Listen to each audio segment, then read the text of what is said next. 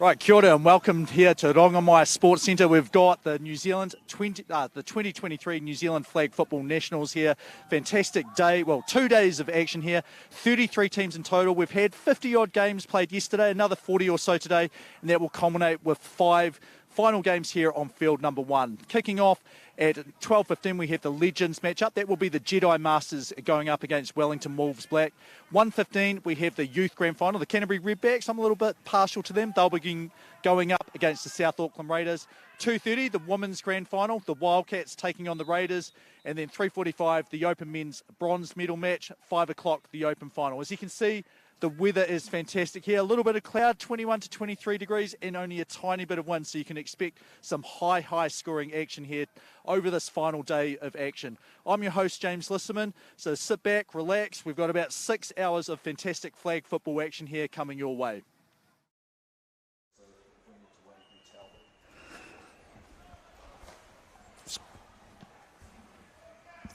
All right, so here we go. This is the Legends Grand Final about to kick off here very soon. I'm James Lisserman, as you know, and joined by Ethan Clark. Welcome up to the commentary box here. Thanks for having me. The two teams that we have here taking out the final game to try and get that gold trophy. We have the Wellington Wolves in black and yak, and they're going up against the Takanini Giants, also known as the Jedi Masters. Wolves in black and yellow, Jedi Masters, and kind of Phoenix Suns, East purple and yellow. So could you quickly go through the Wellington Wolves team list for me, Ethan? Yeah, so Wellington Wolves are captain CJ Berry in 14, Richard Slater in 5, Scotty Walker in 30, Gordon Burns in 3, David Pitt in 10, Kaylin Iruiti in 88, Rupert Tauvau in 31, Felitti Matthews in 33, and Hemi Chase in 17. Yeah, and possibly Keola Josephs as well, where, you know, we can see there's only, it looks like, about 8 guys here suited up, 9 guys, so they may be a little light there as well. But the Jedi Masters, they also have a couple of guys who I think are possibly not here. We'll go through their players here. Number 1, Fol Alupati. He's the captain there and expect to see quite a bit of him. Number 3, James Munivai. Number 4, Hemi Schuster. Number 2, James Munivai. Number 6, Hemi Schuster. Number 4, Anton Tupaya. Number 18, Kennedy Whaimanafo. He is also the captain, we think, on defence there. Number 9, Josh Welby. And number 7, Daryl Samt. We may have a couple of guys as well subbing in as well. Well, they've got more on their team rosters, but those are the main guys that we expect to have here playing in the game. So I think just about ready to go here. The officiating crew they're waiting for one of their guys to quickly rush over, who I think will be the back judge. We have a pretty strong refereeing crew here. We can see, we'll try and get a shot of him shortly. Gavin Graham, head referee for this match, is down with the Giants, who will be starting off on offence here. So who's your pick of the teams? What do you know about these two teams here, Ethan? Yeah, well, they're both first-year teams this season. They both had strong campaigns. I do believe the Jedi Masters strong offense, a lot of speed.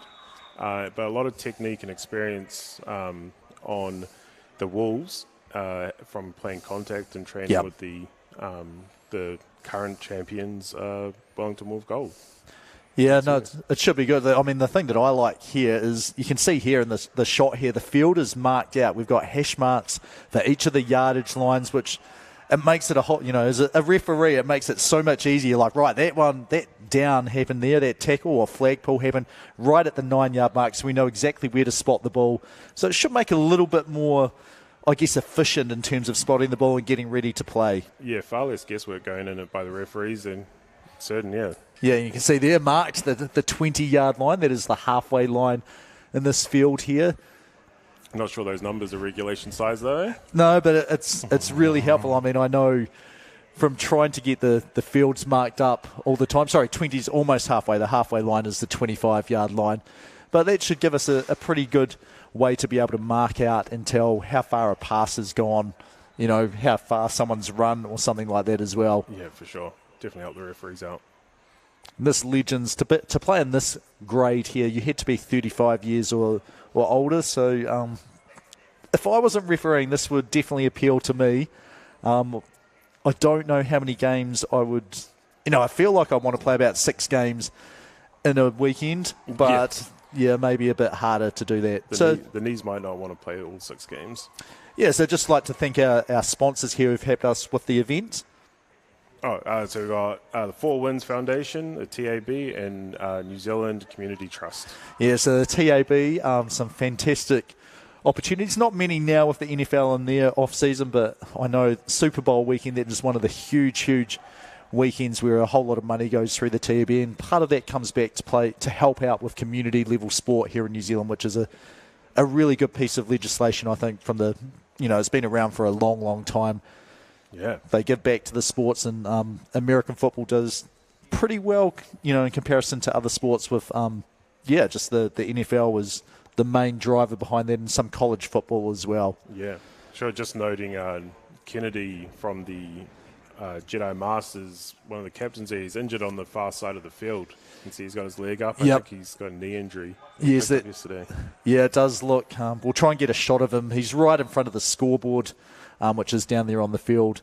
I think I don't think they'll be relying on him to jump back into the game. No, he is the spiritual home of Takanini Giants, though. Right, so having started the club this off-season. Yeah, so a bit of home field advantage for them as well. So possibly they know how everything works and, which way the wind goes. But we were here last year. I said in the opening, the weather is pretty much, this is exactly what you want. Like the temperatures are nice, around 20 degrees, a little bit of cloud, so there's not, sun glare for receiving and getting in people's eyes. And then there's basically virtually no wind. We've got trees behind us, you can see there in the shot. They're just not moving whatsoever. So wherever the quarterback wants to place the ball, it's going to be up to their ability here, because the wind is not really going to have anything to do with this at all. Yep, can't blame the conditions at all. And we still have other games going on all around the grounds here. We have 7 fields in action. This is obviously the main one. Hasn't been used whatsoever. Last year, I think, this is basically the exact opposite of the weather. Last year we were bucketing down on day one and had to cancel and rejig the draw to get through as many games as we could and try to work out a fair system for teams to go through and play at the end. But it turned into a bit of a mud bowl. So this field is pristine here, marked out, as we said, and we're just having final chat here, it looks, while they're waiting for, I think it'll be the down judge, back judge possibly, Eskimo, just to, I think, quickly come over from another field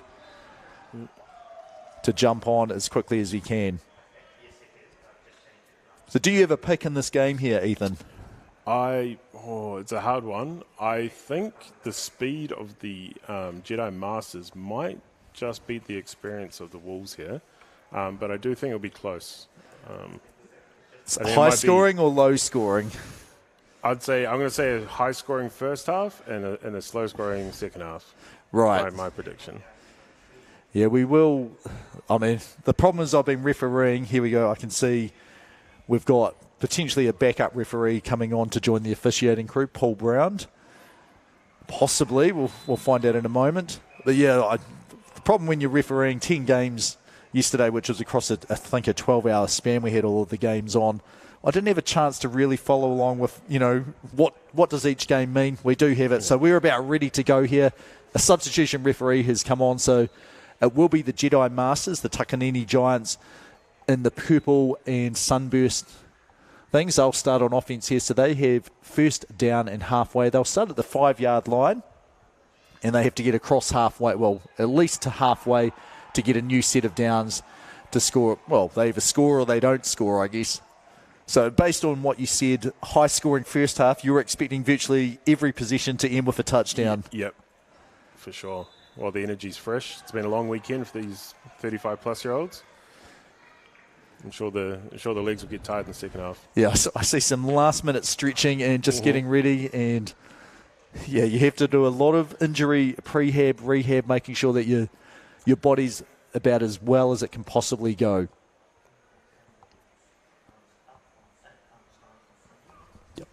So the clock will be 20 minutes a half here, and we are just confirming that the referees will count, and they'll say the time.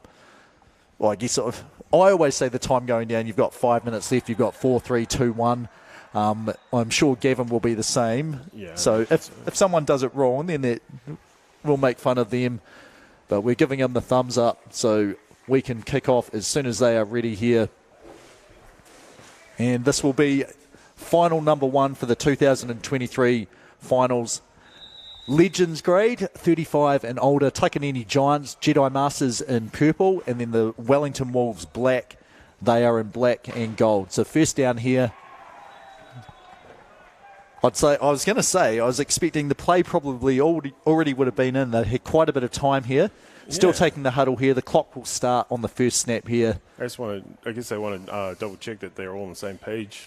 Yeah, you never know. You're right. The play could have gone in about 10 minutes ago here. Yeah.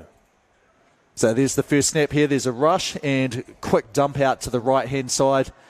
And great run there. You can see their arms going up.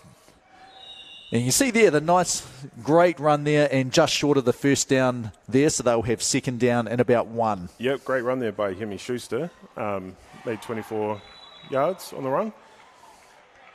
Well, they started at the 5, so 19. We won't give them that. Yes. We won't give them that much, but yeah, you could see his arms going up. We'll get you to explain that in a little bit. But here's play number 2. This might be one where they look to go deep here. Second down and about 1 yard to get to halfway to get a chance for a new set here. So the set. And a little bit of incidental contact there. Pass is incomplete. We will have third down and 1. Yeah, a little bit of contact, but it was deemed non-intentional, so play on.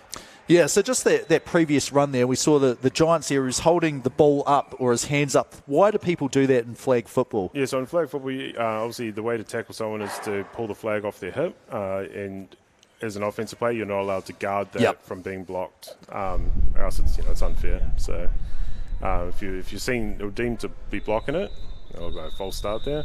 Oh, not only a false start, the quarterback also got a bit of a bean in the head. We'll just go to Gavin Graham here. So the quick signal there, so false start was the call. A 5-yard penalty. They will go back 5 yards. You can see him dropping the beanbag there where they'll mark it. And this will still remain as third down and halfway there. And it's basically the whole team has to be still, don't they? Yeah. And it can be hard though, can't it? Like the teams they really want to get out there and start going as hard as they can. And, you've just got to relax a little bit. There we go. Snap. Everything's looking good this time. Set the dump off to the side. A bit of a tip, but a good catch. And he's got past the first down. So we have first down and goal here. Got roughly about 17 or 18 yards there on the catch. Yeah, no, great focus on them making the catch there.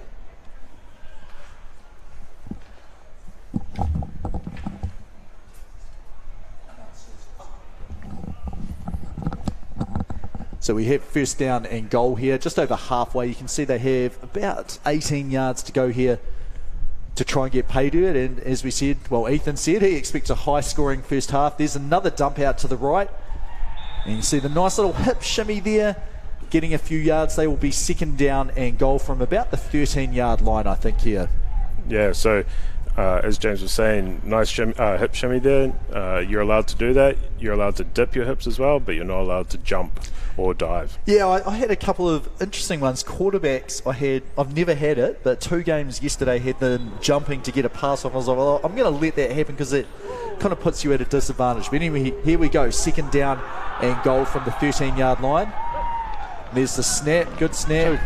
Fake there, so he's reset. He's still the quarterback. Passes it. It's very high. And what a catch there. Back of the end zone. Yeah, great focus at the back.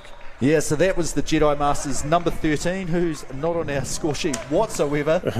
Great catch. Like, he just managed to find the ball there, get position, and then get the nice catch down there. Yeah, defender not managing to turn his head and see the ball. Looks like they're going for 1. Yeah, so 6 points for the touchdown, and then after each touchdown, how does the scoring opportunities work here? Yeah, so the offense has 2 options. They can either go from the 5-yard line and run it again, and that's worth 1, or they can go from the 10, and that's worth 2. So here we are. This is a 1-point try here from the 5-yard line. Quarterback's just checking to make sure everything's looking good, how he's expecting the defense to line up. And there's a pump fake, double pump fake, and then a high arcing one. Ball just out of bounds there. No good. The score will stay 6-0 to the Takanini Giants, a.k.a. the Jedi Masters. And that was Paul Alupati, the captain there, the quarterback there, and who we expect probably to be the driver behind their team doing well. But yep, for sure. It all starts and ends with the quarterbacks usually in flag football. Don't really have a run game to rely on like you would in the contact version. So quarterback's got to know what he's doing and be able to get the ball to the players. So here we go. This is the Wellington Wolves here. Their quarterback, number 30. It looks like they've changed. Oh, no, there he is. That is Scotty Walker. He sets up, and the pass only gets about 2 or 3 yards there. And this is similar to college contact football as well. So if you catch the ball, go down to the ground. Yeah, you can't get up and keep on running. You're considered tackled. So it's probably the nicest thing as a referee or an member of the officiating crew to call. Like, well, you don't even have to get the flags. Like, as long as you go down, that's going to be dead and over immediately. Yeah, the hardest bit about that is sometimes spotting where the ball is when the knee goes down, because that's where the ball is spotted, not where the knee went down, but where the ball was. And we have a flag here on the close side of the field. It was an incomplete pass, and we'll just try and listen in to Gavin Graham if we are going to have it here. So let's have a listen to what the call is from Gavin Graham. Offside on the defense. 5 yards. So the call was offsides on the defense. So this was not offsides in the same, well, it's similar in, contact American football. It's on the line of scrimmage. This one here, though, that was the 7 yards. So could you explain what the issue was there on that one? Yep, so the pass rusher is indicated by putting his hand up above his head. He has got to start 7 yards away or further when the ball is snapped. He must have crept up within that 7 yards when the ball was snapped and deemed offside for it. Yeah, you can see Daryl Stampt, he had his hand up there, came in, great catch there. The run, you can see there, again, lifting the ball up high, the hip swivel and turn. That was a great run there. Number 5 getting through pretty far. Who was that? That was Richard Slater there, the good catch, just short of the first down, 3rd and about 1 here. Yep, so both offenses are running quite well at the moment. Defenses aren't having too much luck, as predicted. Yeah, you're exactly right. Like, they are putting the pressure on the blitz, which kind of makes the quarterback have to get rid of the ball or make a quick decision very fast. Yep. But so far, they've been making the right decisions. Their receivers have caught on. So here we go, 3rd and 1. We'll see where they go here. Snap a little bit high, but a quick pass there again. The pressure and just caught over halfway there. Yep, first down. So when you get over halfway, you get a fresh set of 4 downs. So from your own 5-yard line, you get 4 attempts to make halfway. Once you make that, you get another 4 attempts to get into the end zone. So getting over halfway there gets them the first down. Yeah, so you can see the down counter there just behind the official on that crew, Vladimir, on that sideline, Vladimir. And that is a high snap over the head, touches the ground. So that's a little bit different to contact as well. The call here, Ethan. Yeah, so no fumbles in flag football. It's just considered down, and players called dead, and they'll start there, and it'll be 2nd down. Yeah, so they are lucky. Well, I guess it's unlucky. They lose it down, so it's 2nd down and goal now, about 24 yards to go. And again, 2 high snaps in a row, and maybe the pressure's getting to the Wellington Wolves. Limited timeouts. You may not want to call something just to calm everyone down, but I don't know. 2 in a row is a bit worrying here. Yeah. Well, a high snap is usually a sign of a centre who's worrying about his route more than his snap, and so he's trying to get off fast, but that motion is causing the ball to go upwards. So you'll probably see him focus on his snap here and then start his route. Yeah. So just making sure everyone's set. They are. That was a pretty quick time and good catch there. Only about 2 yards, I think, on that one. So this will be, they need a deep pass here. 4th down and goal. 22 yards to go here for this one to get into the end zone. Yep, we've seen a lot of under routes underneath the defense, but yeah, they're going to have to really stretch the field to threaten the score here. Yeah, so what would you do here if you're Wellington? Would you try and get a bit more time to get that pass off to send it deep, or would you rely on the run after the catch and hope that they manage to get into the end zone? I'd probably be looking to get a deep ball, so I'd probably be staying a bit further back as a quarterback. As you can see, he's kind of going to a 10-yard distance. Yeah, just there. about. Yeah, pretty far. And so he'll be getting a bit more time between himself and the blitzer. Oh, he's still got the under out there. And you can see there, great defense by the Takanini Giants. The Wolves, as soon as that catch is made past the line of scrimmage, basically you turn into a statue then. You cannot shield or get in the way of the defense from getting to the ball carrier. And yeah, it's a bit hard to go 1-on-5 to get that far, isn't it? Yeah, well, that's why I thought he'd take the deeper shot, but I guess he didn't see anything open at the time, and best option was underneath. So it is a 6-0 to the Takanini Giants, the Jedi Masters.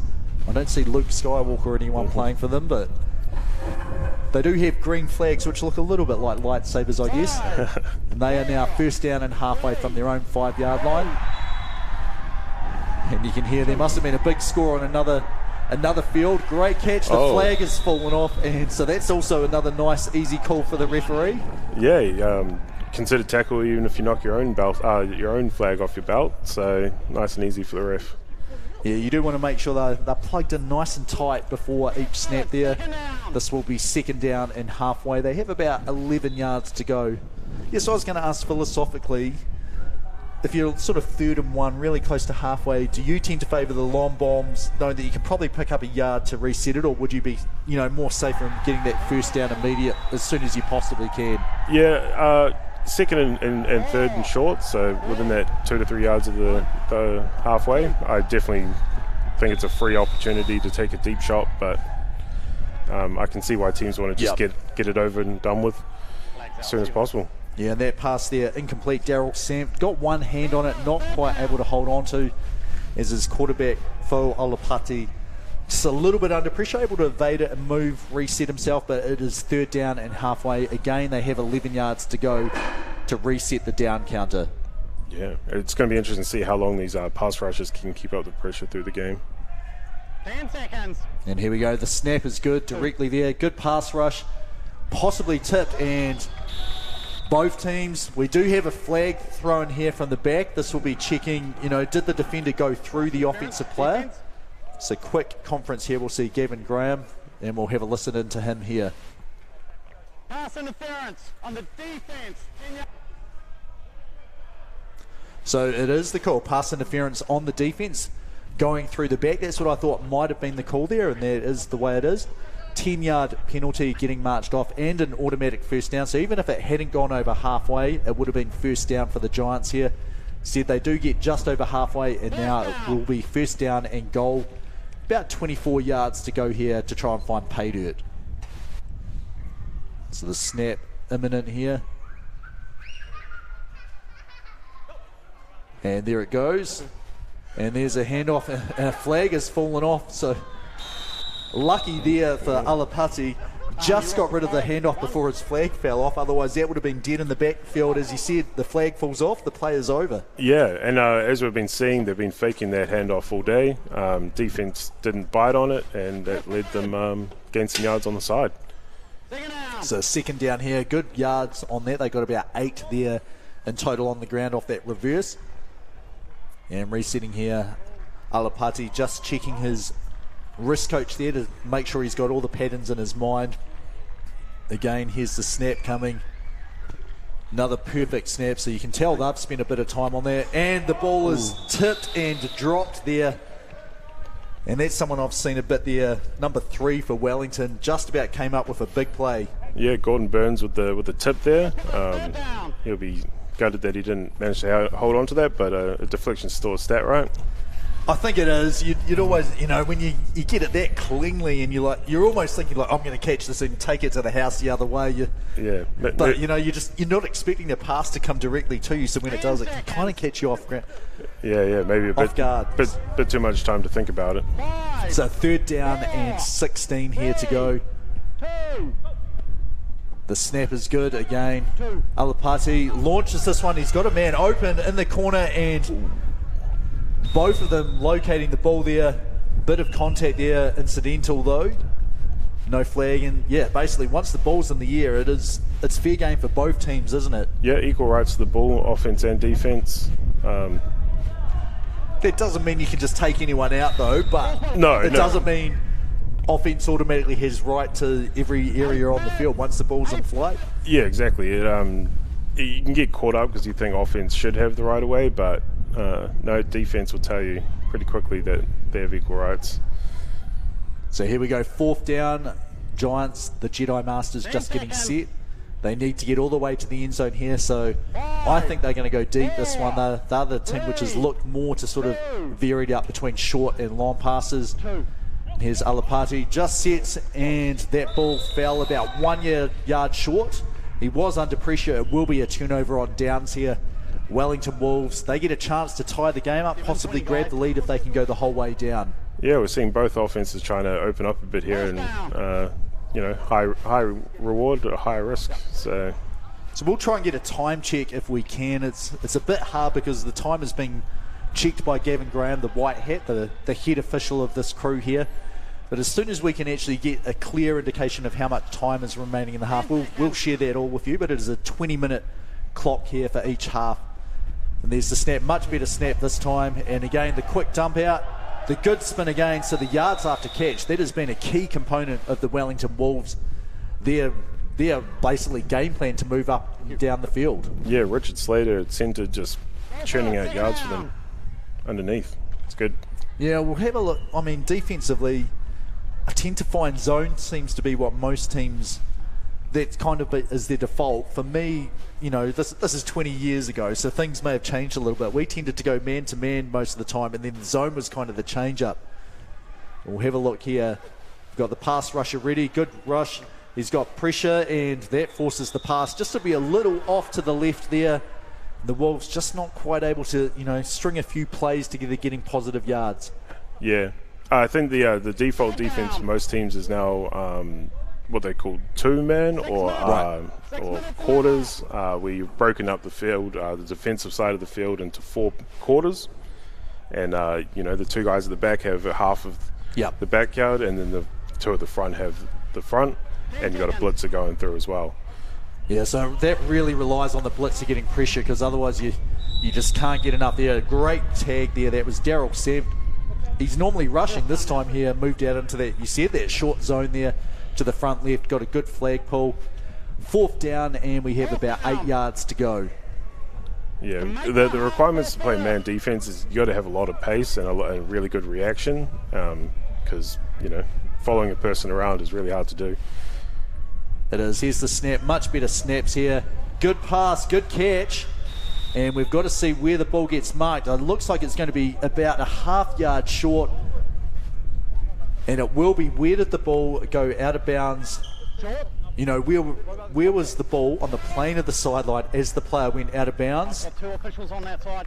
And it looks like a bit of discussion here, but it is going to be a turnover on down. So about not even 1 yard, about I'd say a quarter of a yard short there. Yeah, where's the game card? Measure that. Well, I think it was right. I think, it was, if he could grab it, put it in his left hand as he was falling out, get it to go forward up the field instead, basically right in the middle of his chest. If that didn't really go past the line of scrimmage, you could be pretty confident where it went out of bounds. So the Giants, they get that key stop there. 6-0 still the score. Yeah, Latimer was right there to see it as well. So here we go. Triple trips lined up on the right. And, oh my gosh. You do not see that very often. I don't think I've ever seen that one before. So the behind the back handoff turns into a fumble. If it hit the ground, it would have been dead. Probably a safety. Instead, the rusher there, number 10 for the Wellington Wolves, comes straight through and just plucks it out of the air. Let's have a look at this here. Here's the snap about to come here. Behind the back, he's just holding it out for him to grab him. It pops up. We've just lost a bit of the screen there. And then number 10, who was that? David Pitt. So the quick reactions to catch a falling ball. So here we go. This is the 1-point try here for the Wolves. A chance to take the lead here. The pass, the set, the throw, the dodge to the back of the end zone. It's intercepted. So the Giants, they get pulled immediately. So I think you're wrong about it being a high-scoring first half, but it is an exciting first half. It is now 6 points apiece here for the two teams. Score 6-6. And I think we can say from that turnover, the Giants definitely the more aggressive of the two teams to. Yeah, You know. yeah, they're trying all sorts out there. It's interesting to see. Hopefully it can work out for them from here on in. I do not think we're going to see just holding the ball out behind for. I wonder if it was meant to be a fake or if he was meant to take it and. You want to practice those things if you want to do it. I think we're going to see, looking at the player, if we're going to have handoffs now.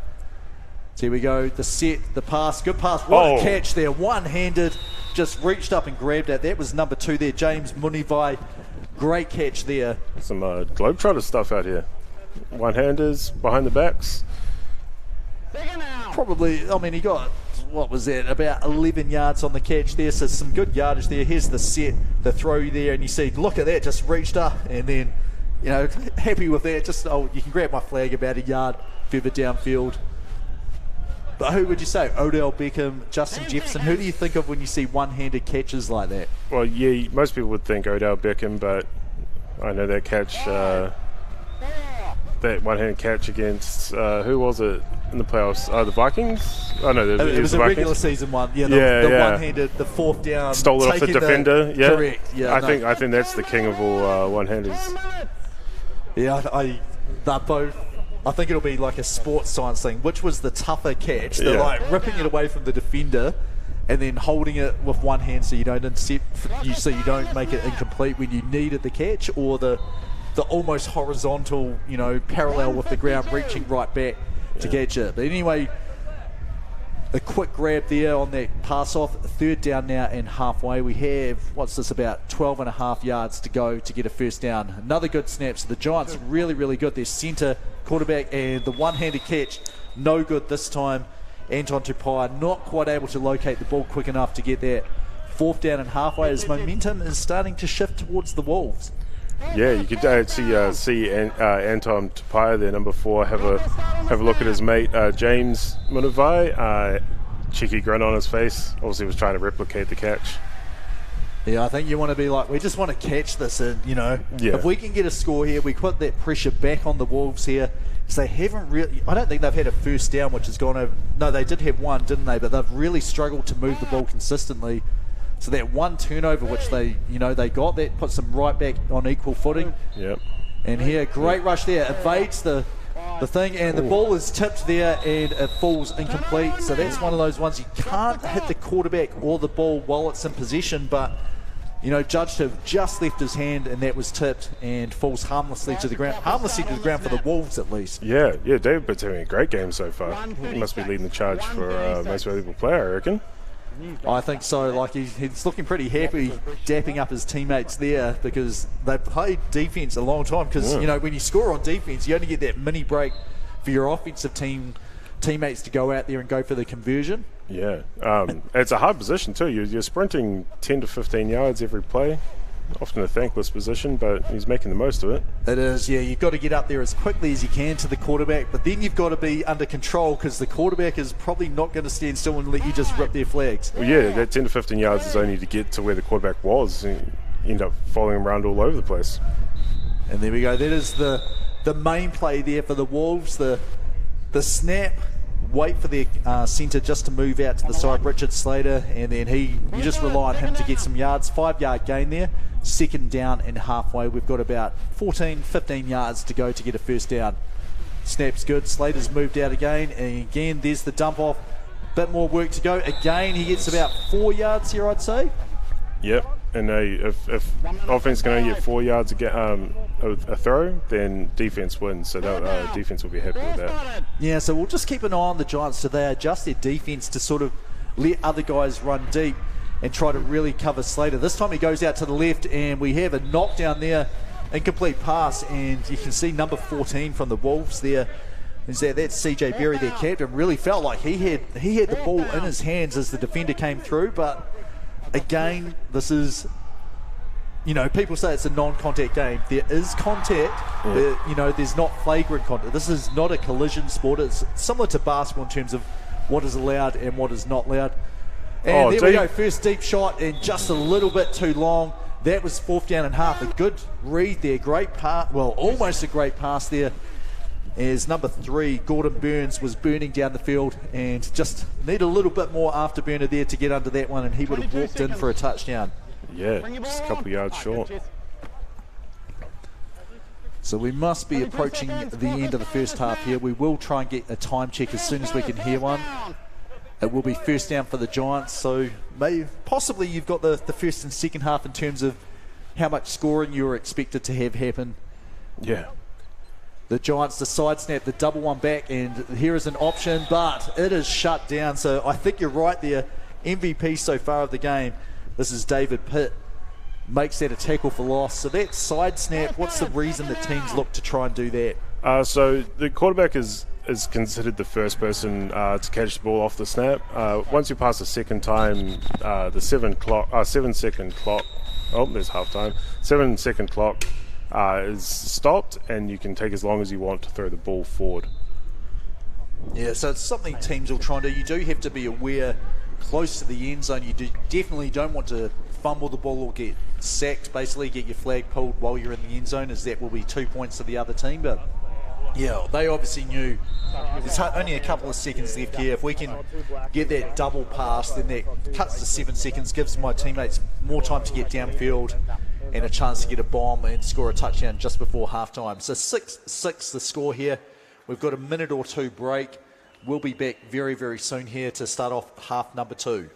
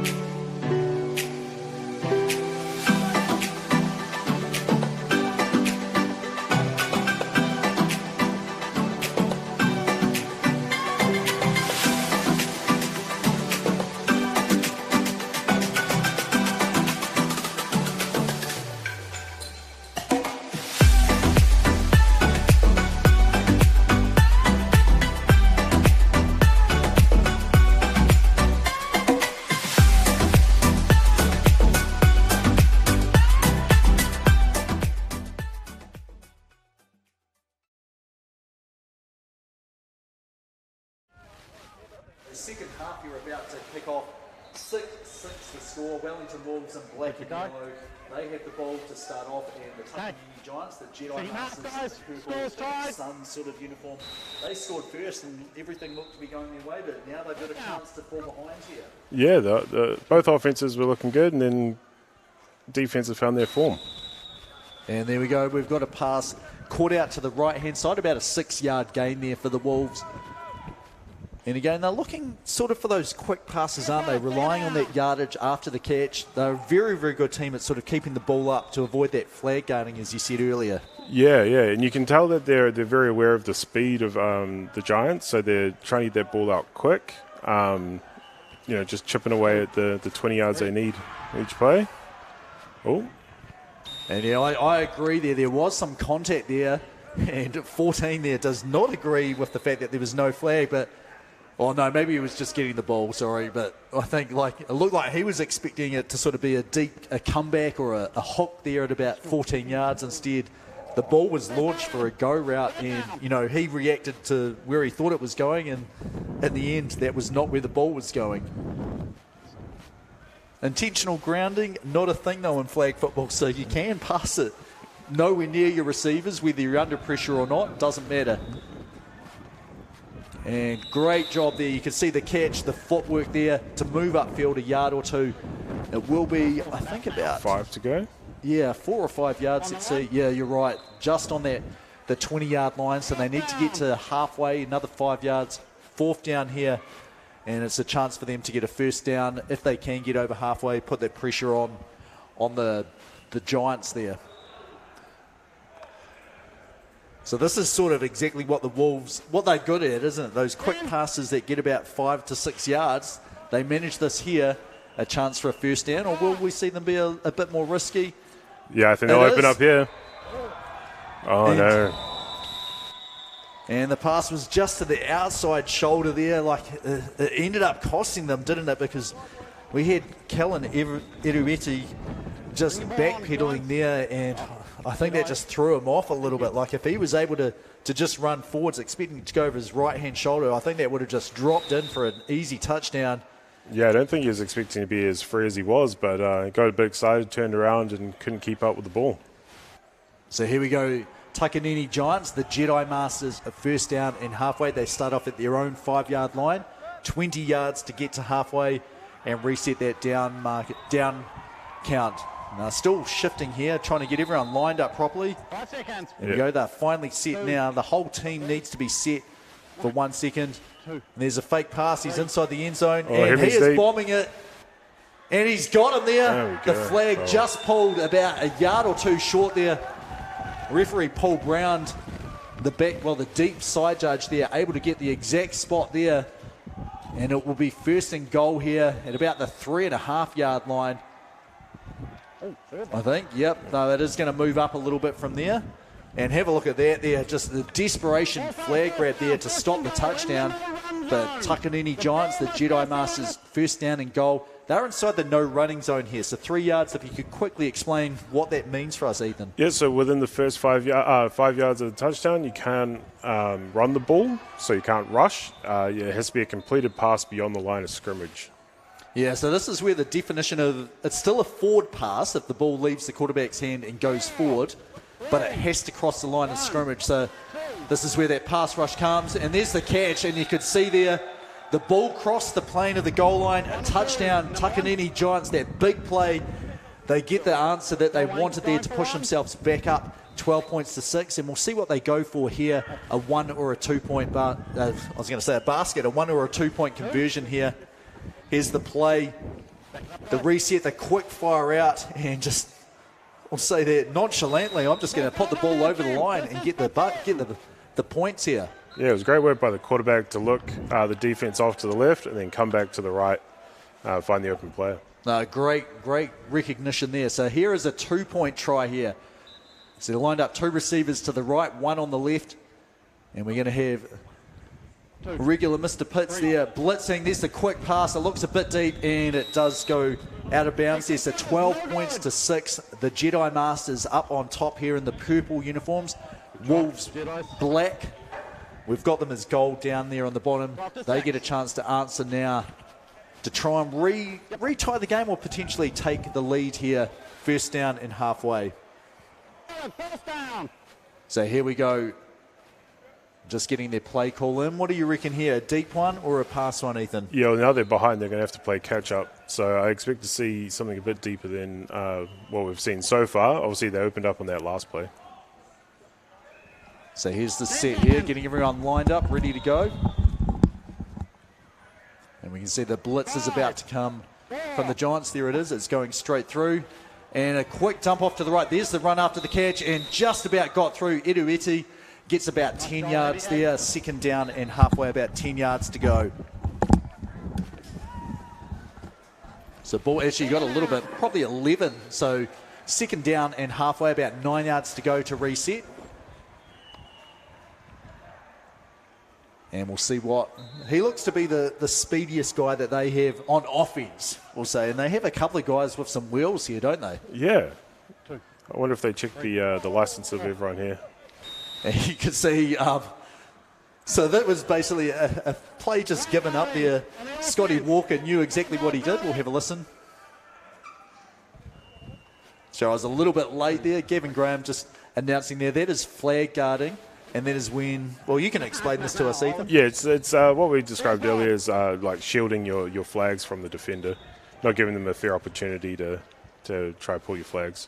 Yeah, and that one there, it's pretty bad. You know, it's damaging to the offense. It's not only a 5-yard penalty, but also loses the down. So they are now on third down, despite what the counter says. This is third down and halfway.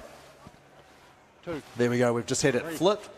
There's the pass and it's picked off. One-handed catch there. And straight into the end zone. Desperation dive, no good. They're checking, not quite. There is the call. We stepped out of bounds about 2 or 3 yards short. So number one, the captain, Fol Alapati, one-handed catch. We'll see if we can see the replay there just to see how close he was to actually getting a touchdown there. So referee Gavin Graham just spotting the ball there. This will be first down and goal for the Takanini Giants. Again, the no running zone. And just like you said before, that pass has to cross the line of scrimmage. And then obviously we'll see if it's nonchalantly again just reaching the ball over the end zone to get the touchdown. Yeah, I imagine look at something in the corners here. That's what I reckon. So this could be a bit of a trick play, looking like it may possibly it is. The pass to the side and the ball gets tipped and dropped. And interesting thing here, if the ball gets tipped on a pass, you are able to receive it yourself and then you could run it in. It doesn't have to cross the line in that situation if it gets tipped by the defense because, you know, the intention is to throw it forward. But just drops second down and goal here still for the Jedi Masters, the Takanini Giants. I think I'd rather have Alapati having the ball. Like he's been, you know, a key driver of success for them. Yeah, 6 along the back would be an interesting one too. He's been their main deep threat. And the ball gets tipped, almost caught, and then it does get intercepted by the Wellington Wolves there, straight into the thing in the field. The Raiden hat, number 17, comes up and catches the ball there. That's Hemi Chase. Was not here yesterday, but able to play on Sunday. Gets a key stop there in the end zone. Wellington Wolves, look at him here, just about a first down. They will be short by about 3 yards. Yeah, it could be a real momentum changer, that one. Let's see if the offense can capitalize on the situation now. Exactly, and that may be what you want actually. First down and halfway, only 3 yards short. Yep. This is where you could look to go deep, be super aggressive here. Yep. Instead, it's the old faithful, the quick dump out to the right hand. This is going opposite for us. Yeah. But that is Slater there, catching that pass on the quick dump out. Second down here, 1 yard to go. So you reckon, well, this if you were the coach here, this is where you said you would be going deep on this one. Yeah, I'm looking for it. I'm looking for a good 20-yard chunk on this play. Get 88 down there. Here we go. The snap is good.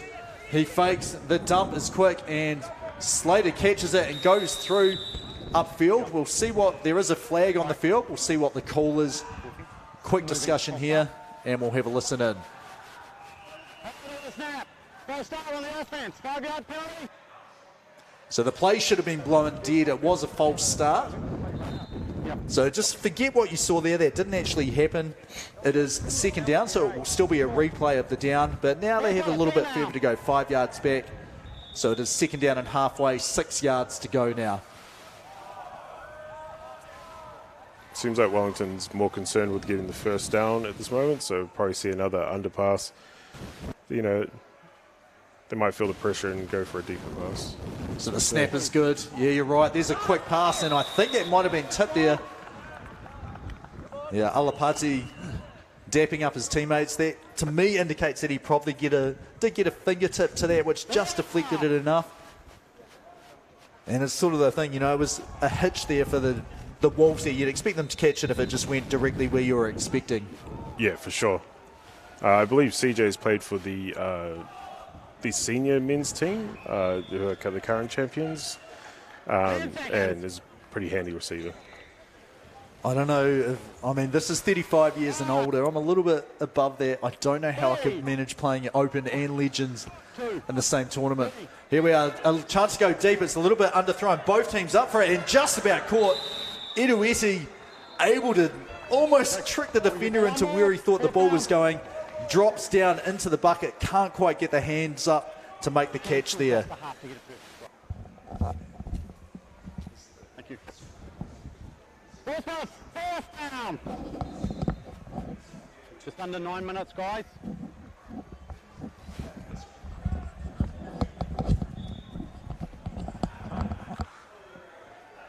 So here we go. Fourth down, 6 yards to go. I reckon it's going to Slater. What do you think here, Ethan? Yeah, he's going to have to go a little bit further in his route, though, get that 6 yards. There it is. Look at that. Look at that. Clockwork. We know what we're talking about, don't we? We called it. He didn't run his regular pattern. He did just run a 6 yard stop, as you said, a little bit further than he had to go. And that's exactly what they need to keep the chains. Well, the chains don't move, but to keep the downs moving. First down here and goal. 24 yards to go. A touchdown here will tie the game up. Yeah, it's going to be interesting. They've only managed to make about 7 yards in 4 attempts. Now they've got to make 24 and another 4. So look for some deeper passes. Here you go. The snap is good. Here's the pressure, and he is sacked there. It's a great sack. And nice. You see the sportsmanship there. Daryl Sampt handing the flag back. So that is a loss of yards. The down counter will move to second, and that makes life a bit more difficult, doesn't it? It sure does. Yeah, QB just taking a little bit longer to make his decision there. Maybe needs to have a pre-designed rollout to give himself some more space.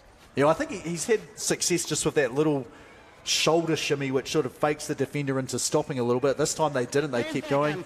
And even though it's second and they're behind halfway, they do have to get a touchdown here. They can't cross halfway just to get a new set of downs. So there's the quick dump out to the right for Slater, and he is pulled just over halfway, so it will be third down and goal, And about 23 yards to go here to get a touchdown. So, yeah, a 5 yard pass won't do much here. You really need to get at least sort of 10 yards to feel like you can get, you know, a real good chance at getting a touchdown here. Yeah, you want to be able to keep all your options with your passing short or long open. So if you're only making 4 yards here, it's going to be a long pass on fourth. Easier to defend. So Slater here getting set. 4 seconds on the play clock here, I just heard. There's the quick pass, and it is picked this time a little bit too long. And you can see there almost the disgust there by CJ Berry just ripping that flag off. Not happy with the way that play went, but very, very happy for the Giants. That is number 6. Hemi Schuster had a chance a previous one. This time he does get the interception. Yeah, he's trying to steal that MVP title off David Pitt there. I believe he got the long catch for the leading into the touchdown. Now on defense making plays. Yeah, no, look, I wouldn't be surprised if someone had run the wrong pattern there. You had 3 receivers all within about a 5 yard radius of each other, and you know that's fine if there's no defenders, but 3 offensive player means there's probably 3 defensive players there as well. So here we go. The fake handoff there, the quick dump off. Good hands there, good grab though. Good flag pull. About a 3-4 yard gain there on that pass. Thank you. Yeah, Wellington really needs to get a turnover and quickly. So those handoffs there, like that's, a key part, the Baltimore Ravens, Lamar Jackson. Flag football, though, if you do those fakes, how does that impact the rusher and what they're allowed, the defensive team in terms of 7 yards and not having to do that? Yeah, so the other defenders within 7 are then able to step over the line of scrimmage to attack the potential ball carriers as well. So that really opens up the defensive ability. Yeah, there it is again. The rollout, the tip, and he does come down with it. So number 7, Daryl Samt, made that a little bit tougher than it needed to be as the sun's just coming out, but ends up with the catch. First down here, 24 yards to go, so just over the halfway line. And it feels like the Jedi Masters, things are starting to go their way, isn't it? Yep, and I think that speed is just starting to wear on the Wellington defense now. Yeah, well, there is one very speedy guy there, David Pitt. We'll see if we can get a pit stop here. And the Jedi Masters are set, ready to go here. First and goal, just over halfway. There's the snap. 2. And nice pass out there. There again, a tip and a catch. And just like college football, contact football for us, you only need 1 foot in. I think he got 2, maybe 3 in anyway, but to get that catch, and that was good hands there. Under a bit of pressure there, getting an 8-yard gain on the pass. So here we go. This is second down now and goal. About 11 yards to go here to get a touchdown. Sorry, 16 yards. They're all set. Snap comes. Here's Pitt rushing through. And Alapate, a jumping catch there. And I think he may have got in. Has the flag been pulled? It has. It has, yeah, you're right. About 4 yards short, so great catch and run there after the catch. Yep, Rupert Tauval managing to get the flag just before the touchdown was scored. Yeah, you see it there on the replay there. Hemi Schuster just about able to sneak up that sideline, get him, but pressure here. Third down and goal, no running zone. And this is where we had a turnover last time, similar situation. So we'll see what happens here this time. How do the Giants, the Jedi Masters, set up and play this one? You can see number 13 there in the backfield, a potential 2 quarterback option here. The pass does need to cross the line of scrimmage though. Fake handoff, the quick pass, and there is a catch. There is a touchdown. There is 6 points for the Takanini Giants, the Jedi Masters, as they move to 18-6. And it's very similar to their 1-point conversion previously. Motioning to the left, coming back, looking on the right, finding the man on the 5 and out. So up 18 points to 6 here. 2-point conversion, it looks like they're going to be going for from the 10-yard, and that does open up the potential to run here. It's only on the 5 or within the 5. As you see the pass there, just, again, nonchalantly, I'm open, I'm catching this. I'm just going to hold it here and show you how open I was. But a chance here to go up by 14 points, which would put a lot of pressure on the Wellington Wolves. The snap, the fake handoff, and then he dumps it out, diving catch. Even if he caught it, he would have been dead on the ground. So the try is no good, and we stay at 18 points to 6 in favour of the Takanini Giants, the Jedi Masters. Yeah, Wellington's going to really have to push the ball down the field now. Look for the quarterback to really open up his arm and get that ball out early. Yeah, we'll try and see if we can get a time check at all. We need to... Well, we need referee Gavin Graham to call out what the time is, and we'll try and hear him when he says that as well.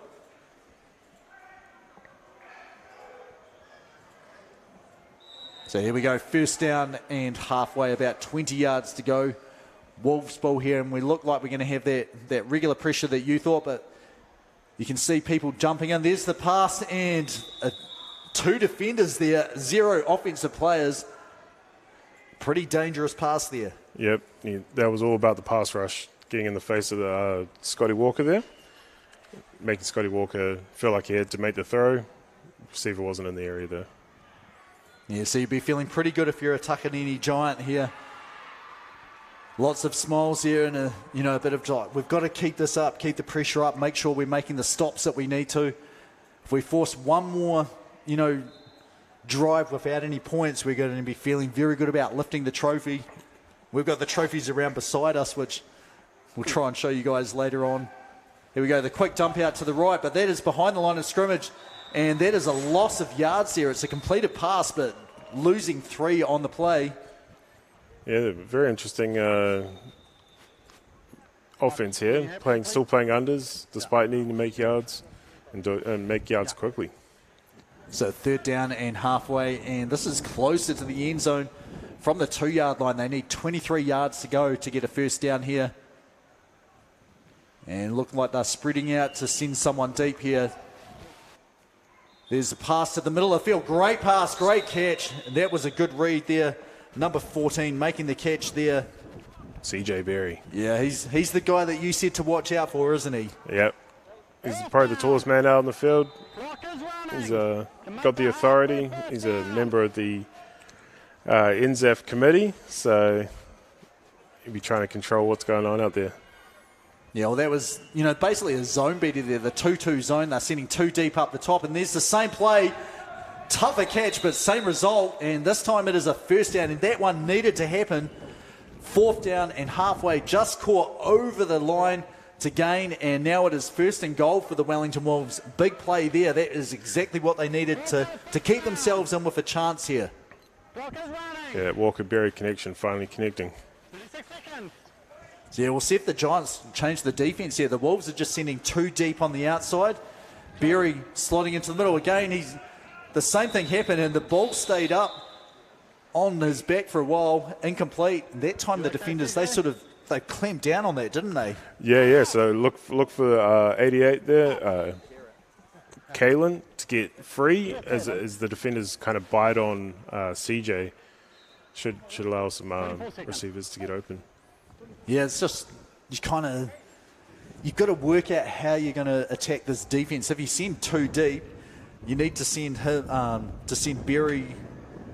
It was Berry, isn't it? Yeah, up the middle to try and go deep to try and split those safeties. If he's a bit shorter, you might want those 2 sideline ones to go there as well. And we have a timeout here on the field. So at the moment, I feel like it's the Giants, the Jedi Masters. What do you think the Wolves need to do to get back in this game and put the pressure on them? Yeah, they need to get a deep ball here. They need to score quick. They need to get a turnover on defense, and then have the ball last, give themselves a chance. So here we go, 2nd down and goal.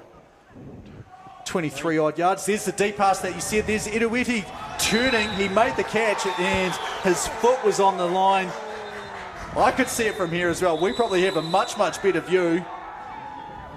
I wouldn't want to be the referee making that call. He was in the perfect spot there, down the line.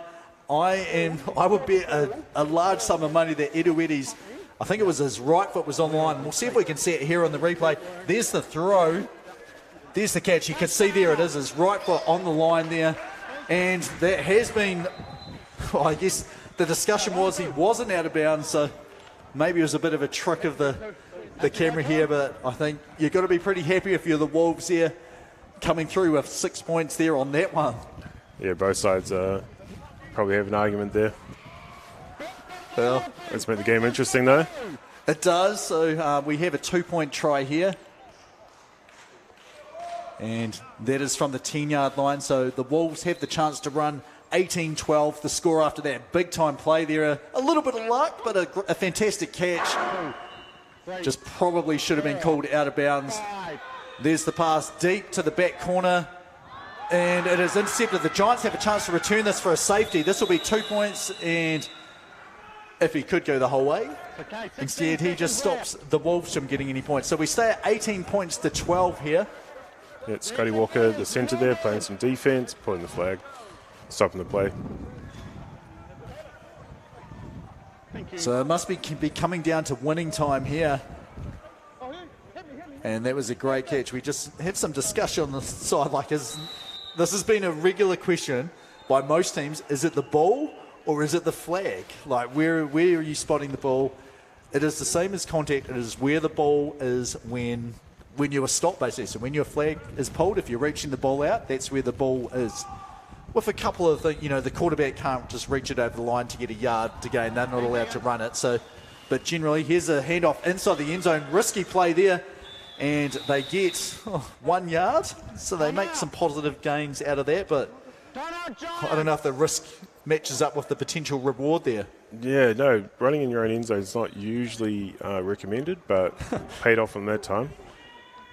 Yeah, I was going to... well, we don't have punts in this, but there's not many times when you would say it is recommended. So I guess only when you're trying to run the clock the whole way down is about and you're like, we don't care if we get a safety here. And Yeah. I imagine their main focus here is just, taking some time off the clock. Don't know if we've had an update on the time, but I can't imagine there's too much longer to go. Well, the problem is we're having such a great time talking. I'm trying to listen into Gavin Graham as well, telling us, and every time I think he does the time we're discussing something, so there's a bit more pressure on the Wolves. You can see, we can see 4 of them have lined up within a yard of the line of scrimmage. There's the quick dump back into the end zone. Deep pass, he's open, but the defence gets there, just manages to get back into the play in time to knock that down. There's 1 second left. Yeah, interesting tactic to go deep on when you're just trying to waste time too. So, not sure what the Giants are trying to do here, but I'm enjoying it. Yeah, well, I mean, I had a game. It was Lightning versus Lightning. I think it was in quarterfinal there. One team had the ball. They were up by 2 from their own 5, and it's like, okay, we can take a knee here, and then game's over and we win there. And they decided, no. That's not how we play. We go for it no matter what. And the pass was pretty risky. It did fall incomplete in the end, and the game was over. But like the one chance the defensive team wanted to have was a pass that just sort of lobbed up, and they almost got it. If they returned that would have been a heartbreaking loss for the team. So here we go. Second down and halfway. Third down and halfway. I just can't. Oh, the down marker's fallen down to the ground. So there's the handoff at the line of scrimmage, and again, Mr. Pitt makes the pit stop at the 1 yard line. 4th down and half, and this is getting pretty close. But that doesn't matter. The Takanini Giants win the Legends Grand Final, and their open men's team is joining in the celebrations. 18 points to 12. Excitement there, like that's a safety there. I mean, if there was more time, might have given the Wolves a chance to come back into it. But just a fantastic finish there in game.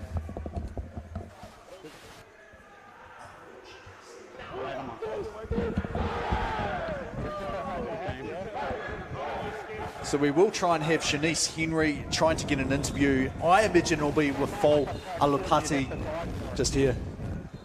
So Shanice Henry, I can see her down there. She does have the microphone, which is great for us. We will be as fast as we can to get her. But how good was that game, Ethan? Yeah, no, it was a really enjoyable game. Both teams should be real proud of the efforts they've made during that game and over the weekend. Both first season teams, so be excited to see what they bring next season. So here we go. We'll quickly go to Shanice Henry with Captain Fol Alupati. Kia ora, I'm Shanice here from NZ American Football, here with the newest Legends champion, Fol Alupati from the Takanini Giants.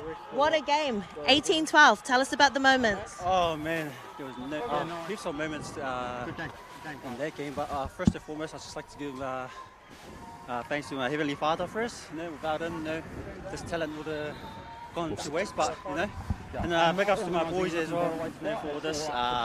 We made some last minute adjustments yesterday when we lost our QB Kennedy, but I'd just like to give credit to him.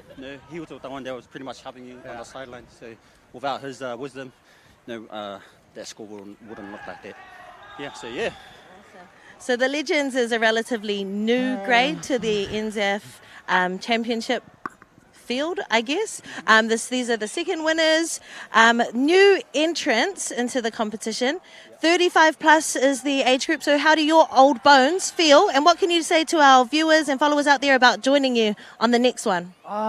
Yes, oh man, where do I start? So to all the new ones, they know they're looking to get into this. It is an easy sport, to be honest. You just got to commit to it, I guess. And Yeah, but these old bones. I want to say old just yet, but next year, hopefully. Shucks. I don't know what to say, to be honest with you. Well done, Fol. Congratulations. Takanini Giants, 2023 Legends National Champions. Congratulations. Back to you. Thank you, everyone. Thanks, Eunice. A great final there. The Legends one coming down to the last couple of ways. Ethan Clark, thank you so much for joining me in the commentary box. And we do need to mention, you said that he was out with it looked like a broken leg or a knee. Kennedy Whai Manifo, and as we heard the captain there, Fol Alapati, saying like he was a big part of, helping them work out the game plan for what they should be doing. Yeah. So how did you enjoy this game up here? Yeah, no, this is my first commentating experience, so I really enjoyed it. Great game to be part of, and yeah, just looking forward to more great games during the day. All right, so coming up very shortly, we'll take a quick break here. The game was meant to kick off at 1:15. I thought that was a little bit, optimistic here. We have the youth grand final, the Canterbury Redbacks. That's who I'm going for. They are going up against the South Auckland Raiders. They're beating them twice in pool play. They'll be hoping to make it 3 in a row and getting that win here. So we'll take a quick break. Thank you very much for your time and efforts here with me, Ethan. We'll be back in probably a couple of minutes here to get game number 2 underway. All the best. Thank you.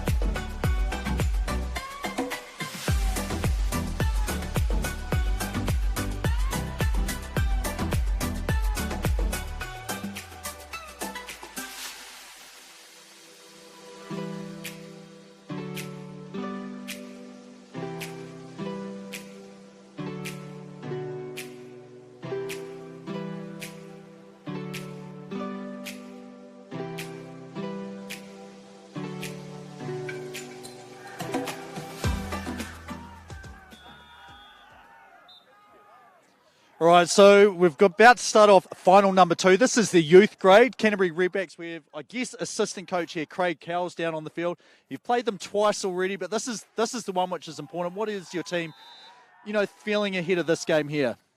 We're making sure that we don't take them lightly. It's going to be a different team that they're putting on the field than they did earlier today when we had a decent win. But their quarterback was missing, so he's back. He's good, and he works well with a couple of their players. So they're going to be dangerous. Yeah, I agree with that. I saw them game one.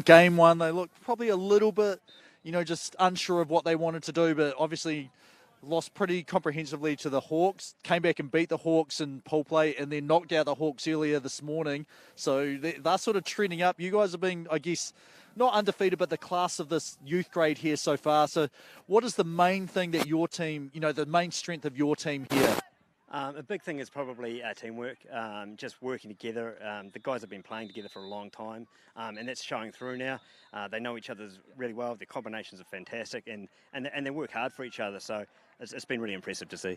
Yeah, no, I'm pretty familiar with the players here. I've done a bit of coaching, a whole lot of refereeing for them.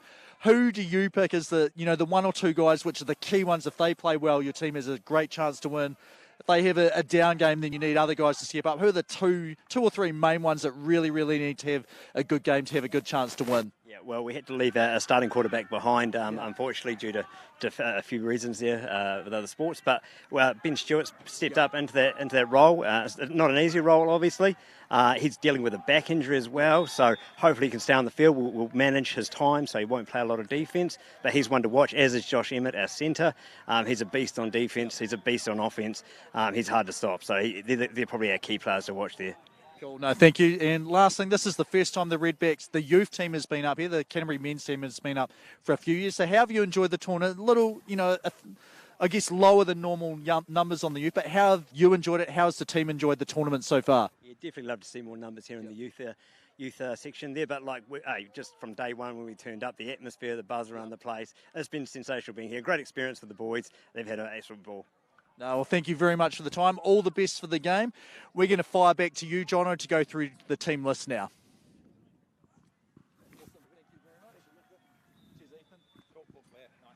All right, we're going to go through first the Canterbury Redback youth players.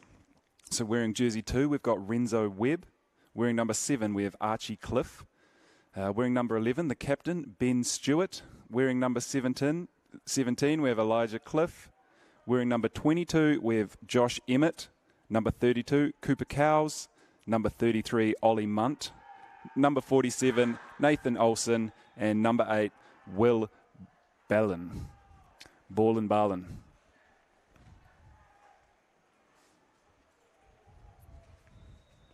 Yeah, so thanks, Jono. So I'm back up in the commentary box now, or the commentary table with you. Well done, James. So we are just having a last-minute referee change, which is, we knew it was going to be tight for time anyway, but we're getting ready to start here pretty soon. Here's the Redbacks team. I think you've just gone through them, but we'll go through them again quickly. Webb, Cliff, Stewart, the captain. He's the key player to watch. Elijah Cliff, Josh Emmett, Cowles, Ollie Munt, Nathan Olsen, and then last one, Will Ballen, extremely fast. Auckland Raiders here. The Tinai trio, I guess, Monty, Roy, and Sean.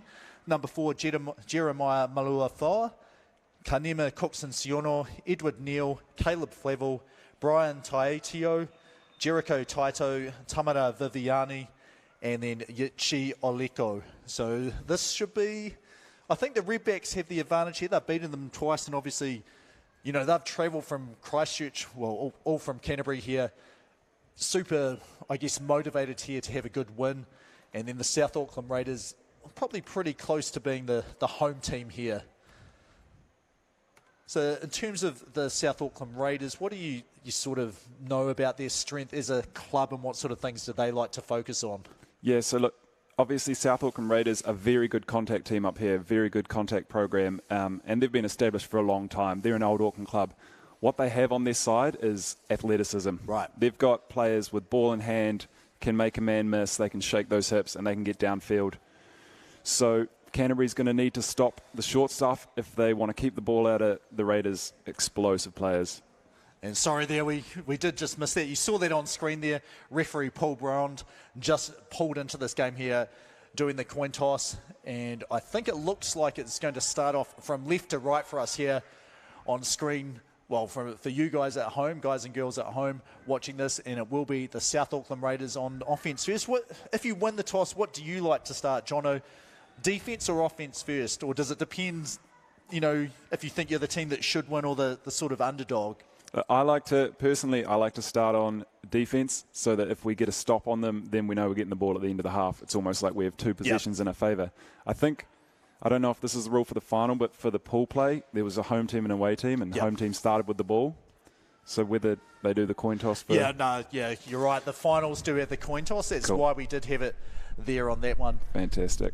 Anyway, here we go. The Raiders will start off number 1. We're ready to go here. We've given the signal. We've got control over them.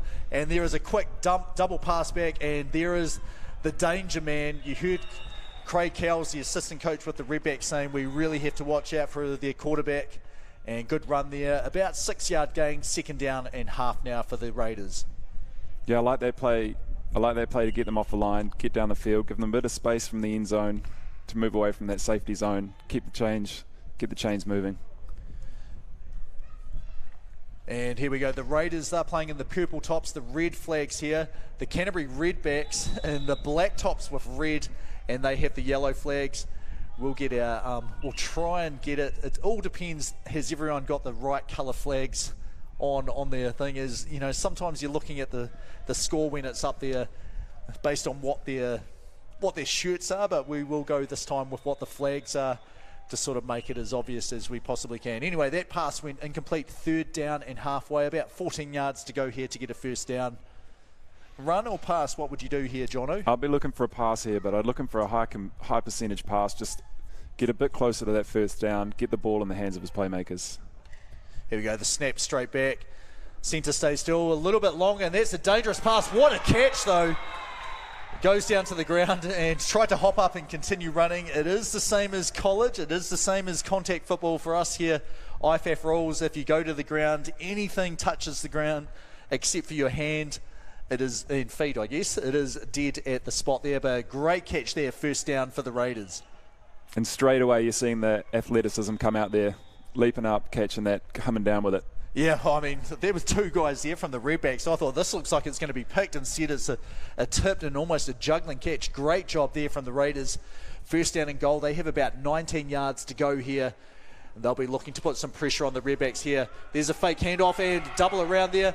The Redbacks, so great job reacting to that, moving and pulling the flag immediately. And we have a 2nd down and goal. And I think at about the 14-yard line here. Yeah, that's a sensational flag pull. That could have been a touchdown saving flag pull. Yeah, those are you see there, just the flag pull there on the replay there. It is so hard. Like, if you get those handoffs exactly right, you're moving the defence one way, all of a sudden they've got to react the other way and get into the right position there to pull the flag. Redbacks, we see one of their super quick guys there looking to rush the pass with his hand up. There's the snap, and he is in quick. That is Balin. Great pass, the catch. And we'll see where it's marked. I think it's just inside the no running zone. And that probably goes in favour of the Redbacks here. If you're going to give up a catch around that 5-yard line, you probably want it to be just past the line. Yeah, that's right. It neutralises their running plays, neutralises the double pass back to the quarterback. Again, another great flag pull that may have saved a touchdown. So here we go, 3rd down and goal, no running zone here. And what's the rules regarding 4 passes, just for people who are joining us for this one here, when it's in the no running zone? Yeah, so in the no run zone, which is the 5 yards and then into the end zone, the ball has to cross the plane of the line of scrimmage. So a forward pass has to cross the line of scrimmage. So here we go, the snap back to the quarterback here, fakes the handoff, and there's the pass, and rugby style there. And that is caught by number 33 there. First touchdown of the game there for the Raiders. We don't actually have the numbers, so we can't give out the shout out for who made the catch there, but Raiders go up 6 points to 0, and we'll see what they do here, if they go for 1 point or if they go for 2. And what would you do here? You tend to go for 1 or tend to go for 2? I think early in the game, going for 1, get the lead, the 7-point lead, establish yourself, save the 2 for if you really need it. Yeah, here we go from the 5-yard. There's the pressure pass. What a catch there, up super high, and that is a good 1-point conversion there. The first time we've had in this finals day on the main field here. The Raiders go up 7-0 here, and first blood drawn by the relative home team. Have a look at this here on the replay, how much hops were needed for this catch. There's the drag across the back and up. So you see that so high there, coming down, making sure you're cradling the ball. And here's the redbacks, the snap, the quick dump off to the side. And there is an option pass. We have a flag though. Could be impeding the rush. Yeah, we'll have a listen into this. So referees just checking here. It may have been either past the line of scrimmage or the team wasn't set. Let's have a look and listen here to referee Paul Bront.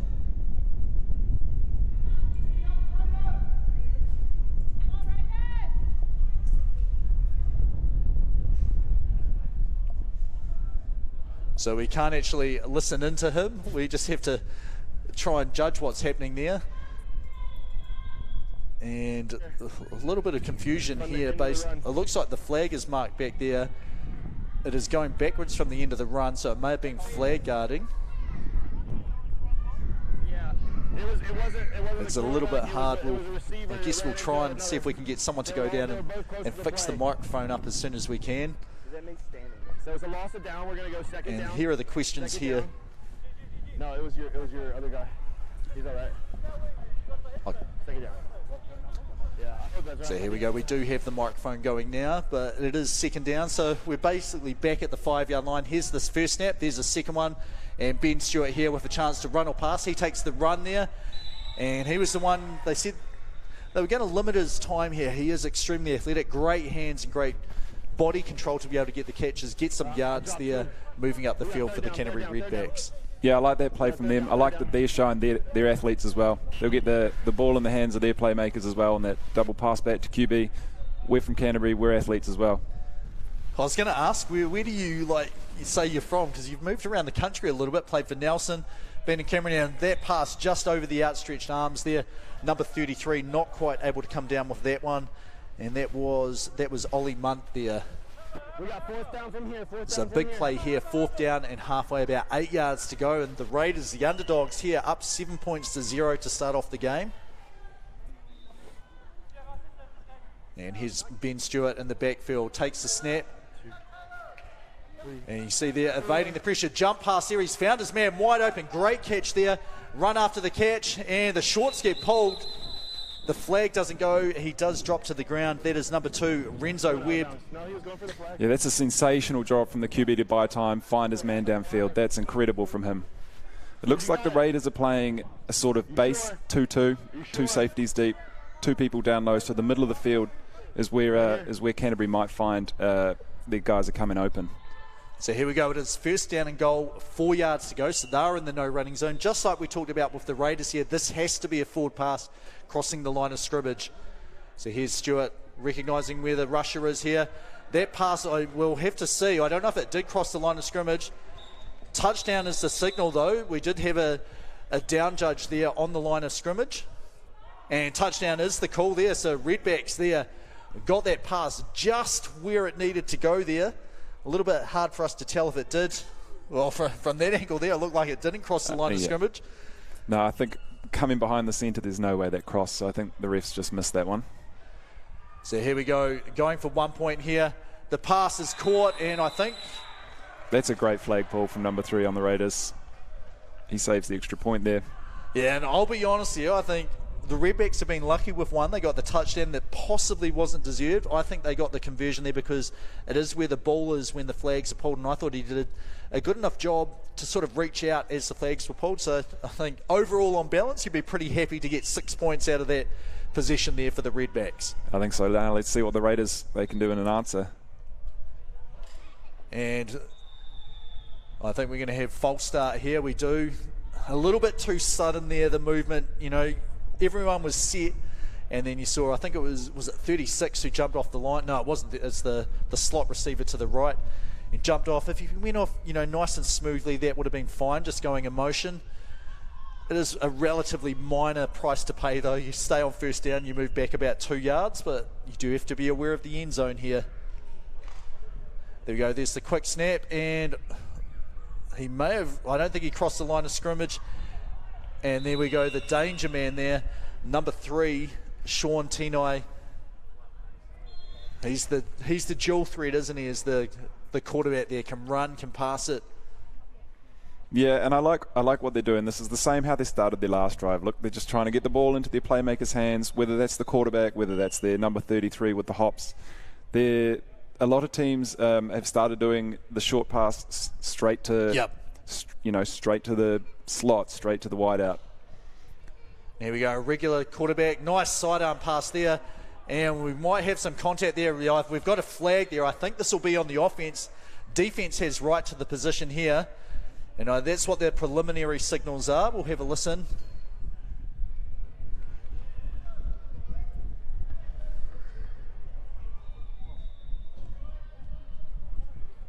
So we'll just wait.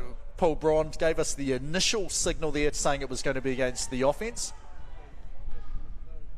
And he's just clarifying nobody has anything else.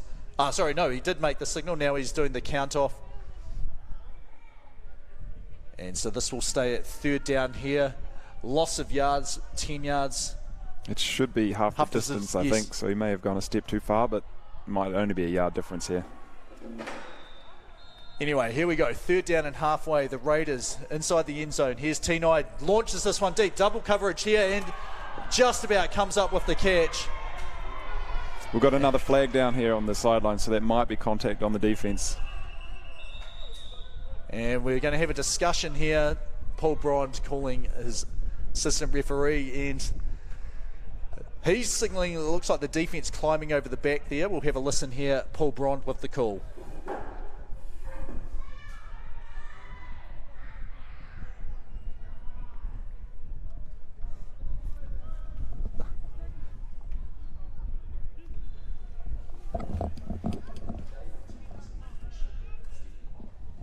So this should be 10 yards automatic first down from the original line of scrimmage. It's slightly different from the NFL rule where the ball's placed at the spot of the foul for that defensive contact. In flag football, it's 10 yards automatic first from the original line of scrimmage.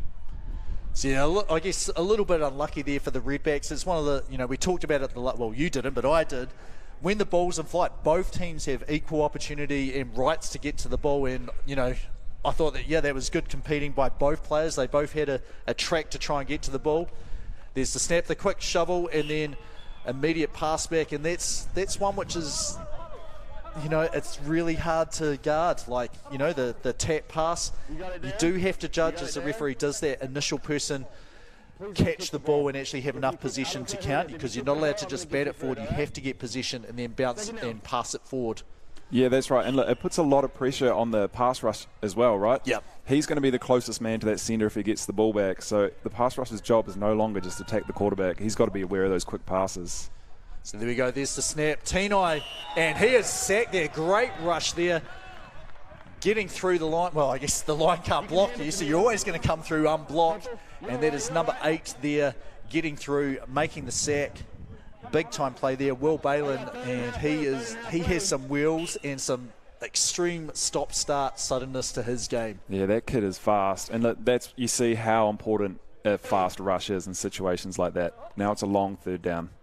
So there we go. There's the rush again, and just misses the flag. There's the deep pass, and the catch is made about 2 yards short, and probably the shortest guy on the field from either team.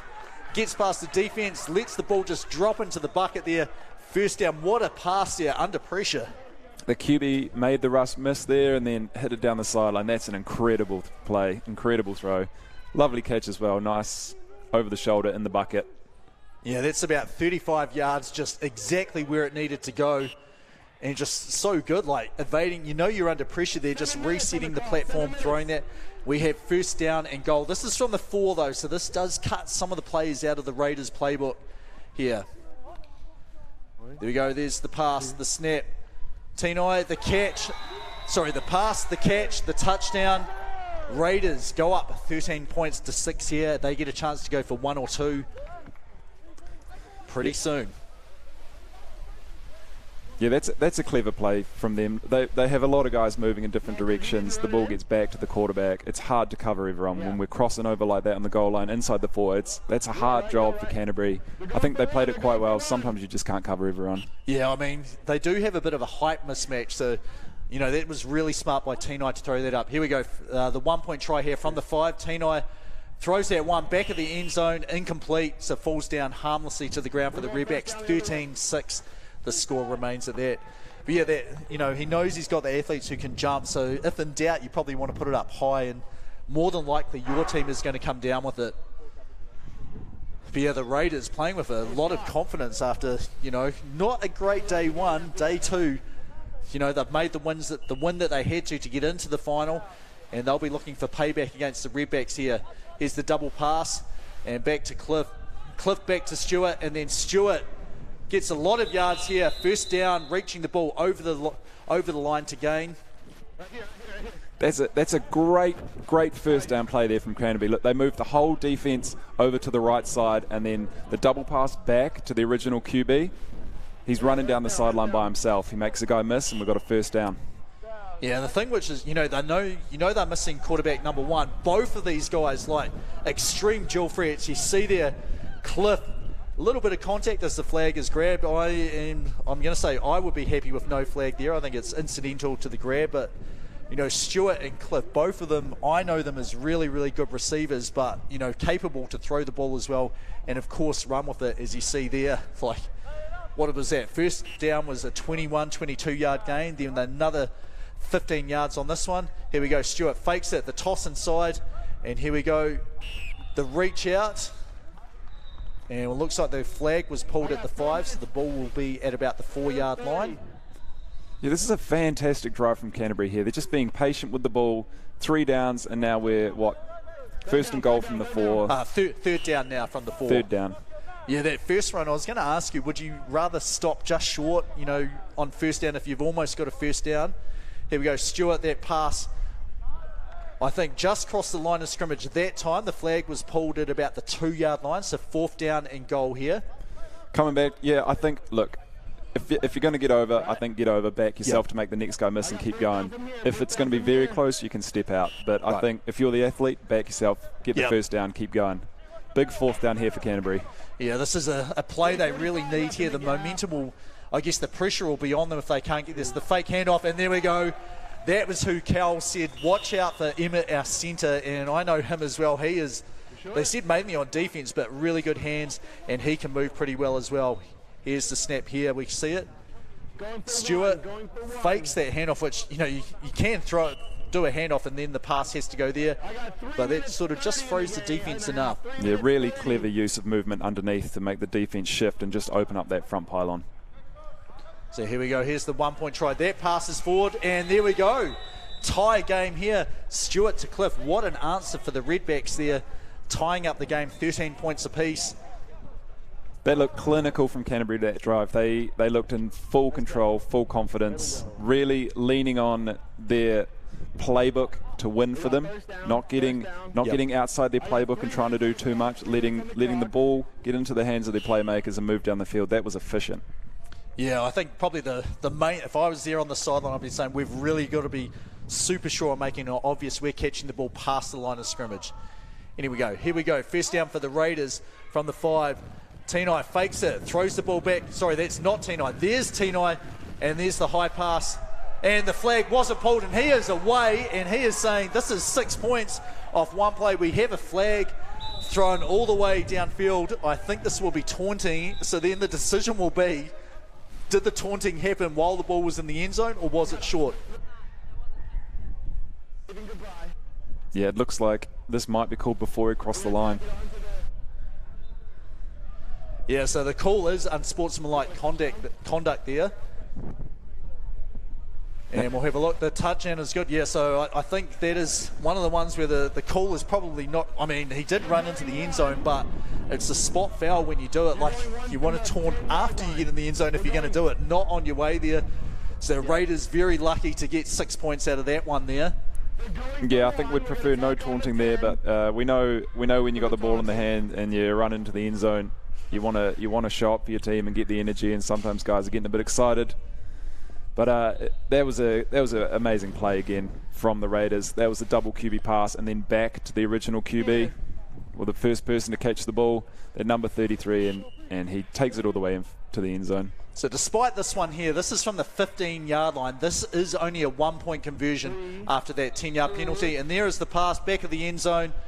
And good job there. Cliff maintained his position in the back of the end zone. Too deep there. The Raiders, though, a one-play drive. They are up by 6 again here, 19 points to 13. And I feel like we're getting close to the end of the half here. We do have some microphone issues with the referee, not able to get his signal the whole time, I think. So we'll try and hopefully he does some hand signals for us to be able to tell how much time is on the clock here. If you like high-scoring games, then this one's not disappointing. Here we go, first down for the Redbacks, double QB again. Here's Cliff, and that's a little bit off balance. And we're going to see there is a flag there. And I think this is number 34 on the Raiders not going for the ball. He was going for the legs there. We'll have a look at the referee making the call here just after he checks with his side judge. So he had the ball, and then he had the contact. So we got ball from here. So here we go.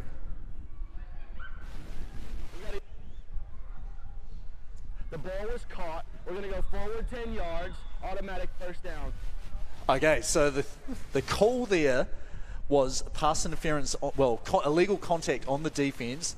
They judged that the catch was made by the Redbacks first, so it is 10 yards from there, and it will be an automatic first down as well. So this will be ideal here for the Canterbury Redbacks. First down and halfway, about 2 yards short. This is where you can air it out if you want.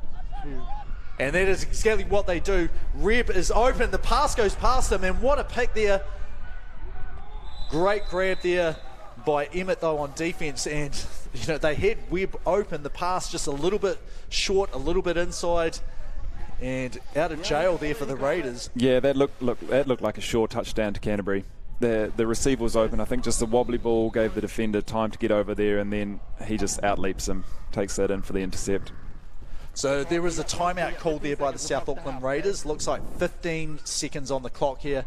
So this is a chance for them to go deep. I should have read up the rule changes from day 1 to day 2. I'm pretty sure each team in the grand finals here gets 2 timeouts per half as opposed to 1, which is what we had, well, basically every game until these ones played on field number 1. 1-5. Yeah, that makes sense. And my guess here is they're going to look deep to number 33. Yeah, and high, deep and high. Deep, high, let them leap up, get that ball. Use that size advantage where they can. So yeah, I mean that's a big play there for the Raiders. Like we said, the Redbacks had it exactly where they wanted. First down and half, 3 yards to go. So here we go, Raiders ball here. First down half, 9 yards to go to reset the downs, but 15 seconds. That's the key component here to be aware of. So sideways snap, and he has crossed the line of scrimmage, and there is the flag thrown there. So first down is the preliminary call, but it is going to be an illegal run and illegal forward pass. So this will be 5 yards from the line of scrimmage, loss of down, and it's all academic anyway. That is the end of the first half. South Auckland Raiders up 19 points to 13. We'll take a minute or two break here, and we will be back for second half action in the Youth Grand Final. I messed the clock up.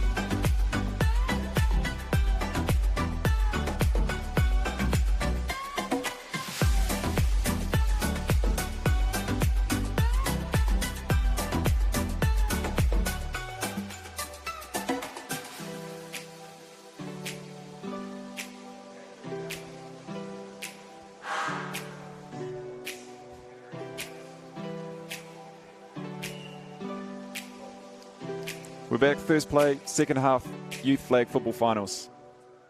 Yes, the Redbacks down 19 points to 13 here. I guess they're happy that they're starting with the ball here in the second half because, yeah, as you said, you'd like to finish off the first half with the ball and then have it back to start off the second half.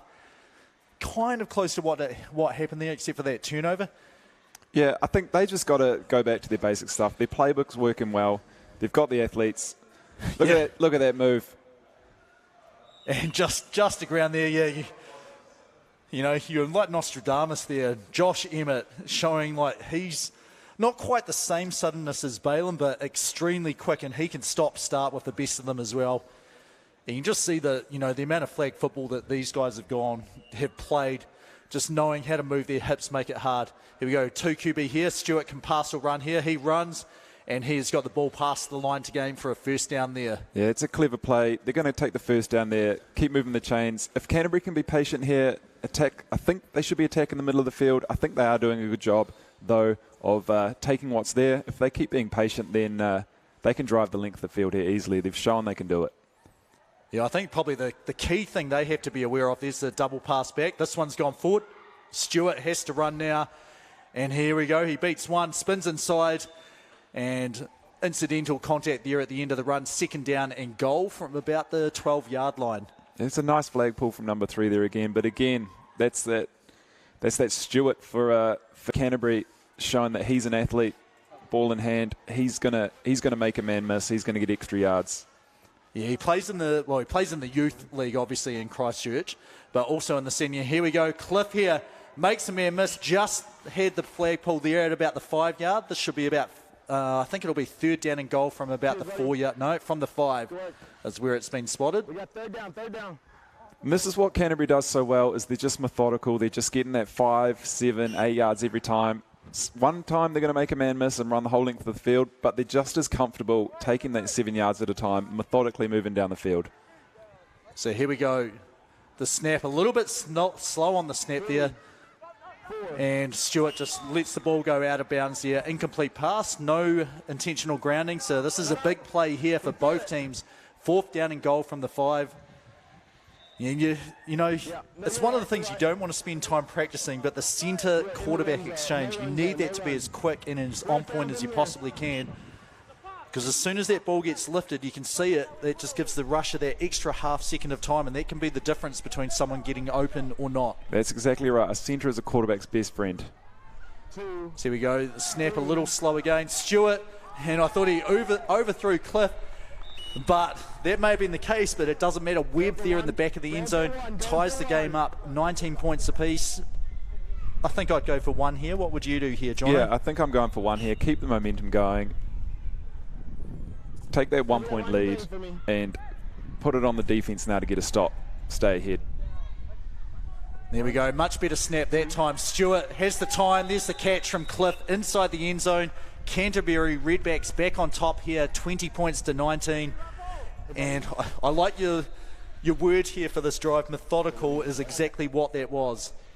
Yeah, they didn't panic on 4th down. They had a play. The QB had to make a man miss, but he knows he can do it. Then we had Canterbury attacking the front of the end zone and the back of the end zone. That high-low read for the quarterback. The back came open. He hit his man.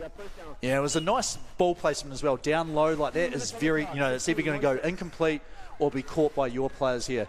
Here we go, looking like a side snap is happening. There we go, 1, 2, and now it's the run pass option. And caught in the middle of the field here, and we've seen that a few times here. Number 33, he's not shy about going up top to grab that ball out of the air. And it looks like the Raiders want to attack the middle here as well. So that number 33, he's running over the middle. He's backing himself to catch those jump balls over the middle. He's not afraid of a bit of contact. Yeah, I just wonder if teams will switch to man-to-man defence for a while here. Looking like young Cooper Cowles is going to be the rusher.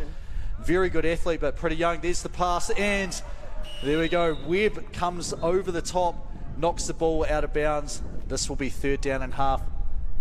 And I think that's the sort of contact that should be allowed in this game here. Like both players going for the ball. It's Yeah, that's right. Equal opportunity to the ball. A defender's a receiver when the ball's in the air. So we like to see it. I think what we're seeing here as well from the Raiders, they are trying to attack the middle. They're noticing that Canterbury's dropping their two DBs into a sort of a 2-2 formation. The middle should be open. And here we go. Stewart starts a bit closer to the line. There's the handoff there. And the flag gets pulled by Cliff. Well defended there by the Redbacks. And they definitely know the rules here. If you fake that pass or that handoff, if you fake a handoff or give it, then there is no 7-yard line. Anyone can cross the line of scrimmage. Minimal gain here. This is a big play here. 4th down and half from the 5. Looking like it's going to go straight back here. Here's the count, the pump, the pass is high and just off the hand. So big stop there for the Canterbury Redbacks. They're up by 1 here. They have the ball. They have a chance to sort of build a bit of a gap here. They've been down the entire game and pretty much the entire game. Looking like momentum turning their way now. Yeah, look, I think that's what a methodical offense can do. They move down the field, they take time off the clock, and then they put the pressure on the other team to do the same back to them. Canterbury steps up, makes a stop on 4th down, and now they've got the ball with a lead. So here we go, the 2 QB, the pass is back, so the run pass option, no clock, and it's Cliff to Stewart. Cliff makes a man miss, and here we go, he's got a chance here, just pulled past halfway, and that was that one you were talking about. If you're going to get to halfway and you can see that green field in front, keep going and see if you can get the whole way. That time just caught past the line of scrimmage there for Cliff. Yeah, look, I don't think there's any time that a first down's bad. I know catching it, getting out of bounds just beforehand maybe gives you the advantage, but he was seeing open grass. Yeah. He's got to back himself there. Really good first down play from Canterbury. No, it was a desperation flag pull there from the Raiders. I think you're right. Here we go, 2 QB again here. Cliff back to Stewart. He can run or pass. He's taking off now. And you see the Redbacks, they're so good at being aware, like as soon as that ball crosses the line of scrimmage, you know, they're allowed to move freely, but once the ball can't be passed in a forward pass any longer, they have to stand still, and, you know, a really, really good job. You can tell how they've been coached up to be still when that happens. Yeah, Canterbury, one of the class of the country when it comes to flag football, very good with the technical rules, very good with the playbook, and they're showing it here at the youth grade. Here we go, 2nd down and goal. Stewart to Cliff. Cliff makes a man miss, spins and just pulled there, and great defense by the Raiders. The initial tackle, the second guy there, because if Cliff dodged that one as well, that was going to be 6 points, and that would have put the pressure well on the Raiders there. Yeah, I like that play call there from Canterbury. We call that a trigger, where we have a wide receiver coming underneath and you often hand it off, but what we saw there is you fake the pitch to the runner and then you pass it over the top of their defender to him like they did there. Really nice play design. Yeah, it's the thing, you give up the 7 yards, but by that time, like, it's hard for the defense to adjust and send someone else. Here we go, the 2 QB again, and here's Stewart. He's evading pressure. He's got Webb open on the back. Cliff has come open, but Stewart just runs in, and we'll see where the call is made. The flag was pulled at the 1. He did reach out, but I guess it was just after the flag had been pulled. So a big stop there for the Raiders, a chance. This is the play they need, though. 4th down and goal from the 1 here. No running zone, so this one has got to be a forward pass play here. Yeah, by rule, at least. By rule, that's right. This is a big one for the Raiders. It looks like they're playing... They're pretty deep here. They're playing pretty deep here. Like, this could be a pop to Cliff here. Cliff, the fake handoff is Stewart. He's got to find someone. Dodges, and Webb open in the back of the end zone. The pass is on the money, and that is 6 points for the Canterbury Redbacks. They go up by the score of 26-19 here. What would you do now, though? Like, if you go for one, you know, 1 and you get it, you know the Raiders are going to go for 2 the next time down. If you go for 2, though, you put yourself up by 2 scores. What would you look for here? In this situation, I'm going for the 1. I want to take the point. I want to force them to go for 2 to tie it, rather than us miss a 2 and then they can win with a 2. Yep, right, fair enough. And they take the 1, they're methodical, they play the game, they get the 1. So now they're up by that extra point. That forces the Raiders to go for 2. Now, this has been a tale of 2 halves so far. The Raiders have had all the big plays, Canterbury all the methodical ones, like the number of 4th down conversions they've had when they've needed it, and they've got them virtually every, you know, the only bad play they've had was that 1st and half from the 3 where you're like, oh, this is going to be a touchdown. Pass wasn't thrown where you needed it to go, and that ended up being a pick when they probably should have scored 6 points themselves. Here we go, the Raiders, quick dump out, 33 goes to the ground, so easiest defense here if they can't even run after the catch. We know the Raiders have the explosive players, so they can get down the field fast. So it's only going to take one big play to fire them up. They're only 8 points down, so it is still just one score. We know the Raiders. We know the Raiders can do it. They've got the players. They can be explosive. So Raiders here, purple tops, red flags, which is why they're red on our scoreboard here. Canterbury Redbacks, the black tops, yellow flags here. So Raiders just get set in time, and here we are, Balin running a bit of pressure here. There's a deep pass, and great job coming back to the ball. That was double coverage there. That's the second Cliff. That's Elijah Cliff there, just a little bit unaware. Like if he turned around, there was a chance for a pick there, or at least making that catch a lot harder. Instead, great first down catch for the Raiders. They are now first and goal, about 23 yards to go. Yeah, that's an incredible pass across his body, across the field. That's something as quarterbacks we're taught not to do. Yep. But in a desperate time, if your man's open and you can get it there, and this quarterback can, he's the athlete to get it there. He showed he can do it. Yeah, I think that was more lucky. The defense didn't locate the ball. Here we go. There's the snap, the quick pass, some yards, great dodge there, and a secondary dodge, and he's falling down this time here. So I think it's going to be second down and goal from about the 4 or 5 yard line. Now the Raiders are moving the ball. So they've got a shot here. They're only down one score. We saw their number 34 making a man miss, 2 men miss, moving down the field. Now they're on the goal line. Yeah, I think they got a pretty favourable spot here. As I thought this was 4, maybe 3 yards. Instead it's 1 yard away. And this opens up that pass and the immediate shovel here. So this will be where they're looking. Control, definitely control here. 33, the pass, and no surprises who he goes to. Number 33, open in the back of the end zone. And here it is. This is the big play you said. 2-point game. They've got to go for 2 here. This is where you feel a bit better about your chances on defence. Yeah, that's right. Look, Canterbury got their 1 point. They've put the pressure on. They can get a stop here and stay ahead, even though the Raiders just scored. I like what the Raiders did there, though. They knew who their playmaker was. They went to him. There was a really nice drive from the Raiders. Yeah, I think if you're going to go to a sort of hybrid defence, man-to-man on someone, 33 is who I'm devoting, a shadow to the whole time. He's in the backfield this time. So here we go, the handoff. A second handoff, and it is fumbled. So the 2-point try is no good. A little bit too much there. And you knew something was probably going to happen when 33 was taking the initial snap. I think might have been better off if the Raiders just were going to use 36 and 3 in the backfield, so 33 can get down there as quickly as he possibly can. Yeah, I think they just tried to do a bit too much there. The pressure's on, and that's what Canterbury going for that 1-point try really forced them into. They had to try something extra. Didn't work. Now Canterbury gets the ball back up by 2. Yeah, so I suppose if Canterbury scores here, they're definitely going for 1, as that puts them up by 9 points, assuming that happens. So 2 rushes here for the Raiders. They send 133, and he has 2 guys cliff the jump. And jumping is, let's just say, jumping can be illegal, but if you don't change height, which is what that didn't really do there, it is legal. So it's only a change of height upwards, which is illegal. Dipping down low is legal though, so Cliff, good job to sort of jump to the side, totally fine there. Yeah, that's that touch rugby sort of step where both feet come off the ground. If the flag level doesn't change, then that's fully legal. Here we go, Cliff making sure his flag is good, because you don't want to snap and the flag be off and immediately dead. He catches it back to Stewart, double option here, and here's Emmett, and he is picked straight away. This time his flag falling off. He liked his chances here. Looked like he was ready to explode back towards the middle of the field there, but great grab there on the right-hand side of the field, right-hand side from us by the Raiders. So Raiders need to make a stop here. This will be a thrilling finish if the Raiders can get a turnover here. So here we go, 3rd down and half, about 9.5 yards to go. Stewart to Cliff, Cliff back to Stewart. I think that went back.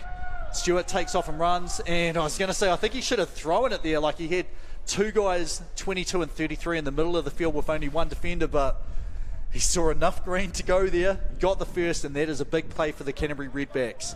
Yeah, I think he took the chance out of it. He could throw a bad pass there, so he saw the green grass. He knew, he backed himself to get the first. It was the safer play. I think on 3rd down, it was the right decision. So here we go, 1st down and goal. Pressure back on the Raiders here. They need to get a stop. A turnover would be ideal for him. Here's Stewart, the 2 quarterback again, and once again, he can take off and run. There's the spin, but the flag, like I'm ready to pull this flag. I'll take it off you straight away. But it is 2nd down and goal, 14 yards to go. Canterbury staying patient here, playing their game, keeping it in the hands of Stewart. He's an athlete. He can run it. He can pass it. This is a good way to wind down the clock, I think. Hold their lead. Hopefully punch it in if you're Canterbury. Raiders need to stop here. Now, I saw the signal 1 and a 4. I assume that means 1 minute 40 on the clock. It's a little bit too much to be 14 minutes left. Here we go. Stewart rolling and takes off again. And look at that. Oh, he is grabbed there. The great sidestep, though, but the flag was already pulled. And we have 3rd down and goal. No running zone here. Raiders are going to have to get a little more aggressive, I think, on the goal line here. They're really going to have to play for the ball. They can't let Canterbury in here. They need to stop, and then they need to get the ball down the field really fast. Yeah, I mean, they're playing a pretty deep shell here, like not really aggressively moving up, and just missed the flag there. Stewart has it, and he throws the ball out of bounds just before the flag gets pulled. I mean, what would you rather take the ball just outside the 5? If you sort of something and goal from about the 3, or would you rather go 2 yards back and be able to have that run pass option? I mean, for me, I just want to be as close as possible. Yep. Maybe, though, these young guys, giving themselves their extra 2 yards so they can run, it might be in their favour here, I think. So anyway, he had the choice. He threw it out of bounds. 4th down and goal from the 2. He's got a man wide open, sees him late, but it doesn't matter because that forced the defence to react. Josh Emmett from the centre spot, he gets the catch, he gets the touchdown. Canterbury back up by 8 points here, and this will be a big 1-point conversion try here, as it will basically ice the game if they get it here. Yeah, Raiders need to sell out everything front of the goal line here. They need to make a play. This is a big situation for the rush. The rush has to get to the quarterback. He has to shut him down. There we go, 33, the fake, and the catch is made by Renzo, got 2 feet in bounds here. Great play design there, Redbacks. You can see there's been quite a bit of work on those goal line packages there. That's an incredible job from the Redbacks there. They had their high-low in the back of the end zone. The Raiders really had no choice. They had to sell out, take the front of the end zone, not give them the easy pass. Stewart pops it over the top for his high read in the top corner. Yep. Really well done by Canterbury there. I think we'll see here Raiders going deep. Yeah, they want to end on a score. Yeah, they may. I mean, if it doesn't, it's going to go to someone who's got the yards after catch potential, which would be 33. But yeah, I think you're right. I thought it was going to be a gun. They don't really have anyone going. Here we go, 33. And there is a bit of contact there, and he tried to come back to the ball. Double coverage, though. Emmett ends up deflecting it as Webb was over the top. It will be 2nd down and half here. 20 yards to go for the Raiders, I think. You know, running out of time here. A pretty good end to the tournament for them if the scoreline holds here, as they certainly proved, you know, how much they could improve over the 2-day tournament. So next play just coming in now. And looking a little bit more tired here than what they have been. 33's had a lot of running to do and a lot of jumping. Yeah, I think Canterbury just wore them down with their methodical game plan in the second half. Really drilled both sides of the ball. Great pass, though. And there we go. You see there's 4 defenders here just swarming to the ball after the catch. 33 feeling like he may have had a leg touched or grabbed there.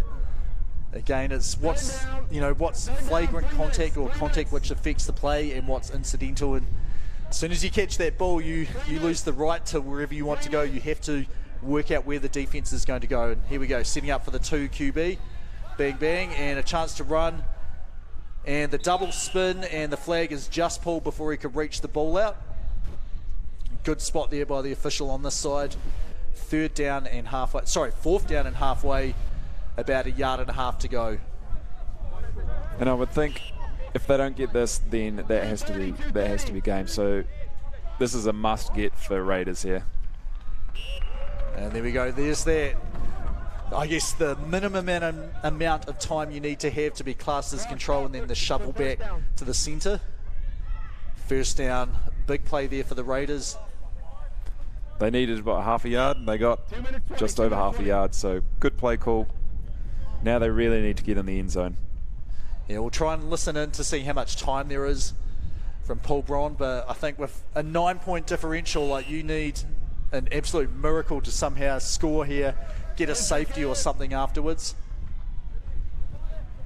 Looks like they're lining up trips to the left. There we go. 33's got the deep post, the spin.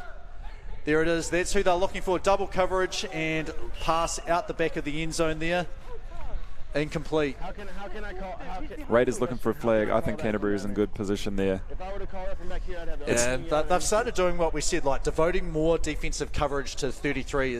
He is the primary target when, you know, if someone's not obviously open, it is going in his area and trusting him to make a play. And I guess about 90% of the time, that is the bet to take. Yeah, we see it a lot. Quarterbacks have their safety blanket, and 33 is definitely that, and he's the athlete to be a safety blanket.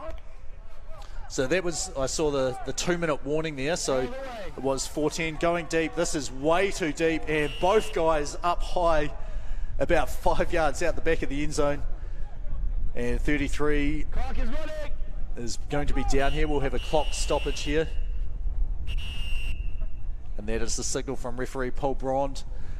And luckily for us, we have a paramedic here on site, and that is about the shortest distance he's had to walk to get to anyone who needs some help there. Yeah, that's tough. The ball was miles out the back of the end zone. Yeah, and both of them went for it as well. Like, that just shows how much they want it. 10 yards out of the end zone, they still want to come down with the ball.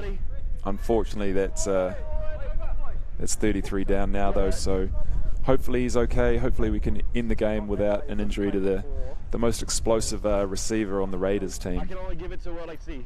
yeah, I mean, I'd be playing it pretty safe. You're down 9, 2 minutes to go, like, and what is it now, 3rd down or 4th down from about halfway. Like, the odds are not in your favour here, although if you can get them out for 1 play or 2 plays, these are the 2 to put them on. You need a touchdown here.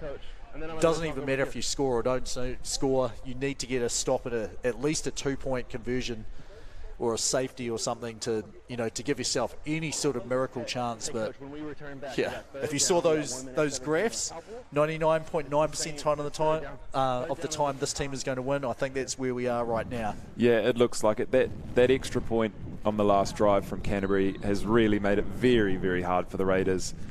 But I don't think they're going to give up here and go down lightly. They want to score. You all right? So yeah, it's still a conversation from the referees. I guess it's that decision. How long, you know, is he far enough off the field that he's, you know, going to be safe if someone does fly out there? And obviously that's where he landed. So you have to be pretty sure and potentially have someone there just to deflect if something does come. But, you know, I think we're going to see the game restarted pretty soon. You can't spend too long waiting for a guy to be healthy enough to come back into the game. It has to be like, you know, the show must go on, but we're making sure you are at least not in a position where you could put yourself in way more danger than is necessary. Yeah, that's right. We've got more finals football to play today, but we want to make sure he's all right first. It'll still be Raiders ball, so they would love to have him out there. He will have to sit out for at least 1 play, I'm sure, and at this point it doesn't look like he's coming back in. I don't think so, given the amount of time he's been down. Here's the pass, and you see, have a look at this. Both guys just flying up, and then, yeah, I think it almost looked like he landed on the foot there, and that's gone into his sort of midsection, which, you know, if he was just winded, you think he would have been up a long time ago. So I think it's a bit more hurt than what you might have thought. Yeah, anyway, the Raiders do have 5 people on offense here. So I guess all we need is the referee to move back into his position behind the quarterback. And we'll probably have an announcement of how much time is left on the clock pretty soon once he's out there.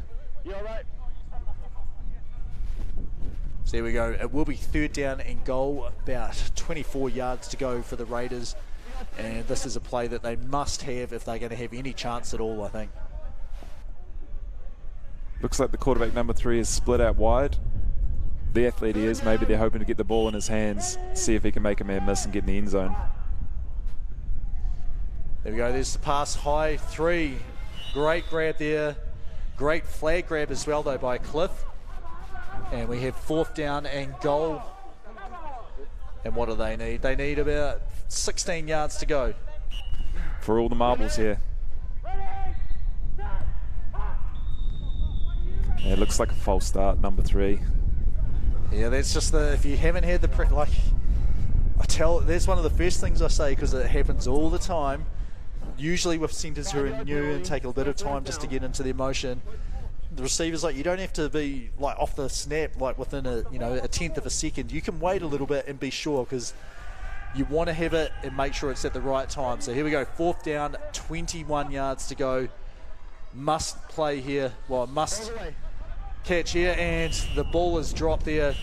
25, just thinking like, I know I'm catching it here at about the 13. I've got to make a whole bunch of yards afterwards, and that task was just too much. So yeah, he's upset with himself.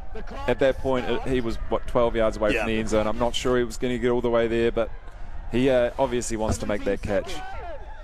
And I mean, okay, so I was thinking about it while we had that little break. Here is how the Raiders can get back into this game. So they need to get a safety here. So this is where you might be tempted to blitz 2 people, as you really need to get the ball.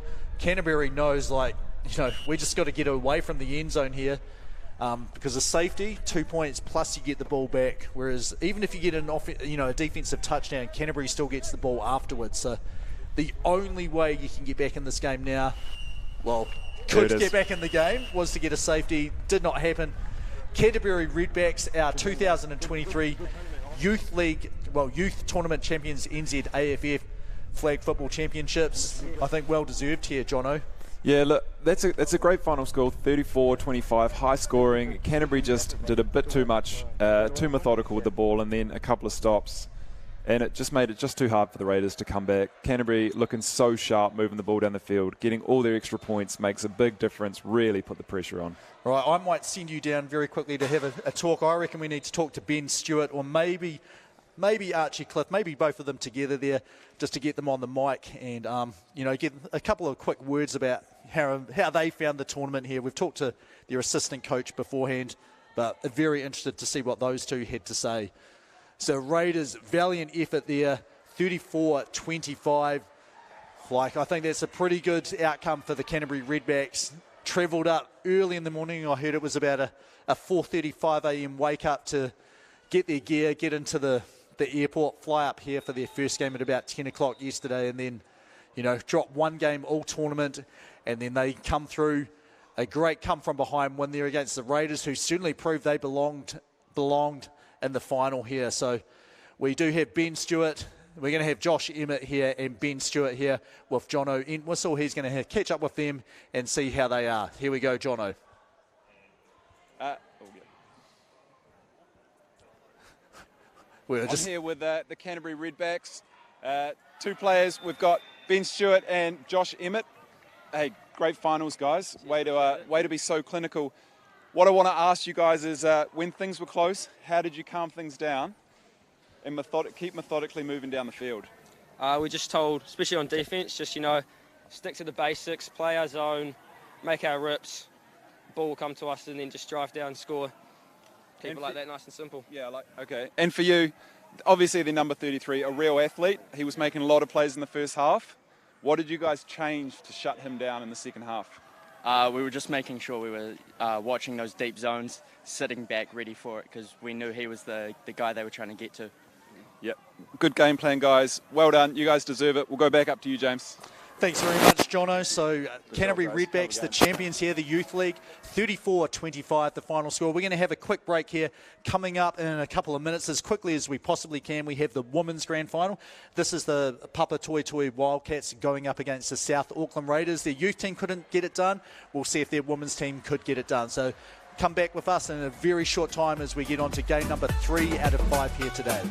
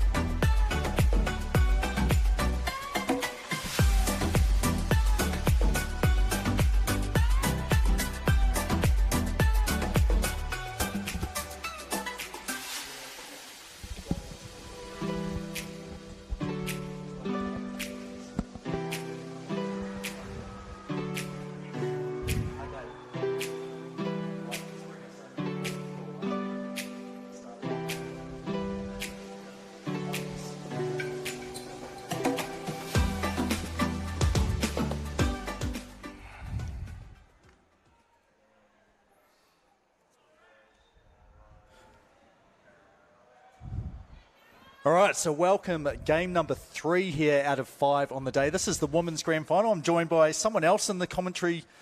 Well, it is a box. We're kind of in a box here. Shay Morris, the women's defensive coach for the New Zealand team and the Hamilton Hawks. Welcome up to here commentating. Yeah, thank you for having me. It's been a good tournament so far. Weather gods have blessed us right now, and it's going to be a really cool final. Yeah, so we have the coin toss here. We'll try and follow along with what's happening here. You can see us here on screen with a couple of the trophies behind us here. So Papatoetoe Wildcats are in red and black with the red flags, and then we have the South Auckland Raiders in purple. We'll just try and get in with the coin toss here, see if we can hear what referee Donald McMillan is saying. Listen, as best we can, you keep the play nice and clean. We got heads. As you wait till you get to make the call, what's your call? Heads. It is heads. Would you like to start with the ball in the first half or the second half? First half. Which way would you like to go? Want to go that way? All right, let's move around to that position. All right, so probably, definitely not what Jono would have done. He said, if I get the chance to choose, I'm taking the ball in the second half. What's your philosophy there, Shane? No, I sort of agree with Jono on that one. I like to get the ball in the second half so you can get that momentum on going on in. Yeah, so I'm with Jono on that one for sure. Right, we'll quickly try and get the team lists up as the teams are getting ready to go out there. Would like to thank our sponsors for today who have helped us out, TAB, 4 Wins and NZCT, New Zealand Community Trust. So you can see them down there on the bottom of the screen. No betting on these games. Well, actually, I haven't checked the TAB, but we do have South Auckland Raiders. They are in purple. They have the yellow flag, so they will be yellow on the scoreboard. And then the Papatoetoe Wildcats, red and black tops, and they have red here. So first down, straight away we have a handoff. And good run there, getting about 6 yards, I think. And it will be second down and half. Good start, you think there, Shay? That's what you'd like to do? Just get some... hard. Yeah, get positive yards on the board and just, keep the ball moving forward. So, we were trying to catch up on time. You saw the Wildcats team rosters there. We'll try and mention names as often as we can during our... But here we go. Nice deep drop and good catch there. And that is one of their speedier players. If she can get the ball in a bit of space, make someone miss, and we can get quite explosive plays from this Wildcats team. So third down here, half. They have about, looks about 9 yards to go to get a new set of downs. You can see Shanice Henry, who we have heard due to commentate. She's been doing some field commentating, sideline interviews for us. She's on the field, so definitely won't be involved this time unless it's on the other side as a player. And this is a big play here. Fourth down, 6 yards to go. What do you reckon? Run play, short pass, or going a little bit deeper? I think with the distance you have to throw it, but I can see the Raiders just protecting that down line. Yeah, they're not rushing anyone. They're all staying at about halfway. Great pass there. That is rocketed in. Number 5 catching the ball wide open there. Great pattern. That is Nanai Vai catching it, and good pass. I refereed one of the games here for the Wildcats. They knocked out, they beat the Lionesses. And I think the Lionesses were the team which won it last year, if I remember properly. Yeah. So they didn't let them into the end zone whatsoever. Here we go, good snap. Henry is open, but wanting a bit more than that, going deep all the way. And there we go, touchdown, number 1, 25, getting past the defense. That's Linelli Veonga catching it, and great job there from quarterback number 4. Matai just looked the defense off, went to Henry, and then here it is, the bomb past everyone. Easily into the back of the end zone there, 6-0 the score. Yeah, Raiders just broke the golden rule of defense, which is to let no one behind you on that one. So, unfortunate for them. Yep, so if they want to get picked for the New Zealand team, not the way to go about it. Yeah, not that one. So here we go, 2-point try here from the 10, and Matai throws it in, it's intercepted, and that will be 0 points there. So there we go, trying to make up for, we gave up a touchdown, but we're definitely not letting the 2-point conversion go. And there is a chance here, it's not game over or play over immediately on the catch. If the Raiders did return that would count as a safety on the try. Well, a 2-point conversion, but going for the defense in this case. So chance for the Raiders to score in that situation. Yeah, it's always a big momentum swing when that happens too, because you get the ball back as well. So here we go, Wildcats will line up on their own 5-yard line. They have to go 20 yards to get a first down. And here we go, the set, just a quick dump off over the top to their centre, number 19 catching it. That's Kumi there, getting about 6 yards there. So I suppose that's about what you want to do to keep the chains moving if you're consistently getting 6 yards. But if you miss one of them, then it's going to be a turnover. Yeah, you just always want to be positive plays moving down the field. Here we go, second snap, and this is a double one. So a chance for the run pass. They go back to number 3. And her flag has moved in a little bit there. Great dodging there. She has some sudden burst to her game there. That is Elizabeth Etiari. And she looks to be one of the players that you've got to be pretty careful of and aware of if you're the Wildcats. Yeah, from throughout the tournament yesterday, it looked like their offense ran through number 3, so she's definitely one to watch. Now, I have noticed zone is predominantly what is played in these tournaments when, I sort of feel like man-to-man, one-to-one defense is probably, the safer, unless you're overmatched athletically. I feel like you're never letting anyone get more than a yard or two away. Yeah, I think zone's better to protect spaces if they're trying to get long for first down, but man-to-man, you feel safer.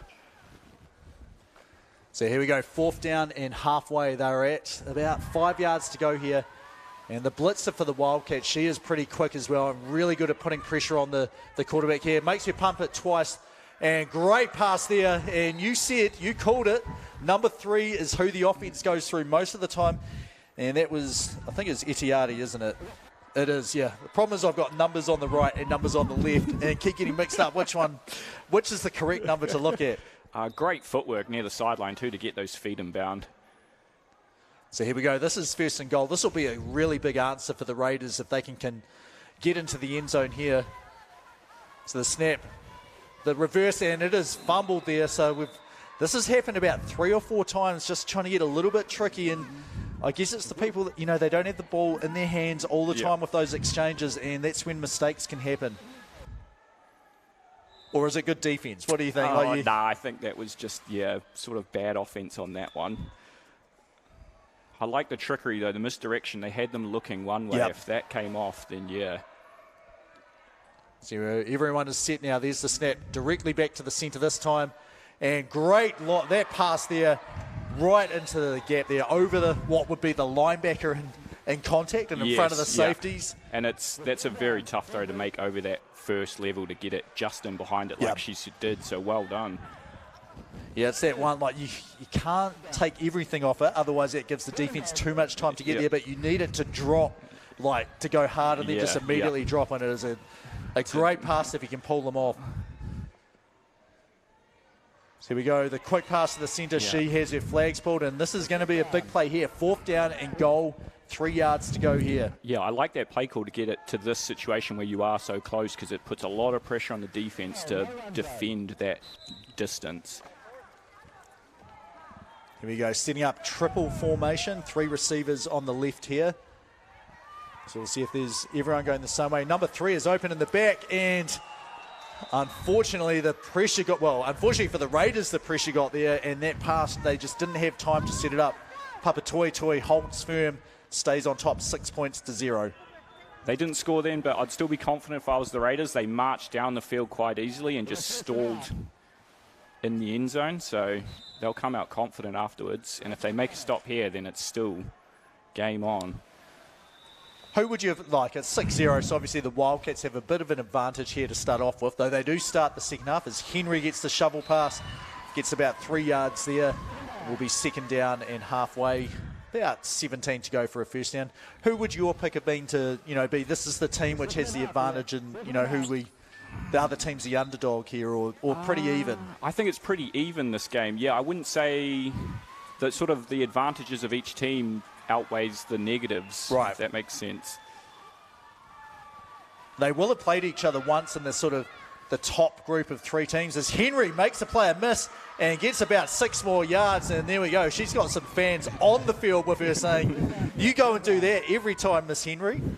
It's one of the best things about watching women's sport is the energy they have for each other when good things happen, especially, American football here. Here we go, 3rd down and 8. Henry lined up in the centre spot. Team just has to be set here for 1 second. They are all good to go. And there we go, the pressure. Matai throws it deep. Great read there. And Vi, just a quick stop there on the right-hand side of the field. We'll try and have a look at the pattern she ran there, as that was pretty clinical.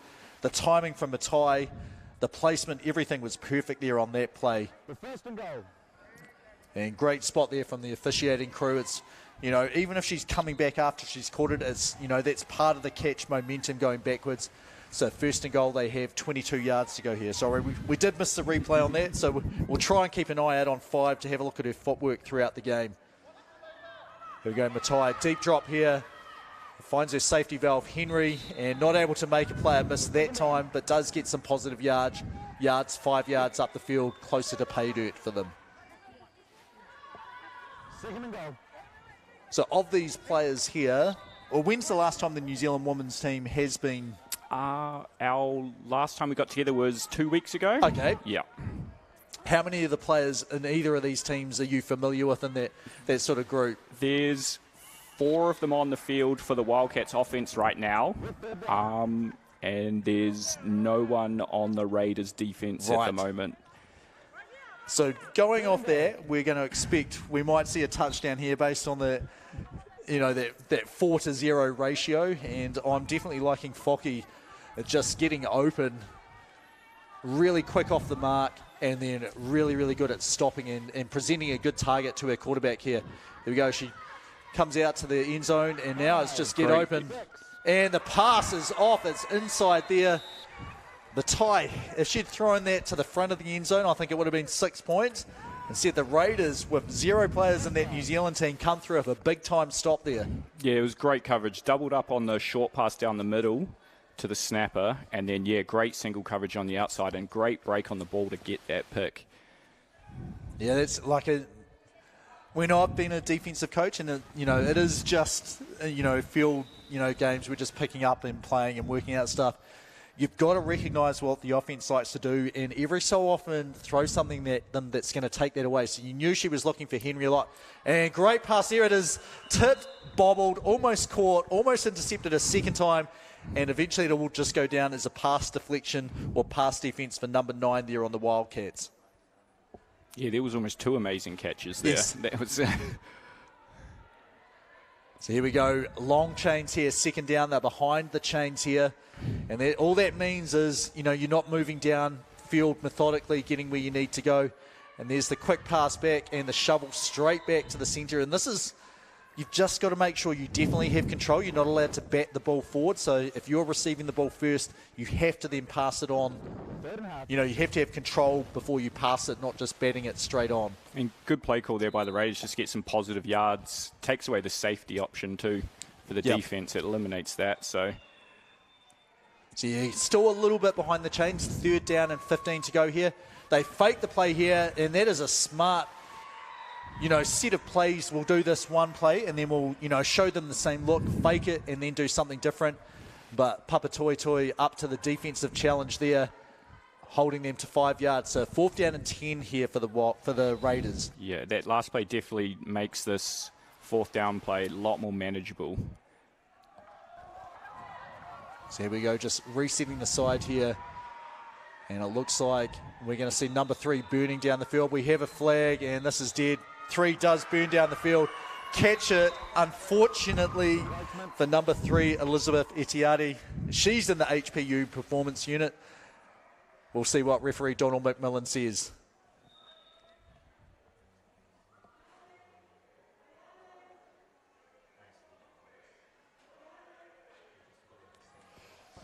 So that looked like offsides there on the offense, which to me means they lined up in the wrong position, you know, past the line of scrimmage. It is basically that play didn't even happen. That great catch from Etiati. I mean, she can cut this out and use it as a highlight if she wants. Maybe take the commentating out of it. But it will be 4th down and half, and unfortunately things are going the wrong way for the Raiders at the moment. But, you know, if they get that long bomb again, they've got a chance. And we can see in front of us there is a very deep safety right behind halfway. And she came forward on the ball there. Perfect read by the defensive player there. She just did everything but catch it. Yeah, that was Nanai Vi there just exploding forward there, almost a robber position there, but she was so deep as a safety, just read the pass play perfectly. And, you know, you'd like to get the interception because then you get the ball back where you are, but, you know, the best thing, you know, at the very least you got a stoppage here as we've got about 6 minutes to go in the first half. So Wildcats getting themselves set out of their shift. And Matai, there goes Henry, try to sort of squeeze through that gap there. Does a good job holding the ball up high to keep her flags presented to the defence. Is, you know, it's pretty disheartening if you get called for that, you know, flag guarding. Yeah. Here we go, the Wildcats. They need to get another stop on defence here. They have held, sorry, the Raiders need to get a stop on defence here. They've held the Wildcats just to 6 points on the field, on the board so far. Here's Henry with the snap. Side snap, so no quarterback clock pass here as Matai runs, holding the ball forward and gives herself, well, no, she steps out of bounds and then gives herself up. So good gain there on the ground, and it will be fourth down, I think now, and about 8 yards to go. No, it is third down.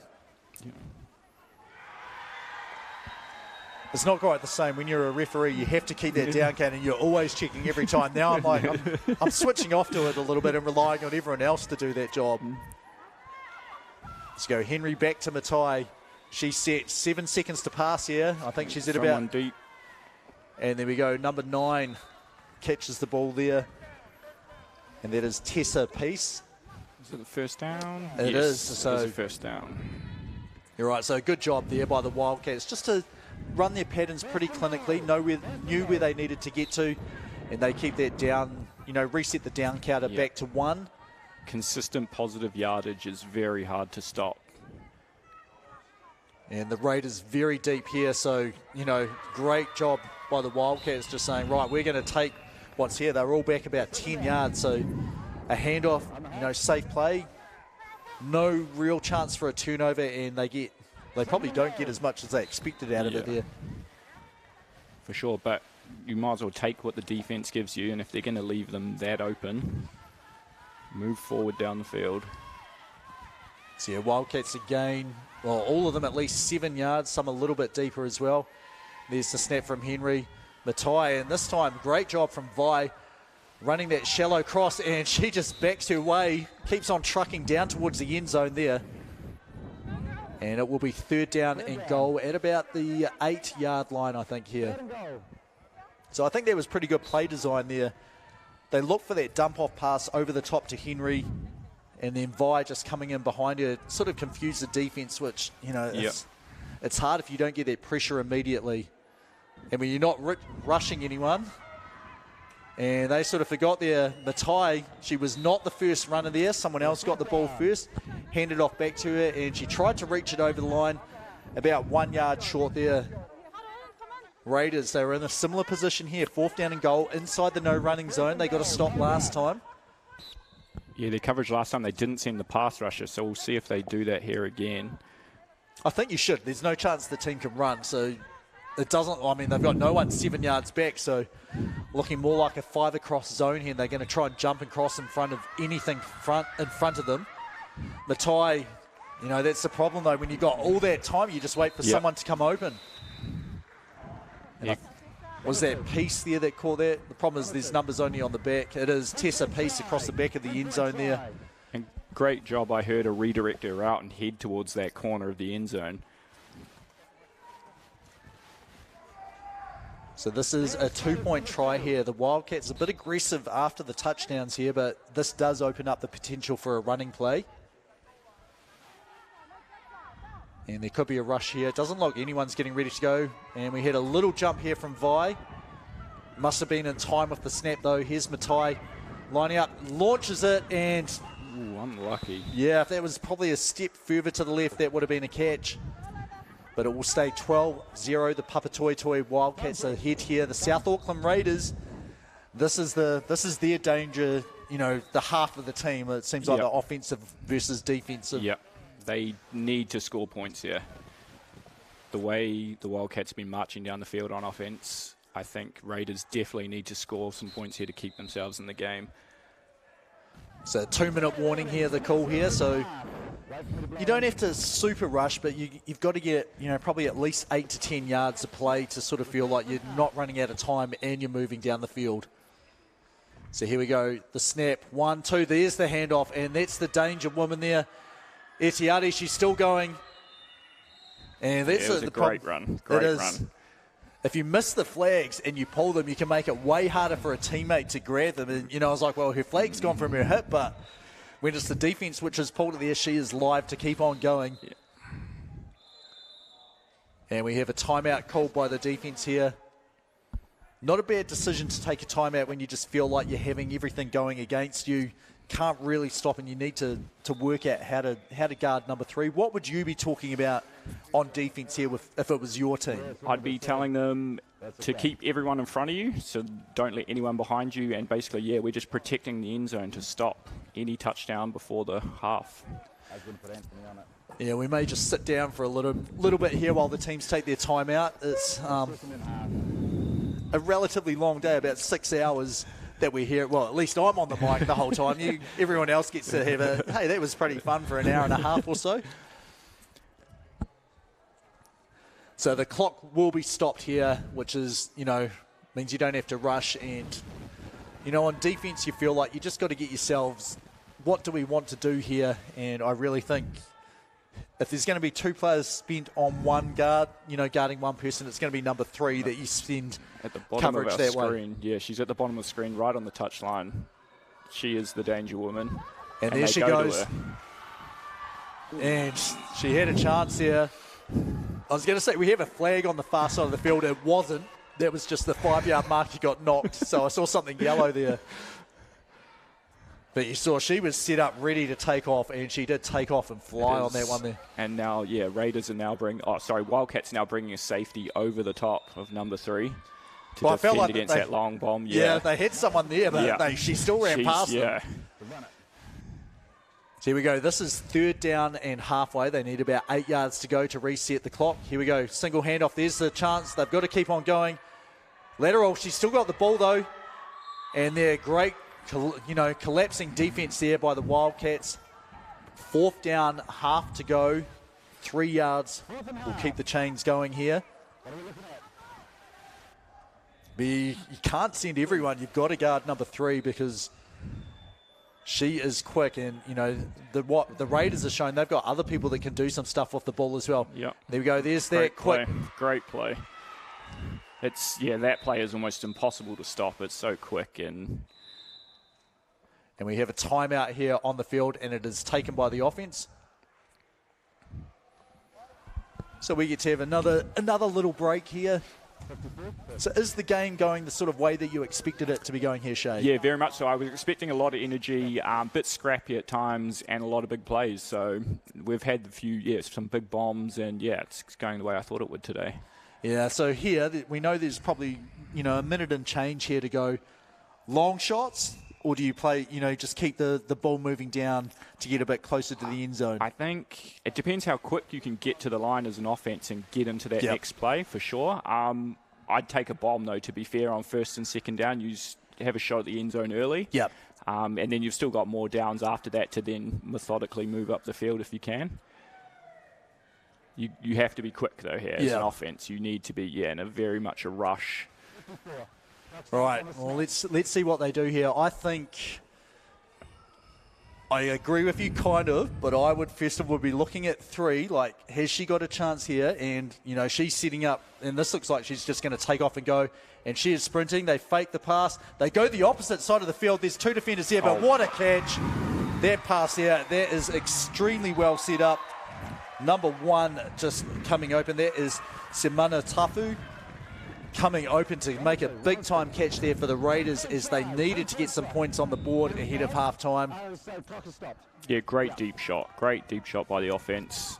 Good work by the quarterback to look underneath and then look to the left at number 3 and then go the other side.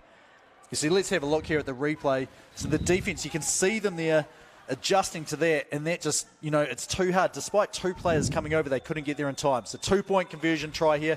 There we go, the pass. She fires that in there.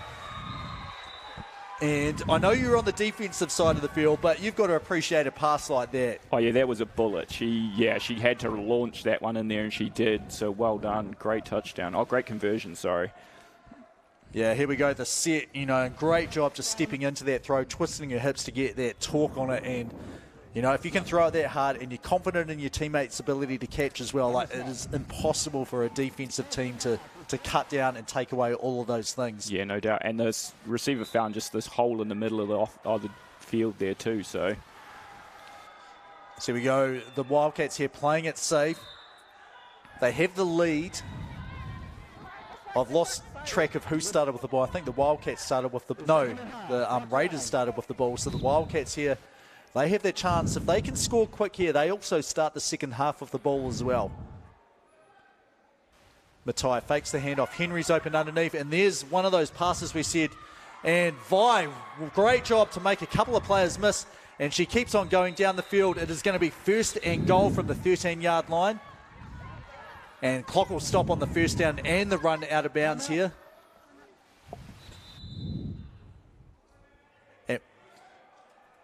And we have timeout, so I think that is second timeout for the Papatoetoe Wildcats. So cannot be much time left here. We'll see if we can hear it.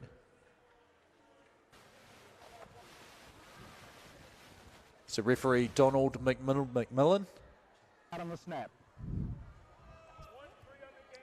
Just saying the clock will start on the snap, so the Wildcats can take a bit of time here to get themselves set up. But yeah, my guess is there's probably around 15 to 20 seconds here at the moment. I think that's going to be, I'm going to make a list of unlimited money. What are the things I'd like to have? Me being able to know what the time is would be pretty high up on it. Here we go, Matai sets. Henry's open, but she looks the other way. And great leap and catch. Good defense, though. That's 5 versus 5. And she's one of the happiest players there that I've seen.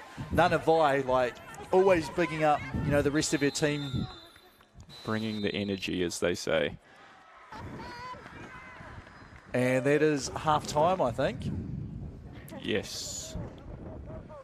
So, about 1 yard short. That's when I first got into American football. Titans versus Rams, 1 yard short. Similar to that, but this is only half-time. So we're going to take this chance to have a quick break here. It's the Papatoetoe Wildcats in black and red. They are on 12. South Auckland Raiders coming into their own on 8 points. We'll be back in a couple of minutes for half number 2.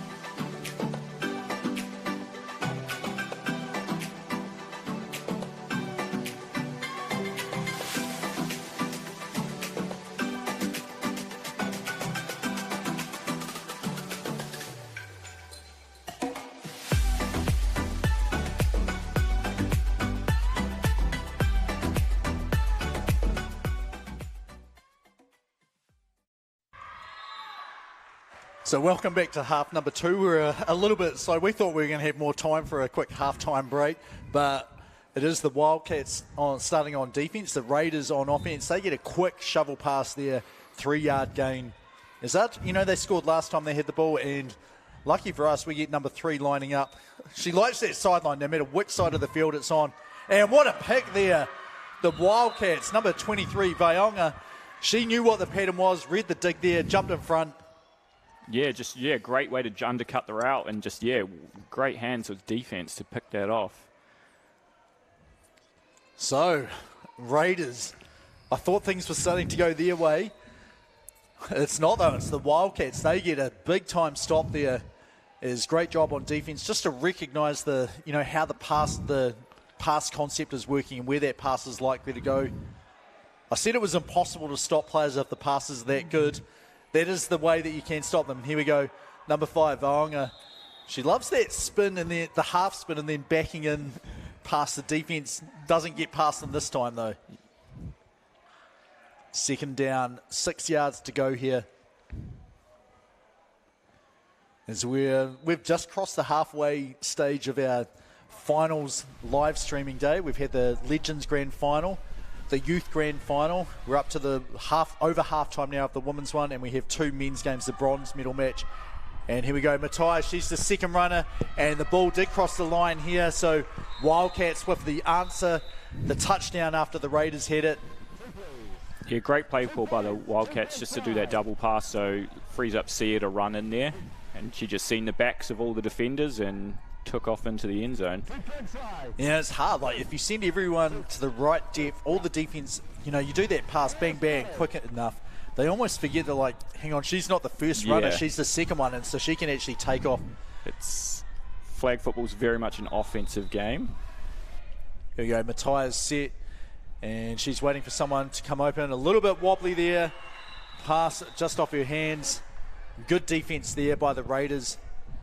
And the score will be Papatoetoe Wildcats 18, the Raiders on 8. So 10 points the difference at the moment. And I think, after giving up a turnover, giving up a touchdown, to get a stop on that 2-point conversion is pretty big here. But they will want to make sure they get some yards here. And a little bit harder than normal as number 3 is not on the field for the snap. They fake it to 1 and instead it is their quarterback, and they get about 6 yards there, I think, on the ground. No, not even 6. Sorry, they get about 4 yards on the ground. At least it was positive and they're moving forward, which is what they need right now. Yeah, I just feel like if you've got Etiati off the field, you just lose that vertical dimension. And 23 there is a flag there, a lot of contact there, and this will be a decision, was it the defender, the arm that was the contact, or was it the offensive player running through?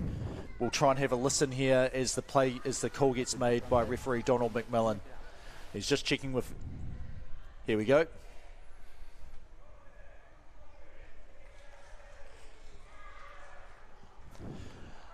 So there we go, the call was made against the offense there, so that is the one where once you catch the ball, you have no right of way. You have to avoid every single defender, and you've got to basically judge where are the defenders likely to go based on where I am and where I'm trying to get to, and avoid them.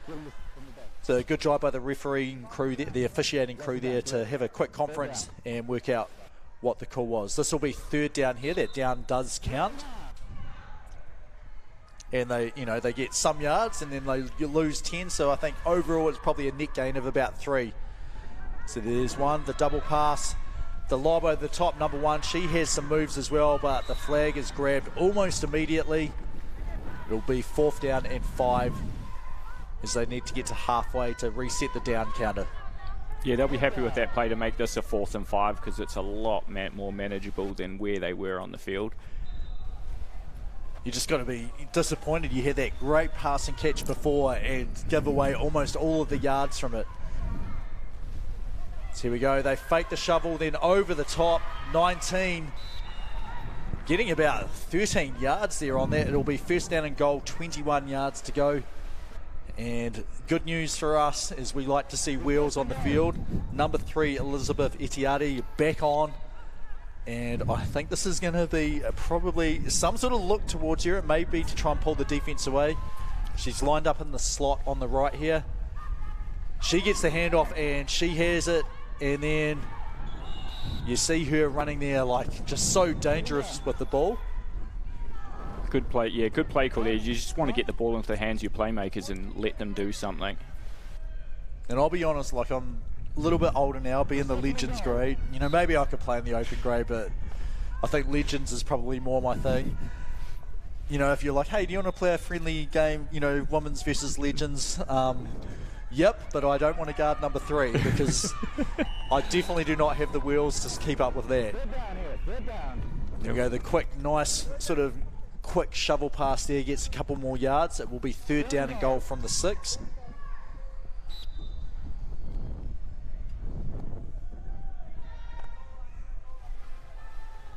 And here we go, lined up with everyone very tight. So look for a quick pass from 4 to 14. And then she shovels it to the centre. And we have a flag here. This will be interesting. I didn't see what this one would be. I think it might be flag guarding there by the offensive player. Let's see what Donald McMillan says.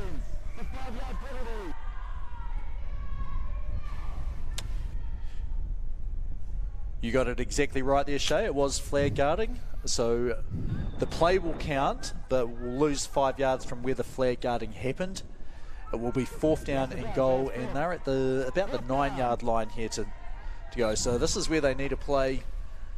We know 3 is mainly like, I want you on a go, but this is probably something where you want her to run a dig or an out or a corner, something to get a little bit more movement. See, angles out and pass just a little bit too far there. A little bit thrown too early too, but I like the play call to get her into space and just get her the ball.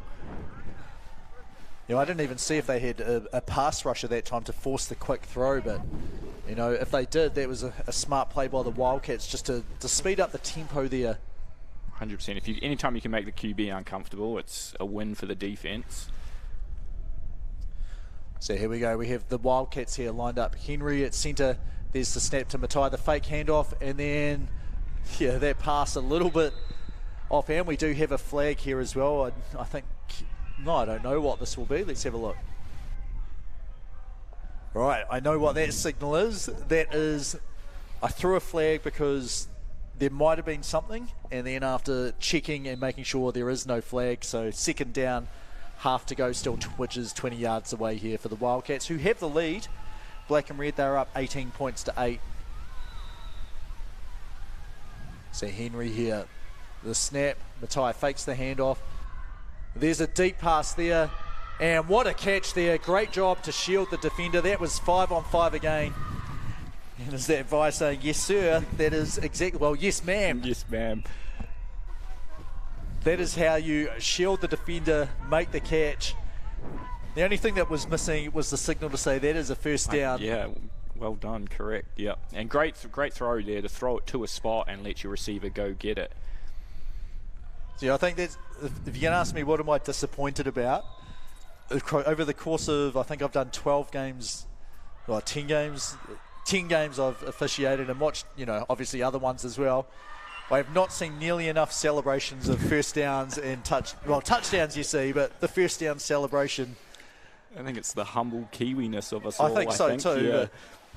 But I agree with you. I love celebrating big turnovers. Yep. 1st downs. Yep.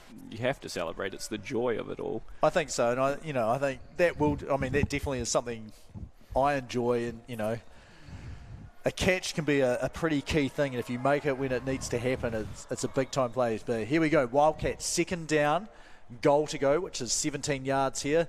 Henry with the snap. Matai sets, and she's dropping backwards. Great catch there by Peace, and spins around, and she went out of bounds. The flag was pulled, I guess, so she had a chance to get a little bit. I thought she could have got in the whole way, but it will be a 3rd down and goal here. Yeah, I was waiting for her to throw out that arm and try and break the plane with the ball, but it never happened, so. Yeah, I think her flag got pulled. You know, I was disappointed she went out of bounds, but the flag got pulled, so it doesn't really matter anyway.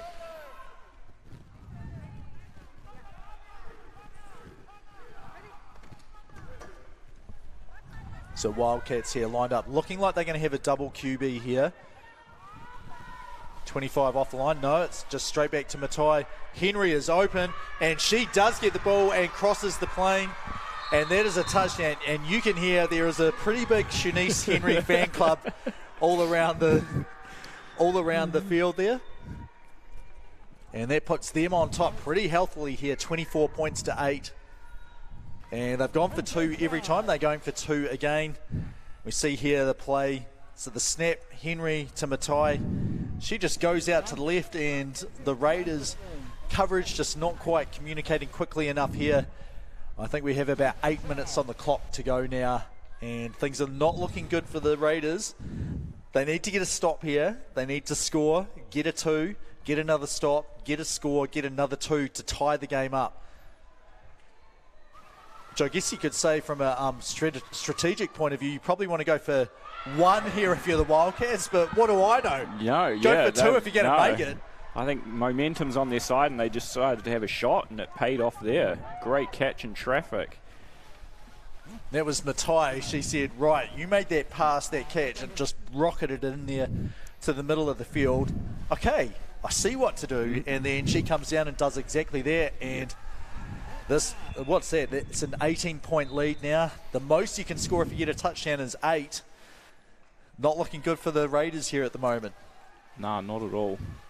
Need to score very quickly here, and they just get the ball to their best player. And great job defensively there. I'd say it's not really a minimal game, but when it's number 3 catching it, that is a very well done job on defense here, holding her to 7. So second down and half, 13 yards away here. There's the snap, 2 QB. She can run or she can pass. Sets up, and she does take off, avoids the flagpole, and she gets almost to halfway, 1 yard short. Yeah, that was a great run there. Way to avoid the flagpole when she was about to throw it, and then just to take off and see the space. Yeah, I thought she left it a little bit too late. I thought this is going to be a sack. Instead, you're right, gets through. If they, it's odds are against them, but they need to score on this drive here to have any chance whatsoever. 2 QB again, they fake it back 23. She's got the first down now, and gets a little bit more on top of that. So first down and goal. 18 yards to go here. And first down is the signal. And this is a bit of a change of weather from last year, isn't it? Like, the sun has come out. I said it was going to be cloudy, which is probably ideal for, no sun glare. But, it is nice playing in the sun as well. There's the snap, good snap. Rush, so the Wildcats put some pressure, and that is a great pass, but Matai comes over the top and just knocks that away before, no, it wasn't Etiati, it was number 1 there on that side. That was Semana Tafu. Yeah, that was a great pass, put in the exact right spot, but yeah, great break on the ball by the safety there to come across and break that play up. So second down, 19 yards to go. You need quick ones here, don't you? So you've got to get chunk plays, or you've got to get the whole way. Yeah. And here we go. Etiati up deep. She runs the corner post, but the pass thrown away for her, I think. I think I would be looking at Etiati no matter what. Every play, you're going to either pull the defense or you may find something. And she ran the post corner there and was coming open, but the pass had already been thrown. Yeah, they need to just be taking shots at the end zone here because they need to score quickly. And they're up against the clock too, so. Yeah, Wildcats sending pressure here. There we go, she fakes the shovel, and this time she runs it. And Matai, though, she was coming over that time. And that's where I think just that little clutch took the time off. If she could throw it, not even a whole second, probably not even half a second earlier, would have had a better chance to get that to Etiati. So here we go, 4th down. This is it. You'll see the smiles on the red and black sideline getting a bit larger if they get a stop here. And the Wildcats have 1 player in the end zone just protecting everything back there. She is resting at the moment. And the corner on the far side is almost in the end zone as well. So here we go. Here's the pass rush. The throw is short, and the flag is grabbed. And there we go. Probably my favourite player there Focky, because she's the closest thing who's going to celebrate stuff. A flag, pull, a stop there, a 4th down turnover. Big stop there for the Wildcats, and now it is like, hey, as long as we don't throw a pick six or a fumble that's recovered immediately before it hits the ground, we've got this here. Yeah. Like, we can afford to be a little, adventurous and try some things. I think, yeah. As long as the main objective here is just to get the first down. So here we go, Henry here with the snap, and Matai, yeah, it is pretty safe there.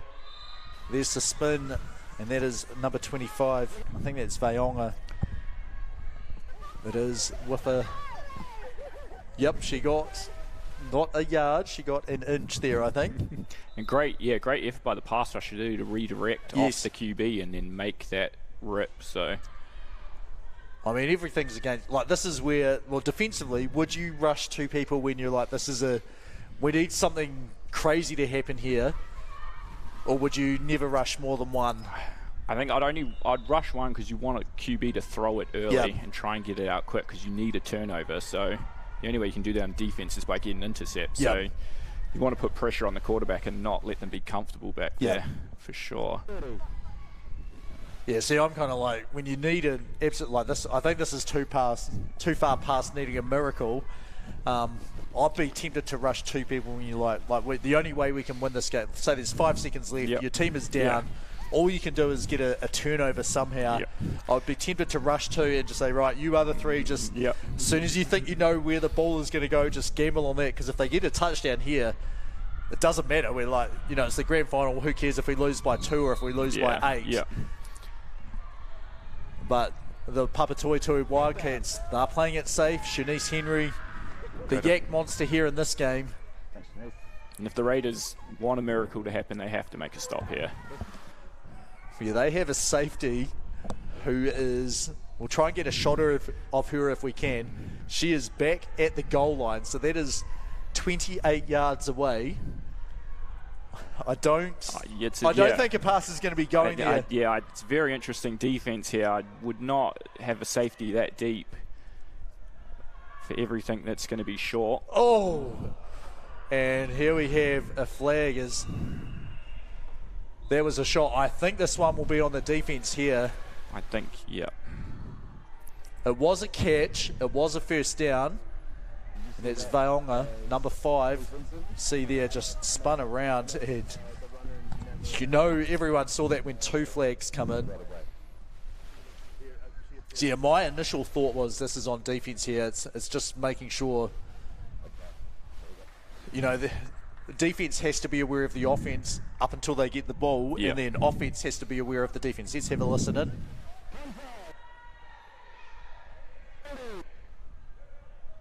Right, so the call is personal foul, contact on the offense. So that is judged to be after they caught the ball, they had the control. They had to avoid the defense here. And this was on 4th down, so it goes from where the ball is back 10 yards. This is where my rule book knowledge is not as good as it should be, because I need to, when it's a loss of down and when it's not. So it might have been just called, offensive pass interference or something. I think it's just contact. I think because she made the first down, the first down counts, but the yards go back from when the play happened. Okay, So it's 1st and goal now currently, yes. I need to check. I think this should have probably been administered as fourth and half here. It doesn't matter what is done now. There is basically a God rule for the referees, and whatever you think is right, that's the call on the field. That is the play. We have timeout here. Sorry, 2 minute warning here, which means there is 2 minutes or thereabouts left in the game. There could be a couple of seconds below that. Second down. This will be 2nd down and goal, not 2nd down and halfway here. There we go. The play clock is on now. The game will start on the snap.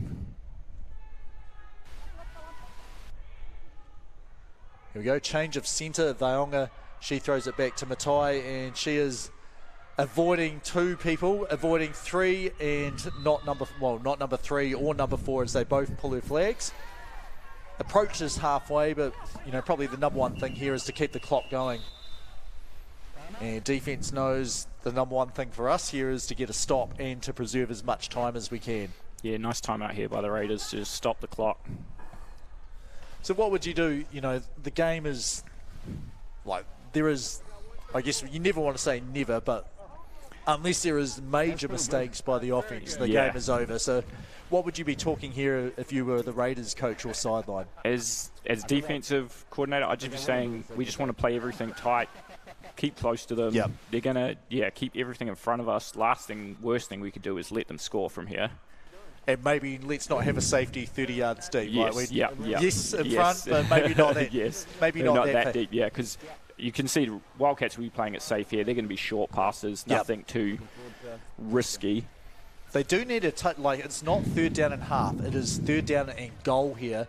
So they actually have 27 yards to go. Yeah, the main emphasis for the Wildcats here is just to get these 2 plays off and get 40 seconds off the clock. Right, so we've got the defence back out on the field. The coaches have both gone back to their sideline, so we'll be getting ready to go here with the last minute something. Here we go, the play clock is on now. The game clock will start on the snap here. 3rd down and goal. Matai back at quarterback here. And she is looking deep, and she's got a South Auckland Raider between 2 offensive players. Vaionga and Peace, not able to, either of them to come down with it. See, was it number 10 there for the Raiders? Let's have a look here at the replay. As Matai just launches that, and great leaping catch there. It was number 10 there for the South Auckland Raiders. That is Rose Rave. And that was, if you're a Raiders fan, that was the perfect result to get a pick there on a play where it shouldn't have really been thrown deeper if you were Wildcats. No, I mean, I said you're up by 18 points. You can afford to take risks. That is true. Yep, that is true. And there we go, number 1. I'd say Etiati is the danger woman. Number 1 is pretty close to being a second one there. So Manu Tafu, I don't think I want to guard her either. Actually, guarding implies that you're going to stick close to them, doesn't it? So we go the fake shovel and then the pass to the centre, and she gets some yards here. And there's a lot of cheers there as the stop gets made. The clock keeps on ticking here. 3rd down and halfway, 10 yards, well, just less than 10 yards to go here. As it looks like the red and black, we have red and black, the Canterbury Redbacks just before. Now we have the Papatoetoe Wildcats looking like they're going to be hoisting a trophy here in the next couple of hours. Here's the pass. And try to reach out, but I think about a yard short. And we have the timeout signal. Actually, looks like she managed to reach the ball over the line. Will be 1st down and goal here. You can see the ball there spotted just on the other side of the halfway line. So about 24.5 yards to go to get some more points onto the scoreboard. And there's the rush. It is tipped. It is, first of all, almost caught. Turns into a tip. Almost intercepted, but that was tipped and almost caught on the other side. And it could have sealed the game there if that caught that intercept. And there we go. And that is game. So I might send you down, Shay, to try and have a talk with someone. Shanice Henry's always good, but you can pick whoever you'd like to have a quick talk with someone there. Papatoetoe Wildcats, the 2023 Women's Champions here. They were the Raiders were 3-time Women's National Champions. The Papatoetoe Wildcats 2022 runners-up. They do one better this year as they come on top to win 26-8 over the South Auckland Raiders. A great result here for the red and black. 2 games in a row. Nothing to do with each other, but they definitely want to take that win, and you can hear the teams shouting, giving the 3 cheers for each other. We'll be downstairs very shortly with Shay, as we'll see who he can get to have a quick chat with someone. It looks like he is going to Shunice to get here on the camera very soon to have a quick chat after the game to see how they go, but pretty clinical. They got the stops when they needed to. They got the points when they needed to, and, you know, when you're up by at least 8 points most of the game, it just really puts the pressure on the Raiders to do something out of the ordinary to try and keep the game close as they can. But overall, just too much scoring from the Wildcats here. South Auckland Raiders, defending champions. Oh, actually, they've won it. They are the defending champions. They've won it in 2020, 2021, and 2023. So they come back to be, well, this is 2023, so I guess my notes are wrong. But they come back and one game short. The Papatoetoe Wildcats, national runners-up. This time they turn into the national champions here. So here we go. We're over to Shanice Henry and Shay Morris. Here we go. All right, I'm here with Shanice Henry, the captain of the Papatoetoe Wildcats. Congratulations on the victory today. How are you feeling? Thank you. I'm feeling overwhelmed and impressed. This team has come a long way in 7 days. Last week at Auckland Champs, we came third. We didn't think we stood a chance. So we went back into training this week.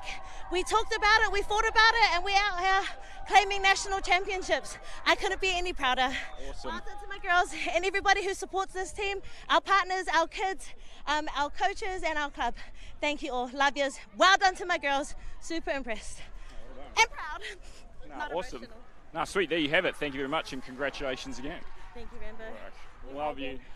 All right, so here we go. We're getting ready for the final two games of the day. We have the men's open bronze medal match, and this is, you know, it's usually a game. Sometimes the motivation isn't always there, but then coming up after that, we have the men's grand final. I don't even know who's in either of those games. I can see Hawke's Bay Heat out here, so I'm assuming they're one of the teams about to play, and it looks like the Canterbury team as well. They were in the final last year, so dropping down into the next game down. I'm sure they'll both want to finish with a win, but we may see a bit of trickeration here in the final two games, and then the last one setting up for that big trophy, the men's open grand final. So we've got a couple of hours remaining here. We'll step away for a couple of minutes and be back very soon for the men's bronze medal match.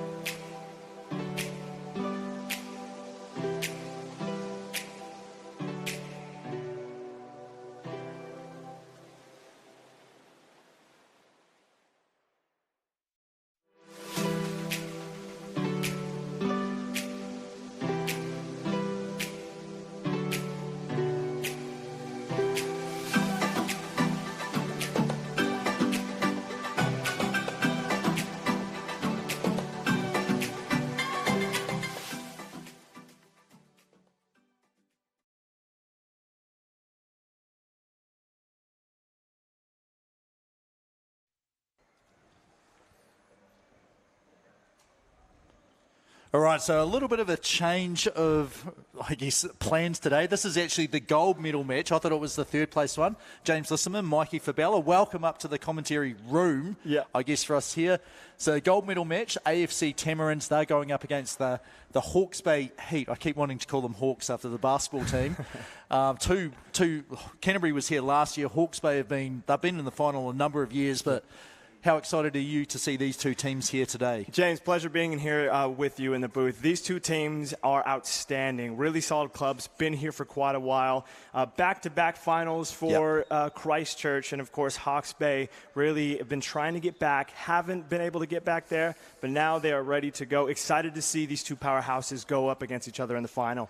All right, let's just have a quick listen into the coin toss if we can. Head referee here is Paul Brond. And we'll just try and work out what he's saying here. Paul Brond obviously showing the coin. And here we go. He executes the toss perfectly. Here we go. We can hear him now. Okay, so you won the toss. What side would you like to defend?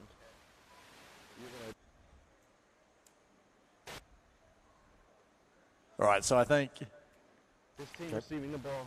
AFC Tamarins will receive the ball, and they'll be going from right to left initially here. So about to kick off very, very soon here. Who's your pick in this thing? If you're forced to pick one, who's got the, I know that they're the two top teams here to make it this far, so we're expecting it to be tight, but if you're forced to pick one, where do you think? A lot of resilience has come from Christchurch, but I'm going to have to pick Heat. Okay. Heat have been giving teams trouble all day long, have really blown through the quarters and the semis, and they're just so niggly and so tricky. It's really hard to stop one person, and they're just really quick. So it's going to be a really big chance for Christchurch, but they've gotten back to this game, and they want revenge. Different team, but they want a different result this year. Right, we'll quickly run through the AFC team list here. Number 13, Paul Lawrence. He'll play centre normally for them. 55, Bradley Fraser. Charlie Dew, 14, quarterback and receiver. Number 10, Dan Thompson, their, Swiss Army knife receiver. Quarterback, Fergus Murray, 24. Ingvar Jordan, 28. Davin Batante, number 17. And number 9, Ariel Mitakingi. He's a defending champion from the Wellington Wolves. So here we go. Snap number 1. Here's Charlie Dew in the backfield. And the pass is tipped. And there was a chance, good thing by Dew there not to pick it up and catch it is a risky safety there, but opportunity there for Harbour to get an initial 6-point turnaround. Charlie has a cannon for an arm, can throw the length of the field. So the challenge for him today is going to be methodical, get outside the pocket. But when he stays back like that, Hawke's Bay is going to contend that throw every time. So here we go, setting up on one of the, trick plays. Bradley Fraser in the backfield here. He takes the snap, looks over, lateral pass here to Dew, and he fires it forward, and that is just out of bounds here. I think that's number 9. Looks about like Lawrence the way he runs, but that wasn't the number that we had for Lawrence. Yeah, I'm pretty confident number 9 is now Paul Lawrence, so I guess I can cross out all these numbers and just say, or was that Mitakingi? No, it is Mitakingi. No, okay, no, so the numbers are the same. Paul should be 13. And he's at the centre spot here, so Dew in the quarterback spot here. Fraser just moving out in motion to the right. Dew sets, fires, and there we go. They get some yards there. Fraser with the catch at about the 14-yard line, spins and gets maybe half a yard there. 4th down and halfway. Both of these teams are really good at flag pulling, so the key for both teams is what can they make after the catch. Secure the football, make a spin move. So whoever's going to pull the most flags is going to have the upper hand on defense, but now a long 4th down for Christchurch. Yeah, and I think Fraser there, he's probably one of the safest pair of hands, but you're probably not going to get a huge amount after the catch from him. Doesn't quite have the sudden burst that, Thompson does. And there we go, deep pass here. Here is Thompson, and just off the fingertips. No good. Pretty good, gamble there. And you saw there, you said cannon for an arm for Dew, and that is what was on display there. He's done it all tournament long, 4th and half, and he can throw the length of the field. And we just had a miscatch right there. But you know what? That is what he's going to want to do. The key on defense for Hawke's Bay is to make him do that on a 3rd and long, 4th down, stay deep, and make a hard catch. Sometimes those can go DT's way, not so much on that throw. Yeah, and as you said, this Hawke's Bay, I called them Harbour before. There's the Harbour Heat, the Hawke's Bay Hawks. That's the problem for me. So here we go. They're lined up here on offense. First down and half. And there's the snap. Great snap there. Sets and fires. And, you know, that's a good offensive play. The defense up to the task. 6-yard gain, which I guess is staying sort of in line with the chains here. Yep, is a great flag pull from Christchurch. And you're going to see the two corners on left and right just go way back. You're going to see Jordan try to take that yardage, 6, 7, 8 yards on those curls whenever he can to move the ball. Well, I had the pleasure of refereeing their game against Wellington, the quarterfinal, and their decision-making was on point. It's like short, bang, deep. And they just, like the Wolves were just constantly trying to work out, like, what do we do? Like, how do we cover everything? And, you know, Hawke's Bay just seemed like they had the playbook ready. Okay, we do this, then this, then this, and it all just worked to perfection. You can have as many athletes on the field, but when you start doing misdirections and backward laterals and you got 2, 3, 4, 5 QBs, which Hawke's Bay can do, it's really hard to keep them at bay. So here we go, 3rd down and half, 10 yards to go here. Jordan in the backfield pumps and a diving shot there from Fergus Murray. Gets his hands on it, almost picked off there. It will be 4th down and half. And I guess AFC will be feeling pretty happy to force them into 4th and relatively long here. Both teams playing really strong on the defense. You're going to see a lot Christchurch really trying to bait that type of throw. They're going to give you the 6, 7 yard curls. You're going to see Murray jump those as he did on that one. Let's see what Hawke's Bay has on this 4th down. So a triple formation to the left here.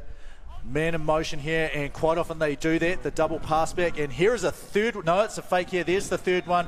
He can run. So run or pass. It's a long way to go to run. There's the pass back to Jordan, the catch. He's happy just to go to ground, get the first down. James, how hard is it to defend that? It is so hard. You think you lock it down. 3, 4, 5, 6 seconds is so long to cover this type of athleticism deep in the secondary. No, I feel like the weakness playing a zone, you can only have it hold up for so long. And Harbour, I've done it again. Hawke's Bay, they know where their reads are. Like, okay, look here, bang, that guy's open. Jordan, first down, that's what we needed. Looks like it's on the cusp, but they know exactly what they're doing.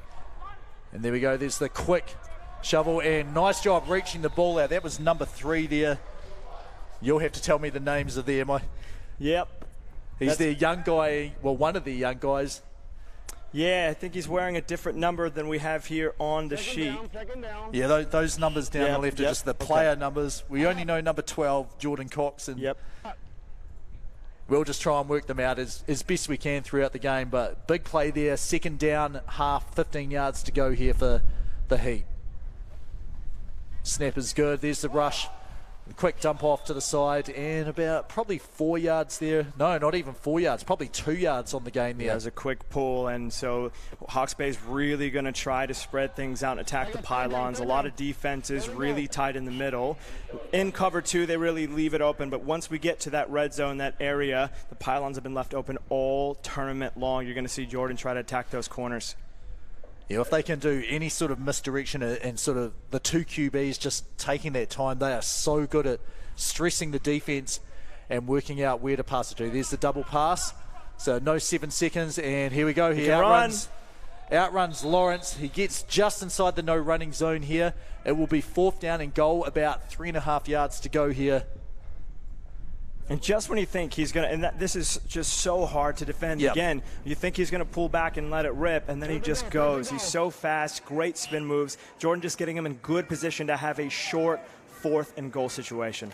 So I guess probably the silver lining here for Canterbury is he can't run here. Like I'm speaking from experience, they will do laterals still here, but the pass must go past forward of the line of scrimmage here for it to be an eligible play. Here we go, 4th down. The snap looked like it is. Straight back to Jordan, and he runs and fires that into the ground. I think just a bit rushed there. If he lobbed it over the top, probably would have got a touchdown there. He wanted a good old faithful Adam Blank in the corner, and again, he wanted to attack that. I think if he's a little bit more patient as he gets outside and does what he's been doing all game long so far in that first drive, is just create space, buy time, because it's really hard to cover a receiver like Adam that long. So here we go. We have AFC jumping on to offense here. We're probably about 5 or 6 minutes through the first half of the game here. Lawrence here setting up, and there is a handoff here, and we have some flags almost immediate. It may have been even before the set. No, it's not. I must have heard flags from another game. We have a couple going on as well, and I think we're safe to stand up here for a little bit. But yeah, the defense, it's been on point for both teams, hasn't it? Both teams have locked it down.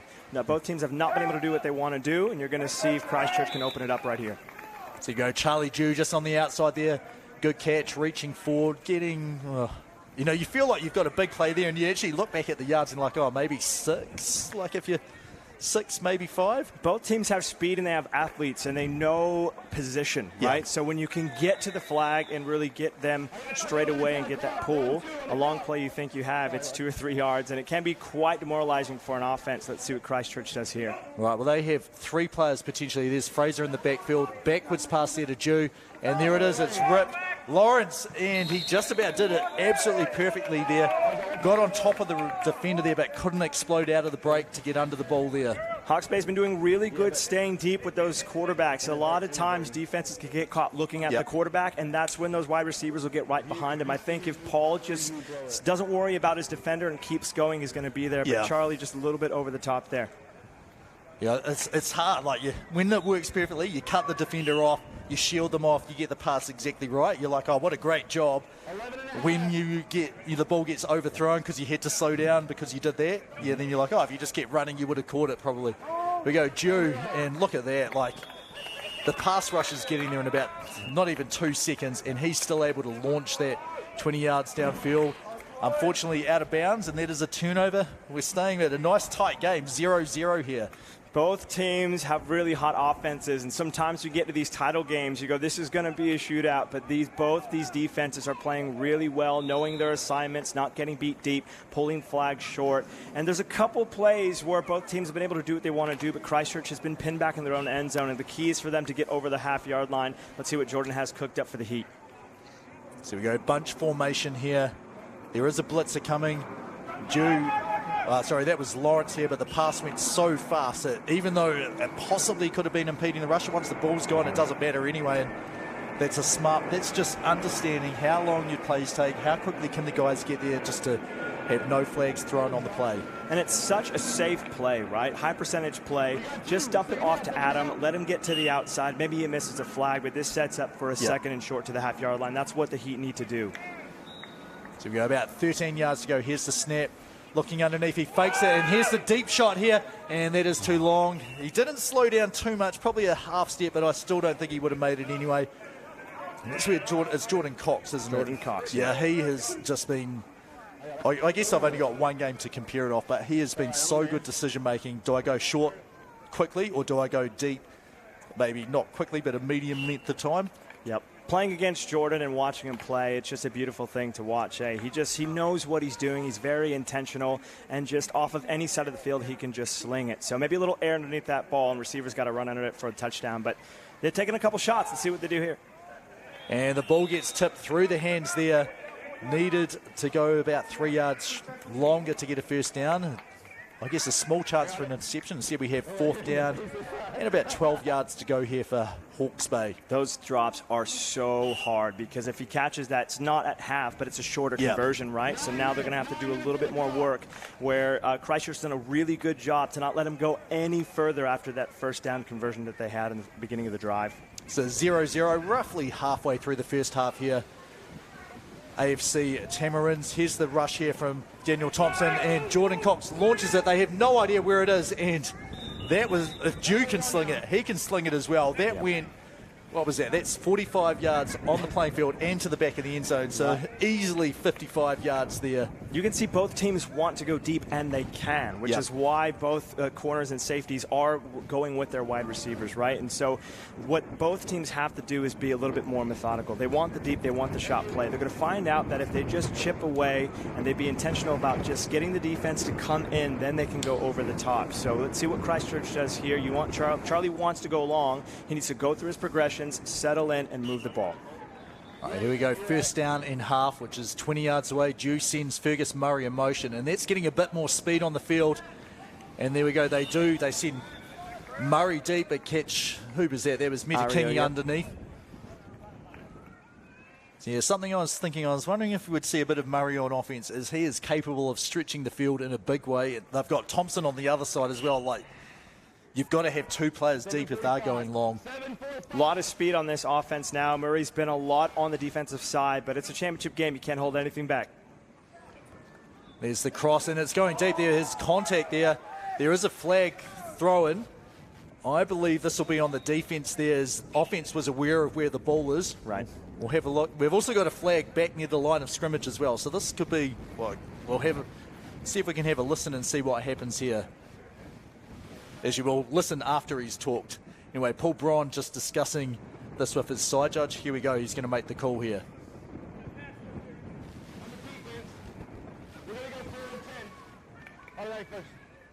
Right, so it is pass interference on the defense, so it will be a 10-yard foul from the line of scrimmage, automatic first down. So probably the biggest play for Canterbury here. That puts them well ahead of the chains. They'll be first down and half with only about 6 yards to go. And the Heat just have to be gutted because you had them, if that play's incomplete, it's third down and they still have heaps to go. And now you've got good position for Christchurch. Now they just need to be really methodical. First down and almost halfway to that half-yard line. So they just need to just chip away one play at a time, take what the defense gives them. Yeah, it's a chance if they get close to the line, then you've got, say it's 2nd and 1, you have the chance to really stretch out the defenses. Dew, I think he was like, I don't really like this, so I'm going to throw this into the ground here. Incomplete pass. And that rush is just getting to Charlie, right? He's got to settle in, see if he can get out of the pocket, go through his progressions. And that flat was open, right? Yep. You can take those, short plays on first down and just chip away. Give yourself maybe a shot or 2 on 2nd and 3rd down at the half-yard line. But let's see what they're cooking up. They need to start converting on their 2nd and 3rd down plays. I mean, the other thing I haven't seen a whole lot, you might have seen more in your games, is a good jumping catch there from Lawrence. And he crosses the line. It's hard to tell where the ball was as he was going backwards. Right there.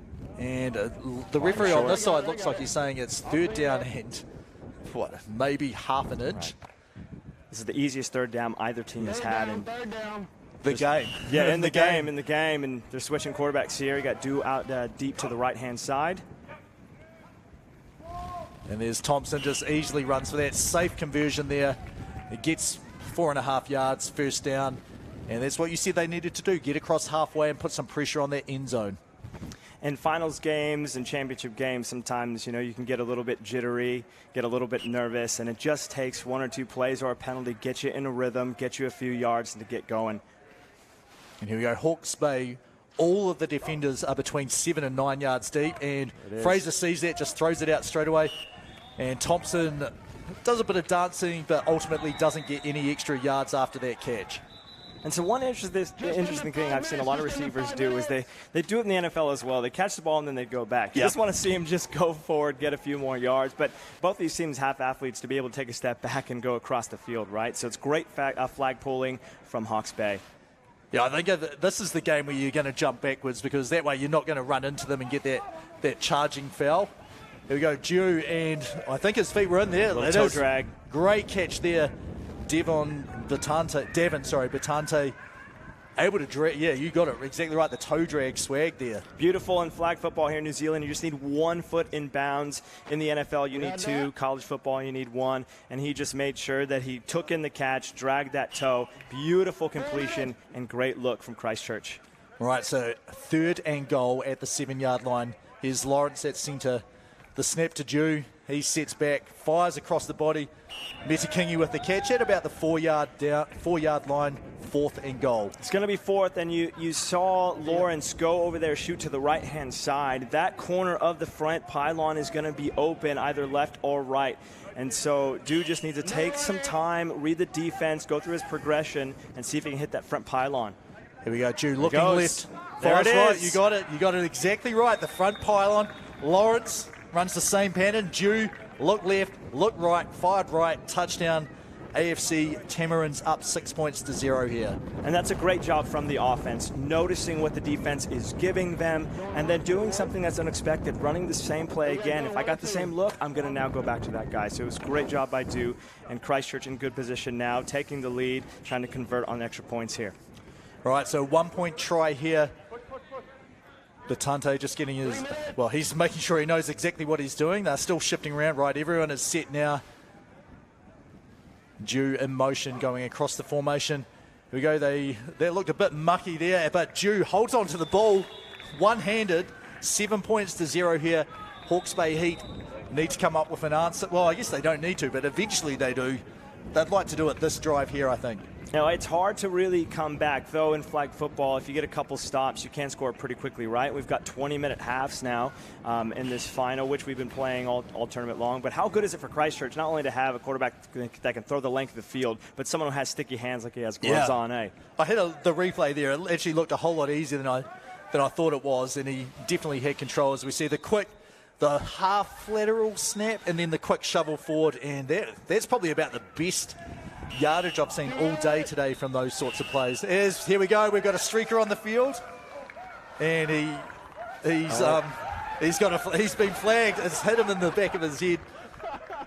He was doing it for the TikTok, James. Doing it for the TikTok. All right. Anyway, back to it. Not affiliated with either team that they can prove anyway. So it is second down and half. Hawke's Bay here, about 9.5 yards to go to the halfway line.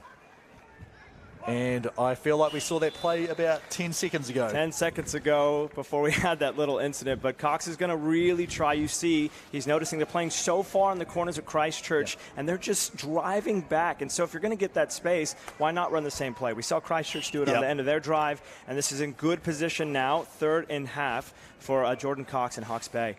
So, on defense, Canterbury, do you feel like you should be clamping down on that, or do you want to save it a little bit later until you're like, we're really sure they're going to do this? And now we're going to quickly show them something else. And great job there by Cox to avoid the sack. Does put the pressure on, though, from Thompson. Incomplete pass. Fourth down and half, 5 yards to go. I think if you're Christchurch, you're doing a good job. But sometimes a really smart defense, which they have really smart players, will set you up. So they're going to give that to you, and then they're going to jump. It's not something that Jordan has to really, really be careful of. But on that, if he just sets his feet or rolls out, you see them kind of hesitate. You don't want to say this moment is too big, and it's not. He's been in these games before. He just needs to settle in, buy some time, and convert on this fourth and half. Yeah, big play here. Doesn't look like the side snap's happening here. I don't see anyone off the line. Well, here we go. The shovel. And then back, so there's no 7-second count. Cover. Thompson is going forward to him. He's a little bit... And diving attempt here from Fergus Murray. We did have a dive from Jordan Cox there. And it would be... Well, there's no flag. Well, I guess there's a discussion about it. There we go. There is a flag, and I think this will be for diving. And it is. That is the call. It is. And Cox is trying to say, I was tripped. We can see it here. Yeah. I don't know. He's quite frustrated, but both feet leave the floor. Yeah. And that's the thing, too. I think he had the edge on Murray. Murray kind of dove for the flag. So you have the person who can pull the flag, can give a little dive, right? But you as the runner, you cannot leave the ground like that. If you're moving and shifting, that's different. But he clearly jumped like Superman to get over that halfway mark. I think if he just kept running to the corner, stick the ball out, that's an easy first down for Cox. I think you're right. Like, if that was a contact play, you'd be like, that was awesome. Like, jumping, holding the ball, first down, easy. This is one of those, there's not many advantages for the defense. That's one there as Lawrence, the quick 5-yard out to keep those chains moving, second down and half from the 10. Momentum is definitely right now with Christchurch. This is a big drive for them, right? As we get closer to the halfway point of the football game, you really want, if you are them, to just methodically kill the clock, drive downfield, set your plays up. They're going to try to set up the Hawke's Bay defense. If you're Hawke's Bay, you need to get your stop. And the offense here on the sideline really need to come together and put a drive and to tie it up. So we believe this is the 2-minute warning. Referee's just having a small conference to make sure they've got everything covered. And this is where you've got to be aware as a referee, like, how might the game change with that limited amount of time? There may be deeper shots. You've got to get in position to make a very accurate call. But here we go, second down and half from about the 9-yard line. Timeout from Hawke's Bay.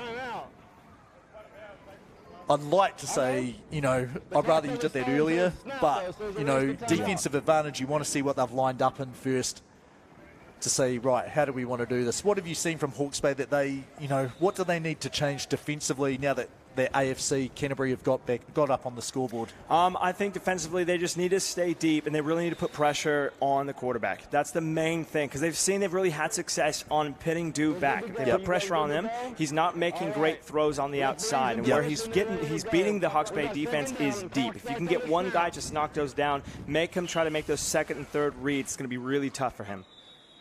There we go, the snap to Dew. Sets. There he goes. And there it is, it's deep. And there were 3 AFC players there, 1 Hawke's Bay player who was probably the deepest and had the best chance of it, but ultimately nobody comes up with the ball there.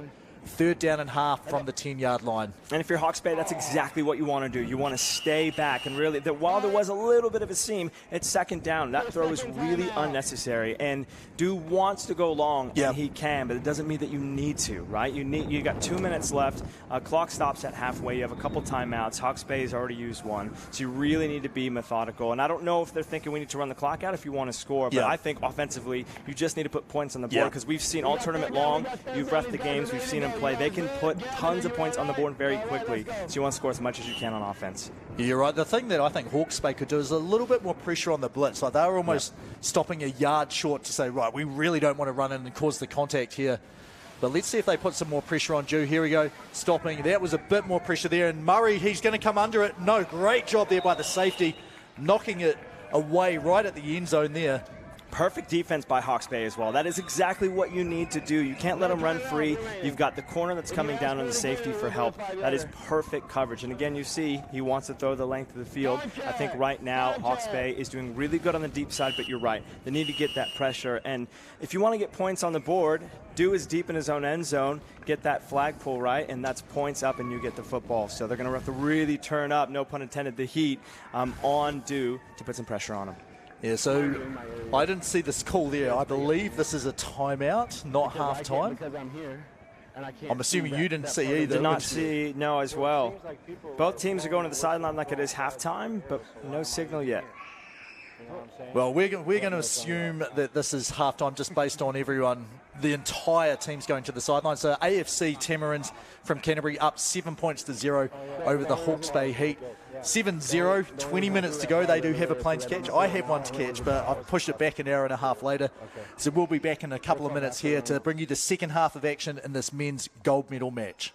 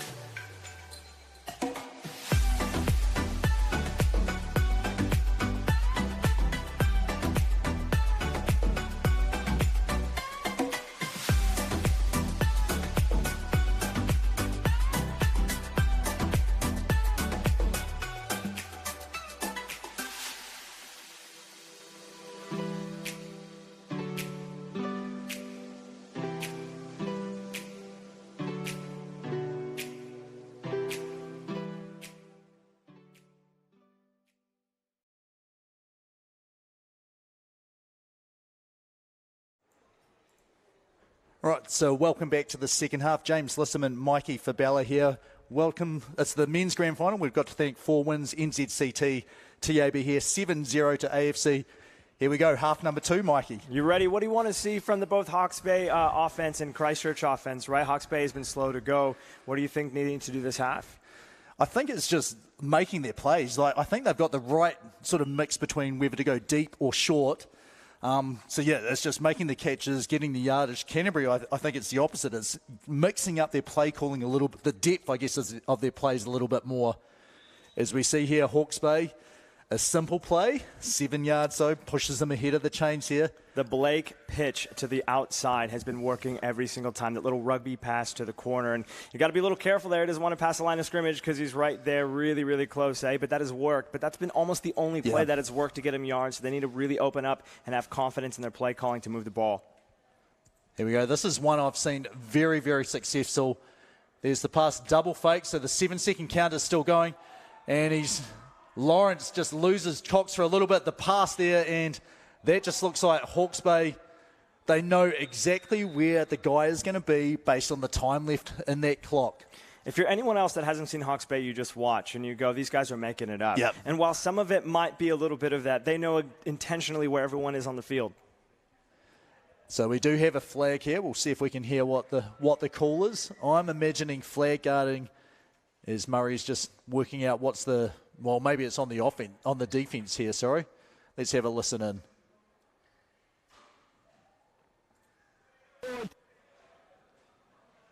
Well, we didn't hear much of that, but the signal was a personal foul on the defense.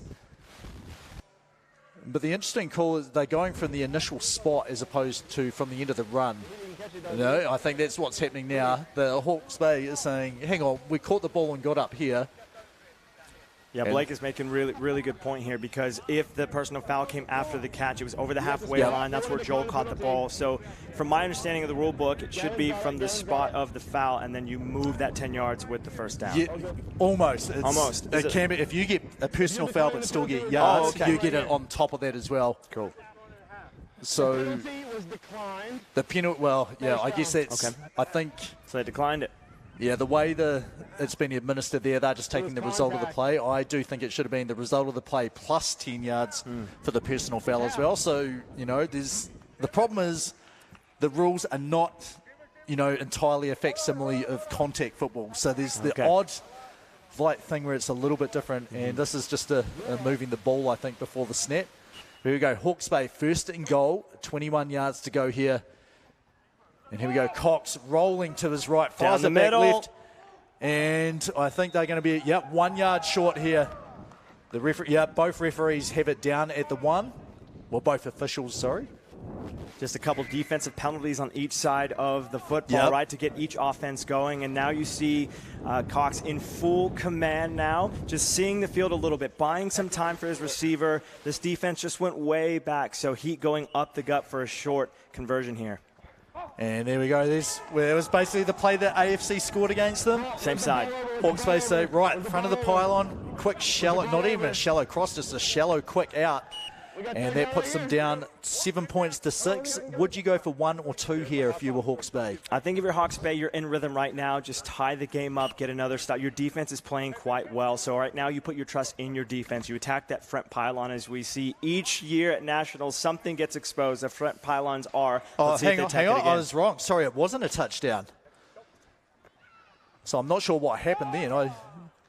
And that is a touchdown there. That one is, okay. It looked like it. Maybe he was called short. Yeah, I guess the flag must have been pulled before he got in there. I thought he was in by himself, but Hawke's Bay doesn't argue. They say, all right, if you're not going to give us that touchdown, we'll take this one here. Yeah. And you are right. They are going for the 1 point conversion here from the 5 yard line. Does take a little bit out of their playbook because they can't do the run pass option here. Right. They do sometimes still do the double pass to take the 7 seconds out of consideration. But beautiful where you see Cox wanting to attack that front pylon. It wasn't there. Christchurch took it away over the back top to Blake. Here we go. Lawrence puts a little bit of pressure there, and I believe the catch is good. It is. So tie game here, 7 points apiece here. And I think we'll be probably 3 minutes into the half here. Yeah, real tight coverage right there for Christchurch, and just Joel being in the right spot, Jordan putting it where Christchurch wasn't going to get it. Really good offensive drive and to get another penalty. So let's see here, without any penalties or with, let's see what Christchurch has to respond. This game is now, it's 7-7, so it's an even score. I wonder if we're going to start to see both offenses start to pile it on now. Yeah, well, we'll see. Charlie Dew's in the backfield here, so this is a recipe for send it deep. They're sending Meta King. They don't have their speed line up on the field, though. And there we go. A relatively safe short pass there. Lawrence makes the catch on the quick out for 4 yards. Good pull by Blake. A lot of good, as you've seen, both teams just pulling the flag straight away, not giving them any yardage. And both teams have been really doing well with yardage after the catch. And both defenses just cutting them off as soon as they catch the ball, breaking down and pulling really good flags in this one. So here we go, 15 minutes to go here in half number 2. It could be the very start of the game, as it's the equivalent of a 0-0 game. Both teams on 7. As Thompson wide open on the drag, gets flagged just around halfway. We'll see the spot looks like about half a yard short. And I guess, you know, you'd rather have the first down here rather than being on third down, but this is a almost gift wrap position here for AFC to look for what they want to do, which is going deep. Well, now you have an opportunity to take a shot now. There you go. There's the handoff. Thompson, he's just going to take the first down. And here we go. There is, you can see Hawke's Bay there signaling. He was jumping. If his flags were pulled, then, you know, unless it's taunting, nothing else after that matters. A little bit of you call it on us, call it on them type of thing right there. But I think it was a good run. And now we're seeing the ball move. Both defenses leaving the middle of the field open. Let's see where they attack here. There you go, AFC. Lawrence is open underneath. I saw Fraser coming open just on that dig route over the top, but good play design there from AFC. And you see, again, he's just doing that banana route right over the middle, and that's going to be open as well. But you have a safe right down to Lawrence, right? You have a safe toss there, and he just took yards after the catch. So it was good for Dew to keep it safe here. Let's see where they attack. And are they going to attack pylons or the middle or back end zone going to open up on this drive? Yeah, he should be looking at how Hawke's Bay attacks the ball here. So they're dropping pretty deep. There we go, Lawrence. He went for Thompson. Thompson gets 2 feet down, and that is a catch. That is a touchdown. Had 2 options there. Lawrence at the front pylon, where you said, or the back pylon. That was Thompson. 6 points there for AFC. And that's really huge, really big to respond. It's quite early in the second half, but people want to attack. So now you take away the front pylon. Great to go through the progression and for Dew to get him in the back corner. You really have Blake covering in just right in the middle, just locking it down. But those 2 corners and the back safeties need to really lock down the backs and not give them that easy of a touchdown. So here we go. Dew in motion. He's out on the left, and, you know, you could see there, I was like, I've seen this play in the NFL. You just send a couple of guys to clear the way and just throw them behind, almost the wide receiver screen without blocking. Great call there by AFC to put themselves up 7 points with an immediate answer to the drive from Hawke's Bay. You see a lot of teams start to use the 2 QB, and now in this tournament you've seen a lot more motion, right? Because defenses aren't really used to seeing those different shifts and formations. They start to look at the quarterback a little bit too long, and they start to go, what's my assignment? If they've got a certain man, you start stacking people up, putting people in motion. That little bit of hesitation just allowed Dew to get that ball and get it over the pylon. So 12 minutes to go here in half number 2. AFC Tamarins up by 7 points. There's the snap. QB, and great job looking off. And that is a pretty big yard there on first down, almost 15 yards. Second down, and about 6 to go to get a new set of downs at halfway. The key to that is Blake is being really, really patient. Like he wants to go right up the gut, and Christchurch is taking that away. Joel's just sitting into that spot on the outside corner. Beautiful play on that for Hawke's Bay as they got a shorter second down and half. You asked me something, you know, what would you do if you were both teams?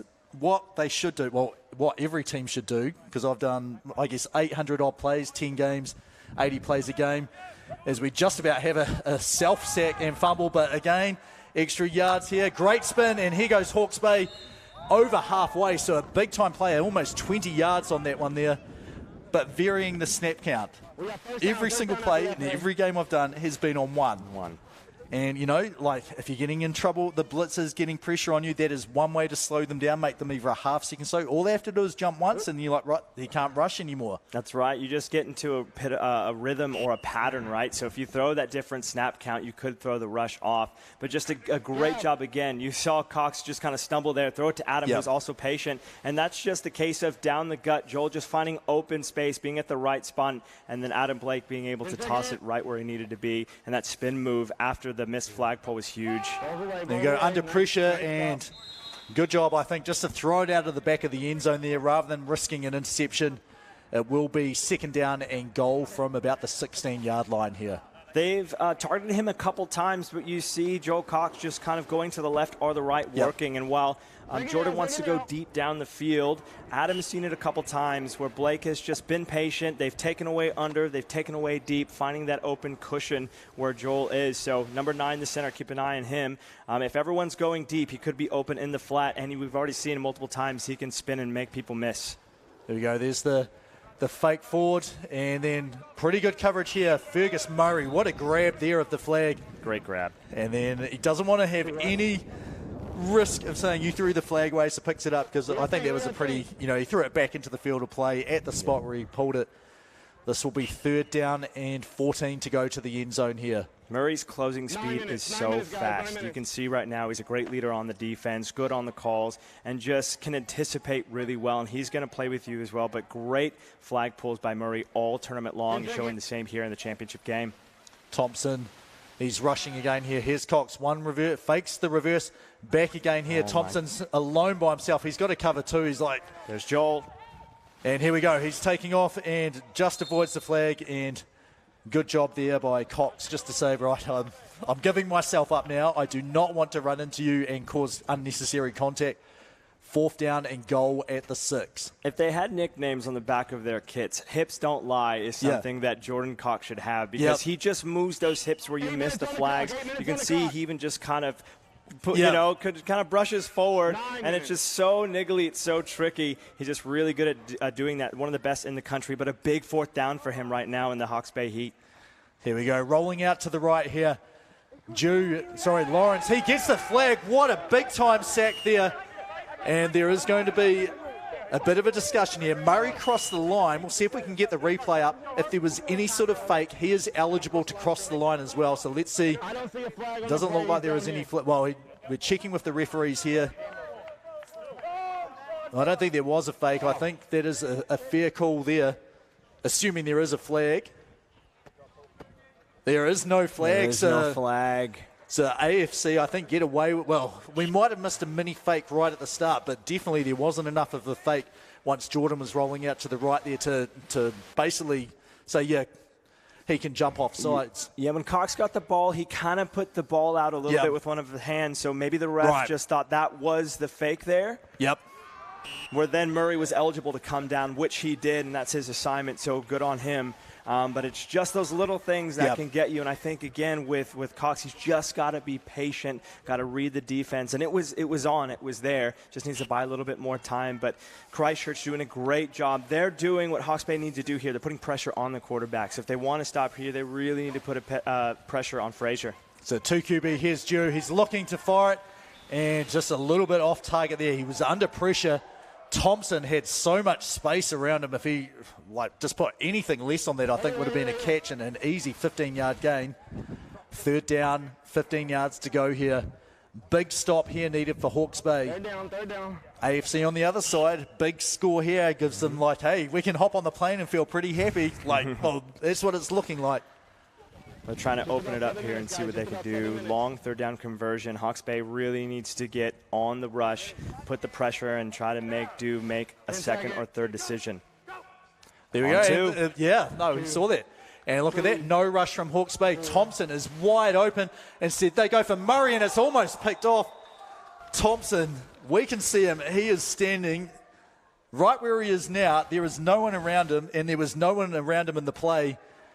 But, you've said it a couple of times here. Jude wants to go deep. We thought 15 yards was deep enough for Thompson, but No, he wants to go really, really deep, and he had him. Murray just tripped right there on the play, and it's one of those things, if you're a quarterback and you see someone so wide out open, you can either over or underthrow the ball because he's so open. I think it was just the invisible ghost monster just got him over that line. But looking to bounce here, a long 4th down conversion right here for Christchurch. Well, I think this is going to be to Fraser, then to Dew to get that 7 seconds away. Yep. 2 guys gone to him. Fraser catches it, and great flag grab there by Hawke's Bay.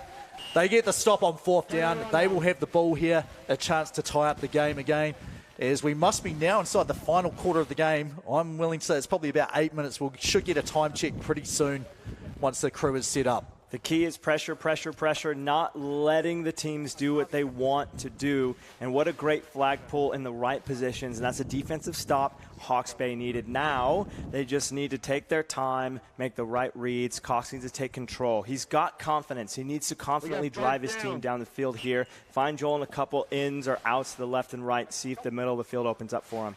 And just about a bad snap there. Well, it was a pretty bad snap, but he gets under it anyway, and what a catch there. What a grab. Meta Kingy, I was like, he's going to knock this down. Just mistimed the jump, and over the top after a bad snap, a heave from Cox, and that put some yards on the field. We're inside 5 minutes here, so this is pretty much Hawke's Bay must score, or they're probably not going to have a chance to come back into this game. There's probably not enough time to get a stop on Canterbury and get the ball back. So big time play there. 1st and goal, 14 yards to go here. He's open in the middle of the field again. Just too late there. What a grab. So the initial signal is a catch, and it is confirmed. Both officials on that side there. 2nd down and goal here from the 7-yard line. What a great setup. When in doubt, risky on 1st down, but Cox just throw it up and let Blake go up and get it. And what a great aggressive catch to put his team in the right position. Now you've got 3 downs here to convert. Let's see what Cox draws up here. Yeah, I was half expecting the motion there. Everyone splits out. Cox, he's throwing that away there. Doesn't want to get the turnover.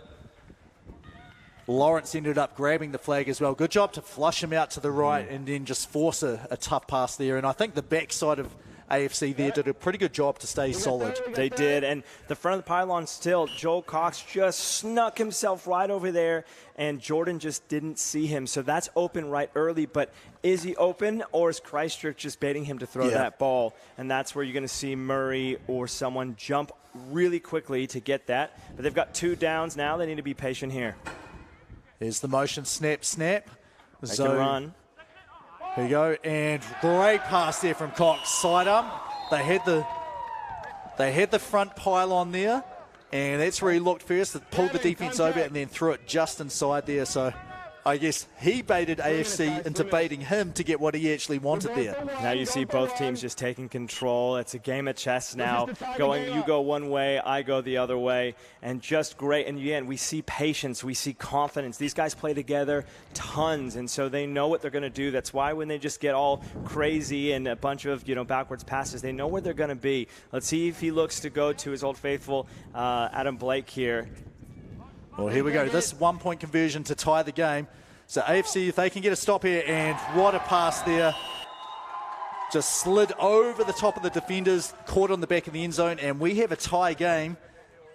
I want to see overtime, because then I get to explain how overtime works in the finals here. A little bit different than those earlier matches in the tournament, but hey, listen, these 2 teams are in the final for a reason. They're the cream of the crop, and they're just throwing punches, and they're taking them. Who is going to break? Both of them bending, both of them coming back. Let's see how Christchurch answers here. And that is not the answer you want for Christchurch. Dew this time, not aggressive. Fired it on the out, and that is picked and read by Hawke's Bay. This is a momentum shift. And we were just talking about it, right? You're going to let them come over the middle, and Adam just baited him. He's seen enough tries right now from Christchurch to go, I know what you're going to do, and then just bites on it. Just sliding there, a little bit easier this morning while the grass was wet, a little bit more dry now. But Adam Blake just taking control, key player for Hawke's Bay. Let's see if Jordan Cox looks for him on this drive. I think, honestly, the adrenaline, he's not going to feel sore until after the game anyway. There we go, triple handoff. And backhand. Paul Braun gets a little bit involved here. And did he step out? No, I don't think so here. Murray misses the flag. Dew gets it at about 2 yards to go. You're possibly, this close, you almost might say we might be better off just letting them score here and try and stop the conversion to get as much time, keep as much time on the clock for us to answer back, because... Yeah, you just never know, right? Because you look back, and these are going to be really key decisions. Do we let them score and then try to drive quickly? Because they definitely have the ability to do it in just 1 or 2 plays. But again, hips don't lie. Jordan Cox just knows how to move where you just miss those flags, and it's those yardages after the spin that Jordan's able to create, which has been huge. Adam Blake has done it as well. Let's see if they attack the front pylons or they find the middle open in Christchurch's defense. Yeah, I shouldn't have said, would you let them score, but maybe would you be incredibly aggressive and gamble on steals and things like that? And incomplete at the pylon there.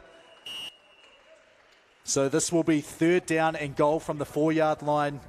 So you can see here, even though they're in the no-running zone, they are not shy about throwing, reverses to get that, just stretching that defense laterally.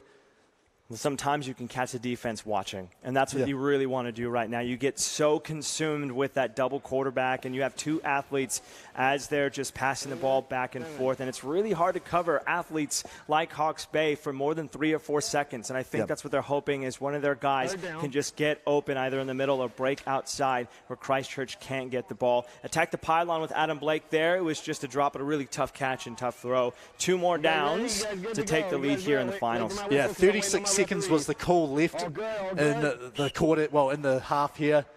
So AFC running out of time here, so maybe a stop is what you want. Here's good pressure here. The ball is tipped, so 4th down. I'm pretty sure we're in IFAF timing here inside the last 2 minutes, which means the clock will continue to be stopped here off an incomplete pass. So we should be about 33, 32 seconds. Well, they've taken a timeout, so to me that implies the clock is not stopped. AFC trying to conserve as much as they can. 33 seconds left here on the clock, or maybe the clock is stopped and they're like, this is how we want to play defense. I have seen virtually no snaps of man-to-man defense, and if you've got athletes who can match up, you're not going to leave anyone just miles and miles open. It might be time to change, to look at doing that, and that way if they do have that double QB thing, even though they can't run, you've still got to match up each and should be able to cover all 5 of the players on offense. Both teams got to go to their bread and butter. You know that you have athletes to go man-to-man and to just match up with anyone. In Hawke's Bay, I think Jordan has to buy just enough time for Adam or one of his receivers to get open, which he can do, but he has to be patient and not rush his throw, plant his feet, and just throw it in there. And here we go. It is man-to-man defense here, and what an invasion there. What a pass. That is a dime, and the Hawke's Bay sideline is pretty happy right now. There's the jump. 4th down conversion. We'll be at around 30 seconds here. They go up by 6 points as they have scored a bunch of points here to take the lead. And that's so huge. Murray does not let anyone get outside of the front pylons very often. It's so hard. He's so athletic, got great closing speed. But you have to respect Adam Blake's banana routes. He's so good at going to the back corner. So when you have to respect that, you get caught flat-footed, and it doesn't matter how fast you are. If you great ball placement, by the way, from Jordan Cox to get it where only Adam was going to catch it. Great conversion, really big now extra points here for Hawke's Bay. Yeah, if AFC can get a stop, they still have a chance here. It is again. Oh! And similar play, dissimilar result that time. Hawke's Bay stays up 20 points to 14, and we're at around 30 seconds here remaining in the final half of the men's gold medal match. We do have a bit of dessert, the 3rd place match. Which is going to be 2 really good teams. It is Lions vs Lightning. I'm not expecting the intensity level to be quite the same as it has been here, but 30 seconds here. This is where you're like, okay, Jude, now it is time to go deep. That's right. Still get half yardage, but he was going to want to go deep. There we go, and that's who he's missed the last couple of times. Thompson runs out of bounds. And if you're Hawke's Bay, you don't want to let them do that on 1st down. You really want to put the pressure on, because not converting now, if Christchurch is able to get a score very quickly, just 1 point wins the game, right? So you really want to get pressure on the quarterback and not let them do what they want to do. Christchurch all tournament long has set up the defenses to do what they want to do. Let's see what they've got here.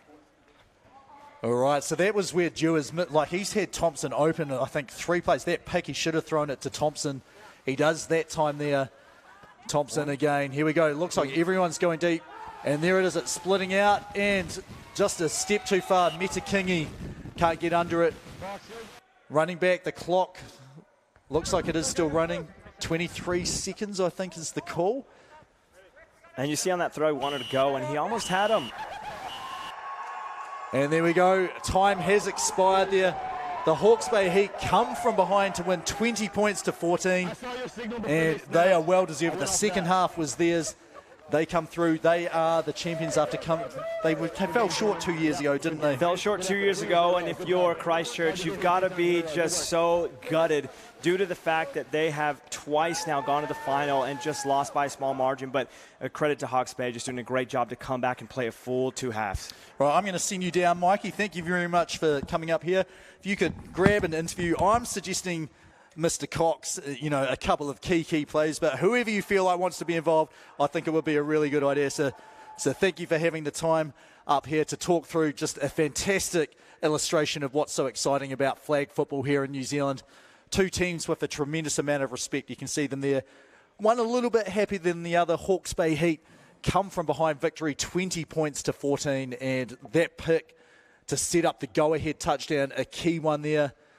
And you can see just joining in the back of the line, we have the juniors from American Football Canterbury as well. The Redbacks, they'll be a little disappointed, but probably happier than not, as they've got their gold trophy presentation coming up pretty soon. But, it's been a couple of years we've done this for, and it always seems to come down to the last couple of seconds. This year, no different. Hawke's Bay Heat, they'll have a nice drive back home. I'm sure there'll be a couple of stops on the way and a couple of, hey, do you remember this? Let's have a look at the YouTube clips and watch some of this on SkysportNext to see how the game's gone. But what a fantastic illustration of final. One more game to go there, and you can see one of my fellow referees there, Murray, who's been with me for most of the weekend, just giving a hug to his teammates. He's out injured, which is why he's donned the zebra stripes here. And we'll be heading down to Mike Fabella very, very soon here, as soon as he can get someone to jump on the mic to hear firsthand what the win means to the Hawke's Bay Heat. So I believe it is Jordan Cox coming over very, very soon here. So just like to thank our sponsors here who have helped us put the weekend on, well, American Football in New Zealand on. So the primary ones, New Zealand Community Trust, NZCT, 4 Wins, and the TAB. And once again, TAB, if you like the NFL, if you like college football, check them out for some odds and chances. And occasionally they have some pretty good promotions that you can get as well. So here we go. We're just about going to head over to Mikey Fabella and Jordan Cox. So we'll get him very, very soon here, ready to go. Jordan Cox. We always know this in the football terms, right? You got to play the full game, the full 40 minutes, 20-minute halves. And while you were down early, penalty to start your offense there, and then you just got confident and you guys just kept pushing. What did it take? What did you guys have to pull out of you guys from the halfway point where it was just really tough to move the ball? It was really tough to do all the things you wanted to do. You opened it up. How are you feeling right now? And what did you guys say at halftime to really turn it on for the boys? Right now, I am feeling just absolutely elated. This has been a long time coming for us. This is our first national championship win, and I'm absolutely stoked with it. As far as what we were saying at halftime, just became about worrying about what we can control. Looking after each other, playing as a team, having the boys' backs, all of that sort of stuff. And we just came out. We played that second half for each other, and it paid off. Defense came up clutch, offense came up clutch. Adam Blake came up clutch, and that got us there. Well, congratulations, Hawke's Bay Heat and Jordan Cox. Go enjoy this championship. Congrats, man. Well deserved. You earned it. Appreciate it. Thanks, bro. Yeah. All right, thanks very much, Mikey. What a fantastic, I've said it about 5 times now, just a fantastic illustration of how exciting flag football is here. Hawke's Bay Heat deserving 2023 NZAFF Flag Football National Champions. We have one more game to go. It's the men's bronze medal match. It is the Tamaki Lightning versus the Metro Lions, 2 teams that know each other very, very well. We're due to kick that off in about 10 minutes' time, so please come back around for that. We'll finish off the rest of the final game of the day here. We've been about 6 hours, so excuse me for a bit of tongue twistering here. But well done, Hawke's Bay Heat once again.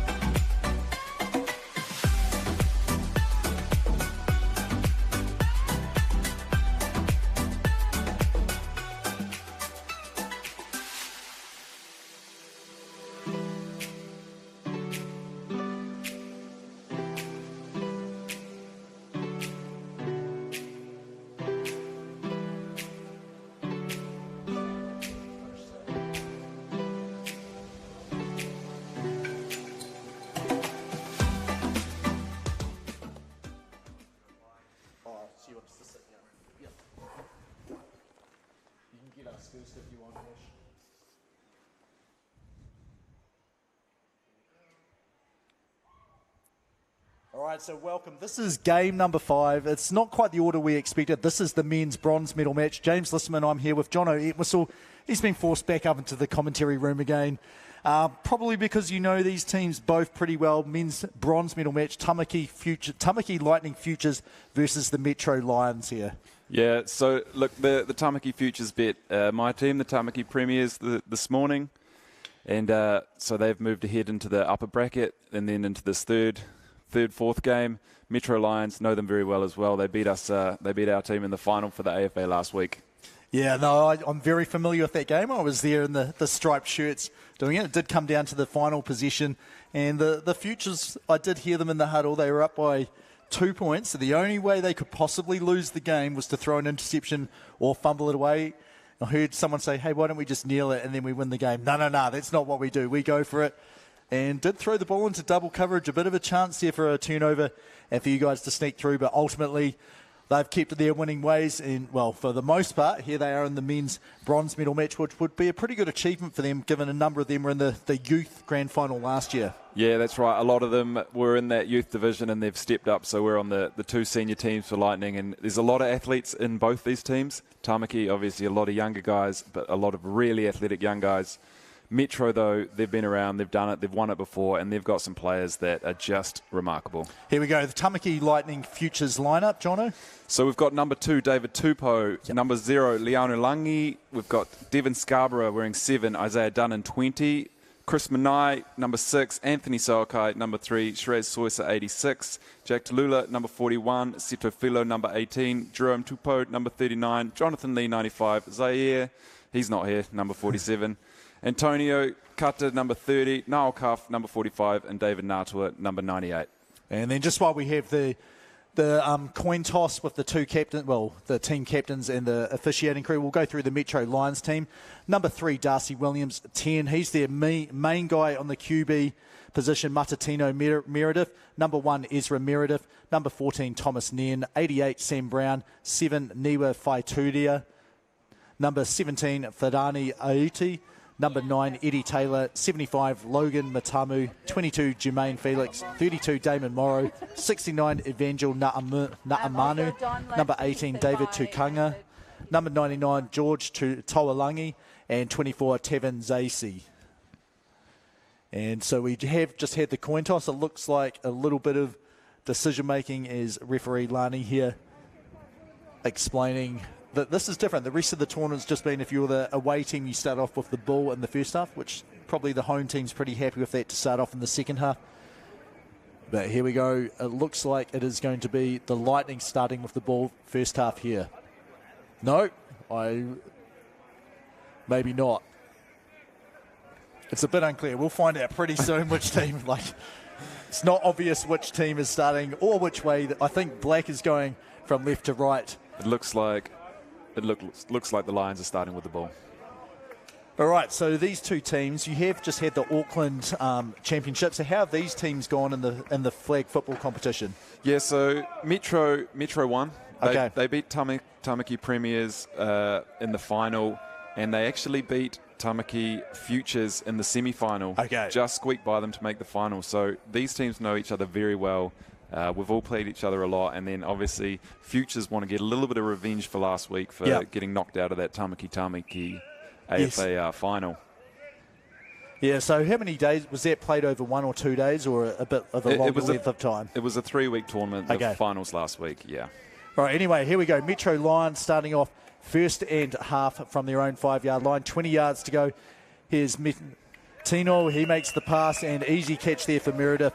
At about 7 yards depth here, it will be second down and half, 13 yards to go.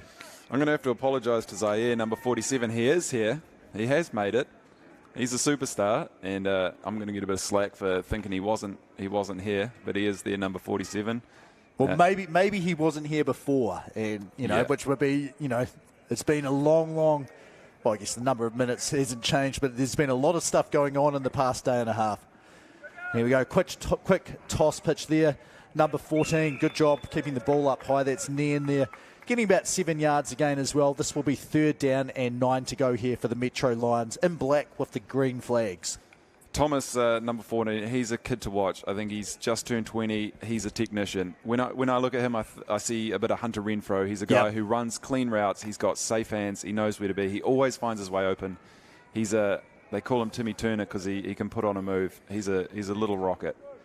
Yeah, and a good job there. Like, you can tell these guys have played and understand the rules, just holding the ball up high, making sure your arms aren't going in front. And that was a great pass there from Tino Meredith, but just straight through the hands of number 69 there, Na'amanu.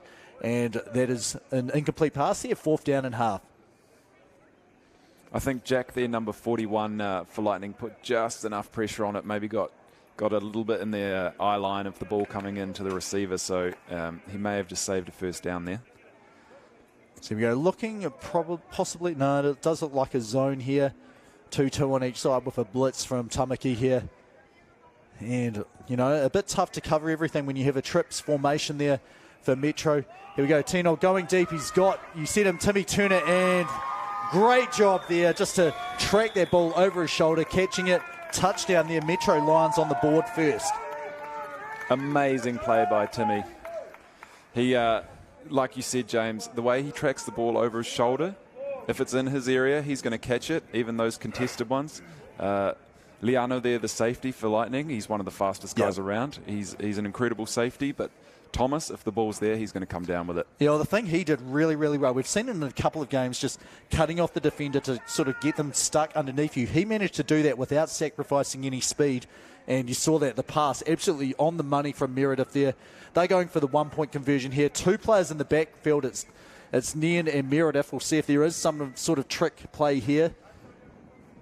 No, just a straight drop back here. Here's Tino back of the end zone and wide open, but that pass is as wide open as it is high. It falls safely to the ground there for Tamaki. It looks like he missed him really high, and as a quarterback, nothing feels worse than that. But that's what a rush can do when they're in your face. It is hard to get the touch over the top, even when they're that wide open. But Tino will be kicking himself for that one because he makes those 99 out of 100 times. Yeah, it's like you've got to sort of almost change how you play. Like when it's 4th down and goal, well, I guess 3rd down and goal, you've got to be safe with the pass. You don't mind an incomplete pass. When it's a conversion, if it gets intercepted, as long as you don't let them get all the way into the end zone, it counts the same as an incomplete pass. So you can be a bit more aggressive there on those passes there. And a bit of contact there. What a catch, though. It's only 4 yards, but there is going to be contact here. And we'll just see if the call is against the defense or the offense. I would say this is pass interference, well, illegal contact on the defense. Yeah, I think you're right, James. Yeah, the initial signal is heading that way. Sirislani. I don't think there was any malice there from Darcy. I think Seto just got the ball before him, so Darcy doesn't have the right to play the ball when it's already in his hands, and then came in with some incidental contact. It's the right call, though, I think. Yeah, definitely. So this will keep the chains first down here. Obviously moved 10 yards up the field, so this is a nice position here for the Tamaki Lightning Futures. 1st and half, only 6 yards to go. Here's Soakai dropping back to pass, and he put some air under that, and he needed about 2 more yards on that and probably would have got 6 points if he'd managed to. Yeah, Anthony wants that one back. Yeah. He loves to hit Seto on that deep ball. He needs to put that a bit higher. He'll be thinking about that one right now. Yeah, it's a good pass break up there. That was number 22, Jermaine Felix. I guess he was lucky it was underthrown. He was in the right spot to just knock that down to the ground. But good aggressive play from the Lightning when they're this close to halfway. 2nd down, 6 yards to go. Sosa, the quick lateral pass, and what a trick play here, but great job by Metro up to the task. Actually make them lose a yard there. That's a great flag pull from Metro, and way to recognise that 2QB and then the pop back. So here we go. 4th down, halfway here. Or is it 3rd? No, it's 3rd down, isn't it? 3rd down, yep. And it looks like Metro again are playing sort of a 2-2 shell, which means Tamaki should be looking over the middle here. It's hard to do. It looks like they're lining up in man-to-man coverage. They are in man-to-man coverage here. Sosa, the quick out from the centre. He's a pretty good centre. You know, the snaps are good, and he's pretty fast at getting out into his pattern. And, you know, he's a coach. He doesn't make mistakes. If he knows this is the depth of the pattern, that's what he's going to be at. Yeah, at 37 years old now, Ayesha he knows his role. But against man coverage, that's a way to identify it from ants. The mismatch there is the centre who can go either direction. It's hard to decide as you're the defender marking the centre, which way he's going to go, which gives him that first step. Anthony recognises it, gets it to his old coach. There we go. Good job by Metro just to sneak up. That sort of cuts down those initial dump passes with a screen. And Sosa moving the hips there, gets a couple of yards. And this will be second down and goal here. About 14 yards to go. As a quarterback, we love that safety blanket of the centre, and Shiraz is as good as they come at being that outlet. So that was Anthony's fourth read there. He got through all the other receivers. No one was open. Really good job of knowing that he has that outlet to Shiraz and just dump it off. Let Shiraz make one man miss, get a few extra yards. So I'm assuming you think Lightning should win this game. You want Lightning to win this game. Look, I won't or you say think I'm biased. It's pretty even? Matchup-wise, I think it is. I think they match up very well against each other. I'm expecting a shooter, as you see with Anthony there, taking off on a 2 QB run. He's an athlete. Yeah. He's as fast as anyone out there. He's elusive. And he's pretty tall as well. Like, he's not a short guy, but he's shifty, I think. You know, he's as fast as he looks, and he can also just change and misdirect the people as well here. So we've got about 14 minutes here to go in half number one. Metro defense here, they are up 6 points to 0, but the Tamaki Lightning, third down and goal from the 7-yard. Here we are, Soakai with the drop, the pump, and that pass is not far enough, and it is intercepted at the goal line. Metro Lions get the stop, and they will have first down from about the 2 or the 3-yard line. Darcy Williams, captain for Metro, just a phenomenal player. He's a guy that's been around for a long time, yet still sneaky young. He was in the 2016 World Cup team that went to Miami, and he's only got better since then.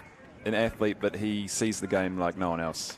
Yeah, here you see it, like just the defense here. There's the snap from Soakai, the pressure, and then good job. Yeah, you saw him there just staying with his defender. It was probably a poor time to throw that pass when you had sort of the over-under if you couldn't get enough on it, and just able to pick it off. And here's Tino throwing it to his centre, and great flag pull there. That's only 1, maybe 2 yards there on the catch. Yeah, that's a nice flag pull. The defense now needs to lift the energy for Tamaki. The offense know they can move down the field. They didn't punch it in. Veteran play from Darcy to get that pick, but now the defense needs to make a play, get the offense back out there and keep this close. Here we go, second down and half, so 19 yards to go. Here's Tino again, and here we go. We've had answering picks there. Number 39, the ball just bounced off the Metro centre there, and 39, right place, right time, turnover. Who was that? That was Tau Pau with the rebound interception there. Yeah, I think Tino wants that one back as well. He put that behind his receiver, who just got 1 mitt to it, caused it to pop up straight to Lightning. So I think the QB is going to feel like that one's on him. Yeah, looking at the body language down here, his centre, it looks like he feels like that's all his fault. But as you said, the placement wasn't ideal, and that can sort of make it a lot harder. Soakai here just gets the ball off in time, and that pass had a chance to come down underneath it, but not able to hang on. Incomplete. Second down and goal from the 9. Yeah, great effort from Seto to get there, but just couldn't get his arms underneath. Anthony needs to move his feet here. He's getting a little bit stuck in the pocket. Yep. The rush is getting to him. He needs to slow things down, take his 3-step, 5-step drop, let the play open up. So here we go. What do you reckon here? Is it time for a run from these Tamaki, I guess, brothers of yours? Or? Yeah, that's right. Look, they're outside the 5. Now's the time to try something a little tricky, as long as it's safe. Looks like they're just going across the middle, though, and that's Chris Manai. Yeah, well, I guess if you've got that much space, you've got that much arm talent, you can just rocket it in there, and that is a touchdown for Tamaki. So we'll see if they go for 1 or 2 here. They've tied the game at the moment, so I know you'd be saying 1 point's the right decision here. And I see the ball spotted on the 5, so I guess they've come up with the right decision. Yeah, I think it's the right call. Take the 1 point lead here. Don't try and get ahead of yourself, because being ahead 2, we don't have field goals in flag. Yep. Being ahead 2 doesn't do a lot. So get the point, put the pressure back on Metro to get their extra points from here on out. Yeah, I'd say when you've got Shiraz Soisa there, he's probably like, no, this is the right number to go for here. And great catch. The officials confer, they say his feet were in, and that is a great conversion there. Tamaki takes the lead. They haven't had the lead yet in this game, but they do now, 7 points to 6. Yeah, and again, that's Manai. That's Christopher Manai. He's an emerging young talent at wide receiver. He's been identified in the high performance unit as a starter watch, and he's only getting better and better. You see how smooth he is in his routes. So we've got about 9 minutes to go here in the first half, the men's bronze medal match. So if you've tuned in to watch the men's gold medal match, we had a change of, I guess, the program for today that was played the game earlier, so you'll have to rewind this here on skysportnext. But so far here, this is a well-played game between two teams that know each other very well. And the catch was made there, knee to the ground though, so the ball will be dead straight away there. That was number 1, I think, Ezra Meredith. Though the name on the back, I guess, is more of a nickname than an actual, that is my illegal name. Given that I can see number 3 is light bulb. yeah. Metro likes to have nicknames on the back. That is, those are the brothers there, so there's a real connection between quarterback and centre. You go, the snap, the fake, and Tino just hangs in the pocket and probably should have just dumped it away. We have a flag here, though, so I think there's going to be roughing the quarterback here. We'll try and get a replay of that, which will wipe the interception off the board here if that is the case. So we'll try and have a listen in to the referee as he makes the call. The ball's being spotted, though, which to me implies that maybe the foul happened after the interception. Here we go. No. Well, he wasn't facing us, so that's a bit hard to tell what the call was. And no, so the way he's walking, I think it is roughing the quarterback was the call there. So the interception, you know, you might say, I wish that one was coming back, but hey, actually it doesn't matter. You could throw whatever you want if there's a flag against the defense, because you can always just say, no, we'll take the flag instead of the result of the play, please. Yeah, that's right. I think it looks like a bad pass, but I think the contact happened as he's letting the ball go, which caused the ball to be underthrown there, so it's the right call. So here we go, first down and halfway, 6 yards to go to get a first down here. It's getting a bit hard to see the lines with the sunlight now, but there is a pass. They needed 6, they got 7. That is a first down just over the halfway line. And I think now Tino's starting to identify the 2-2 that Tamaki's playing here, and he's starting to work the middle. He's seeing the middle open up. If he can get the ball over the rush, then the middle of the field should be the spot where he can find his guy coming into an open space. So here we go, first down and half. We'll say 24.5 yards to go to get to pay dirt. Metro Lions down 7 points to 6 here in the men's bronze medal match. There's the snap. Tino rolls off a little bit to the right and throws that pass low. I mean, the good thing about that sort of pass, no chance of it being intercepted unless there's a crazy bounce off the receiver's hand. So pretty safe pass there when you're under pressure. I think the rush might be getting to Tino quite fast here. Yep. So he's made a few throws that generally we don't see him making. He's a very accurate quarterback. He's very good with his lower half, getting his feet round. And I think there he just got a bit stuck. Couldn't get the ball out to his brother at centre. So here we go, second down and goal from the 24. And that looked a little bit late, so I was going to say a snap count changes. A great catch, evasion, and the flag pulled just at about the 5. Maybe it looks like the 6-yard line was where it was pulled. And that was a catch there. Who was that made that? It's the big man, number 5-something. 52. He's probably not on our list, is 52. He's not, so there we go. That's what you call people, though, in American football. Right, I see you 5'2". Good That's catch. Right. And you saw there, again, Tino used his feet, set his base in the pocket, identified the middle was open, and he threw a strike down the middle. So here we go, third down and goal. 7 yards to go, maybe 6, it looks like. And, you know, a bunch formation, and then they've got Mr. Danger in the backfield there. Here he is going straight out, and he is wide open, and great pass, great catch. They're just checking where the feet in bounds. And the back judge signals, yes, the feet were in bounds. The catch was definitely made. So great pass there from Tino. We'll have a look at the replay here. The referees don't get this, you know, luxury, but we can certainly see there's the catch. And, yeah, I think that is a good call. You only need 1 foot, as you said, to get down and make the touchdown there. Yeah, when it gets down there, you throw to the guys you know are going to catch the ball, and Thomas is as good as anyone. Really nice route. Really good throw. It had to be on the outside. You know, almost out of bounds the ball when he caught it, but his feet were in. So anyway, 12 points to 7 here. Here's the chance to go for 1, go up by 6 points for Metro. The snap, the one back to Tino. So that takes away the the plus clock, and he goes to his, I won't even say number one receiver because he is spreading it around, and he has a lot of confidence in everyone to be where he needs them to be. Yeah, Thomas just showing why, why he's in the HPU, why he's one of these young guys that's been identified as a threat, because he can do it all. Yeah, he can attack the front, there you see him, attack the back, clever play, getting the ball over to Darcy and then back to Tino. So 5 minutes to go here, half number one, the men's bronze medal match. So depending if you want to go fast or slow, you could just about take all the time off the clock here if you were the Lightning and just shovel past there. And look at that dive there. What a good job grabbing the flag, except it doesn't look like there is a flag. So I think this is going to be an inadvertent whistle here, unless the flag was pulled immediately afterwards. It was very well defended. Or was it flag guarding may actually be the call?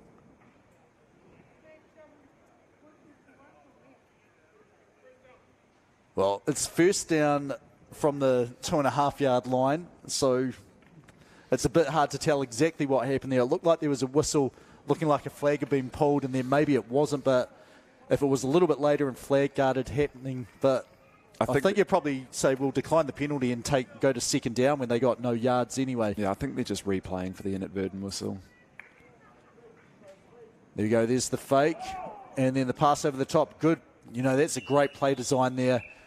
Good pattern there to get wide open and get some yards so you're away from your own end zone. Yeah, we call that trigger where we've got a runner underneath. If the corner or the DB bites down on it, then the QB will pump and look the other side where he has a high-low read to his centre. Right. And then in that case, the blue receiver who gets underneath the safety. It's a nice high-low read for the quarterback. There we go, the swing pass to the side, and there we go. What a grab there. And get a little bit of extra exercise in. Just off screen there, though, we did have a push-up there.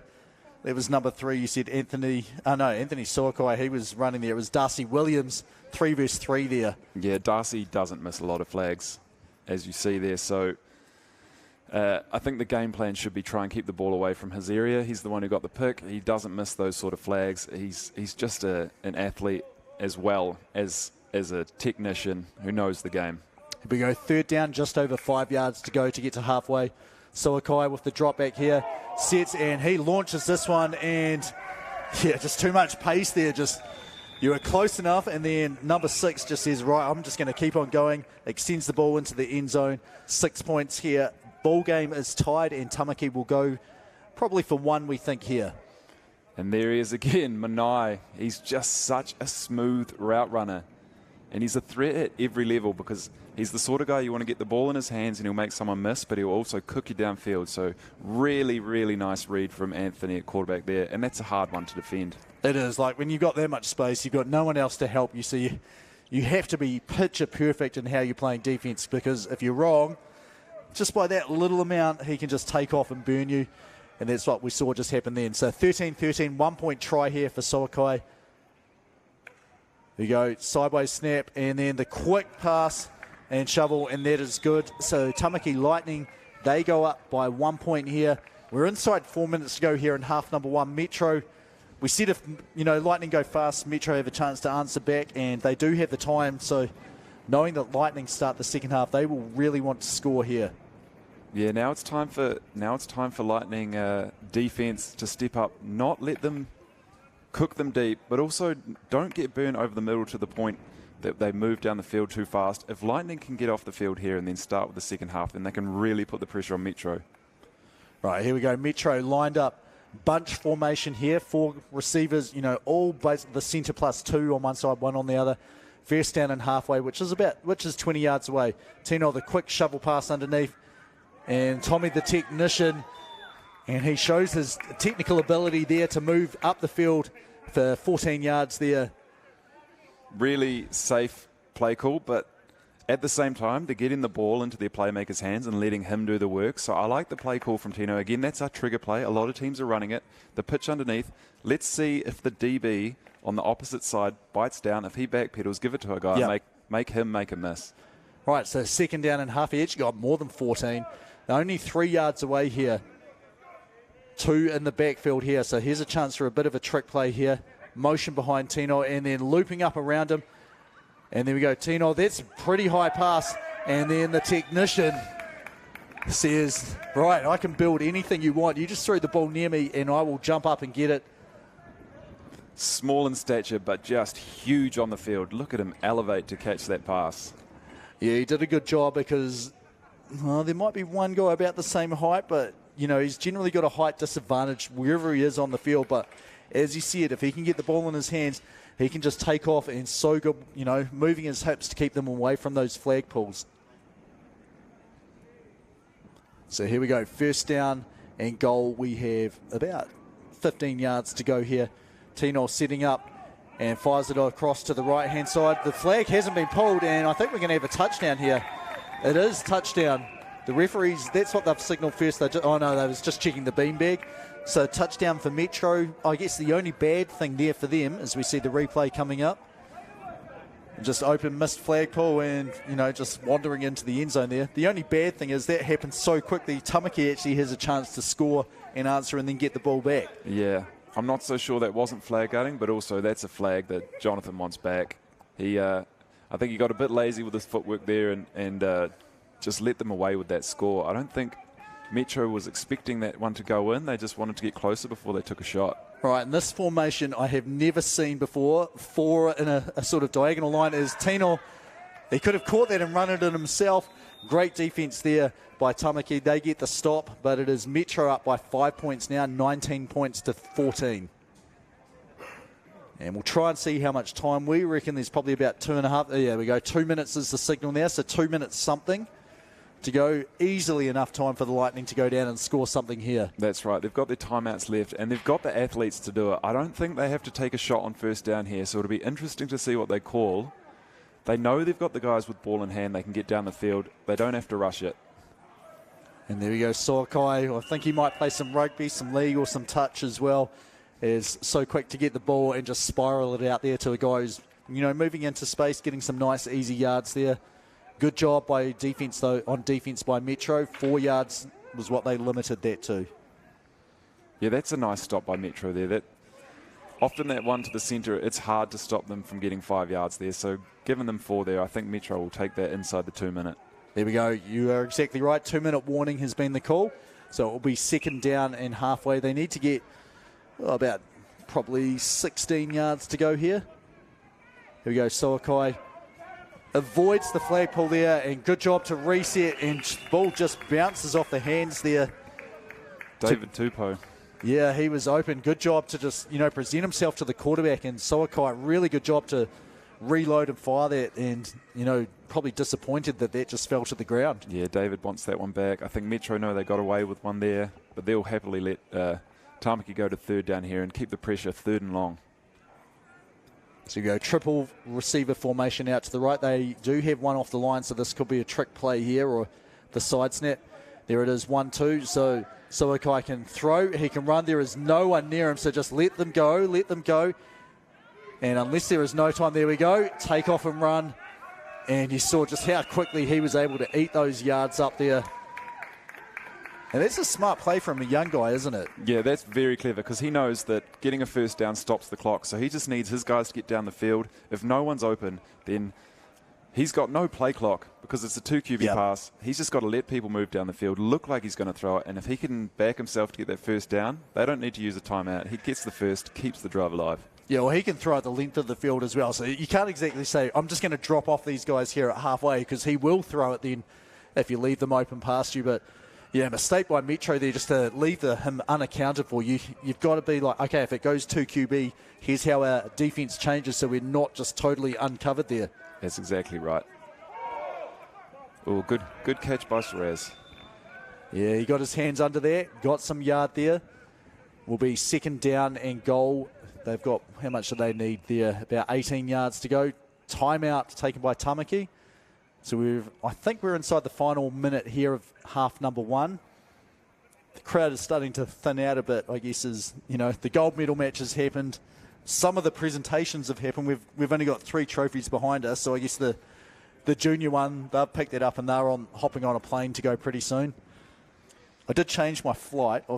I reckon I may possibly be able to change it back. Like, we're catching up on time early in the day. I was like, there's no way. I'm really glad that I changed my flight, but yeah, I haven't checked in. We'll see what happens here. So thanks, Air New Zealand, for leaving my flight to be able to change and potentially change back. Flexi fare, it's a godsend. Here we go, 2nd down and goal here. The Lightning, the 18 yards, 2 QB. Here we go. This time they talked about it, and Soakai falling to the ground, throws it up, and it is caught. 3rd down and goal here. The clock is still running.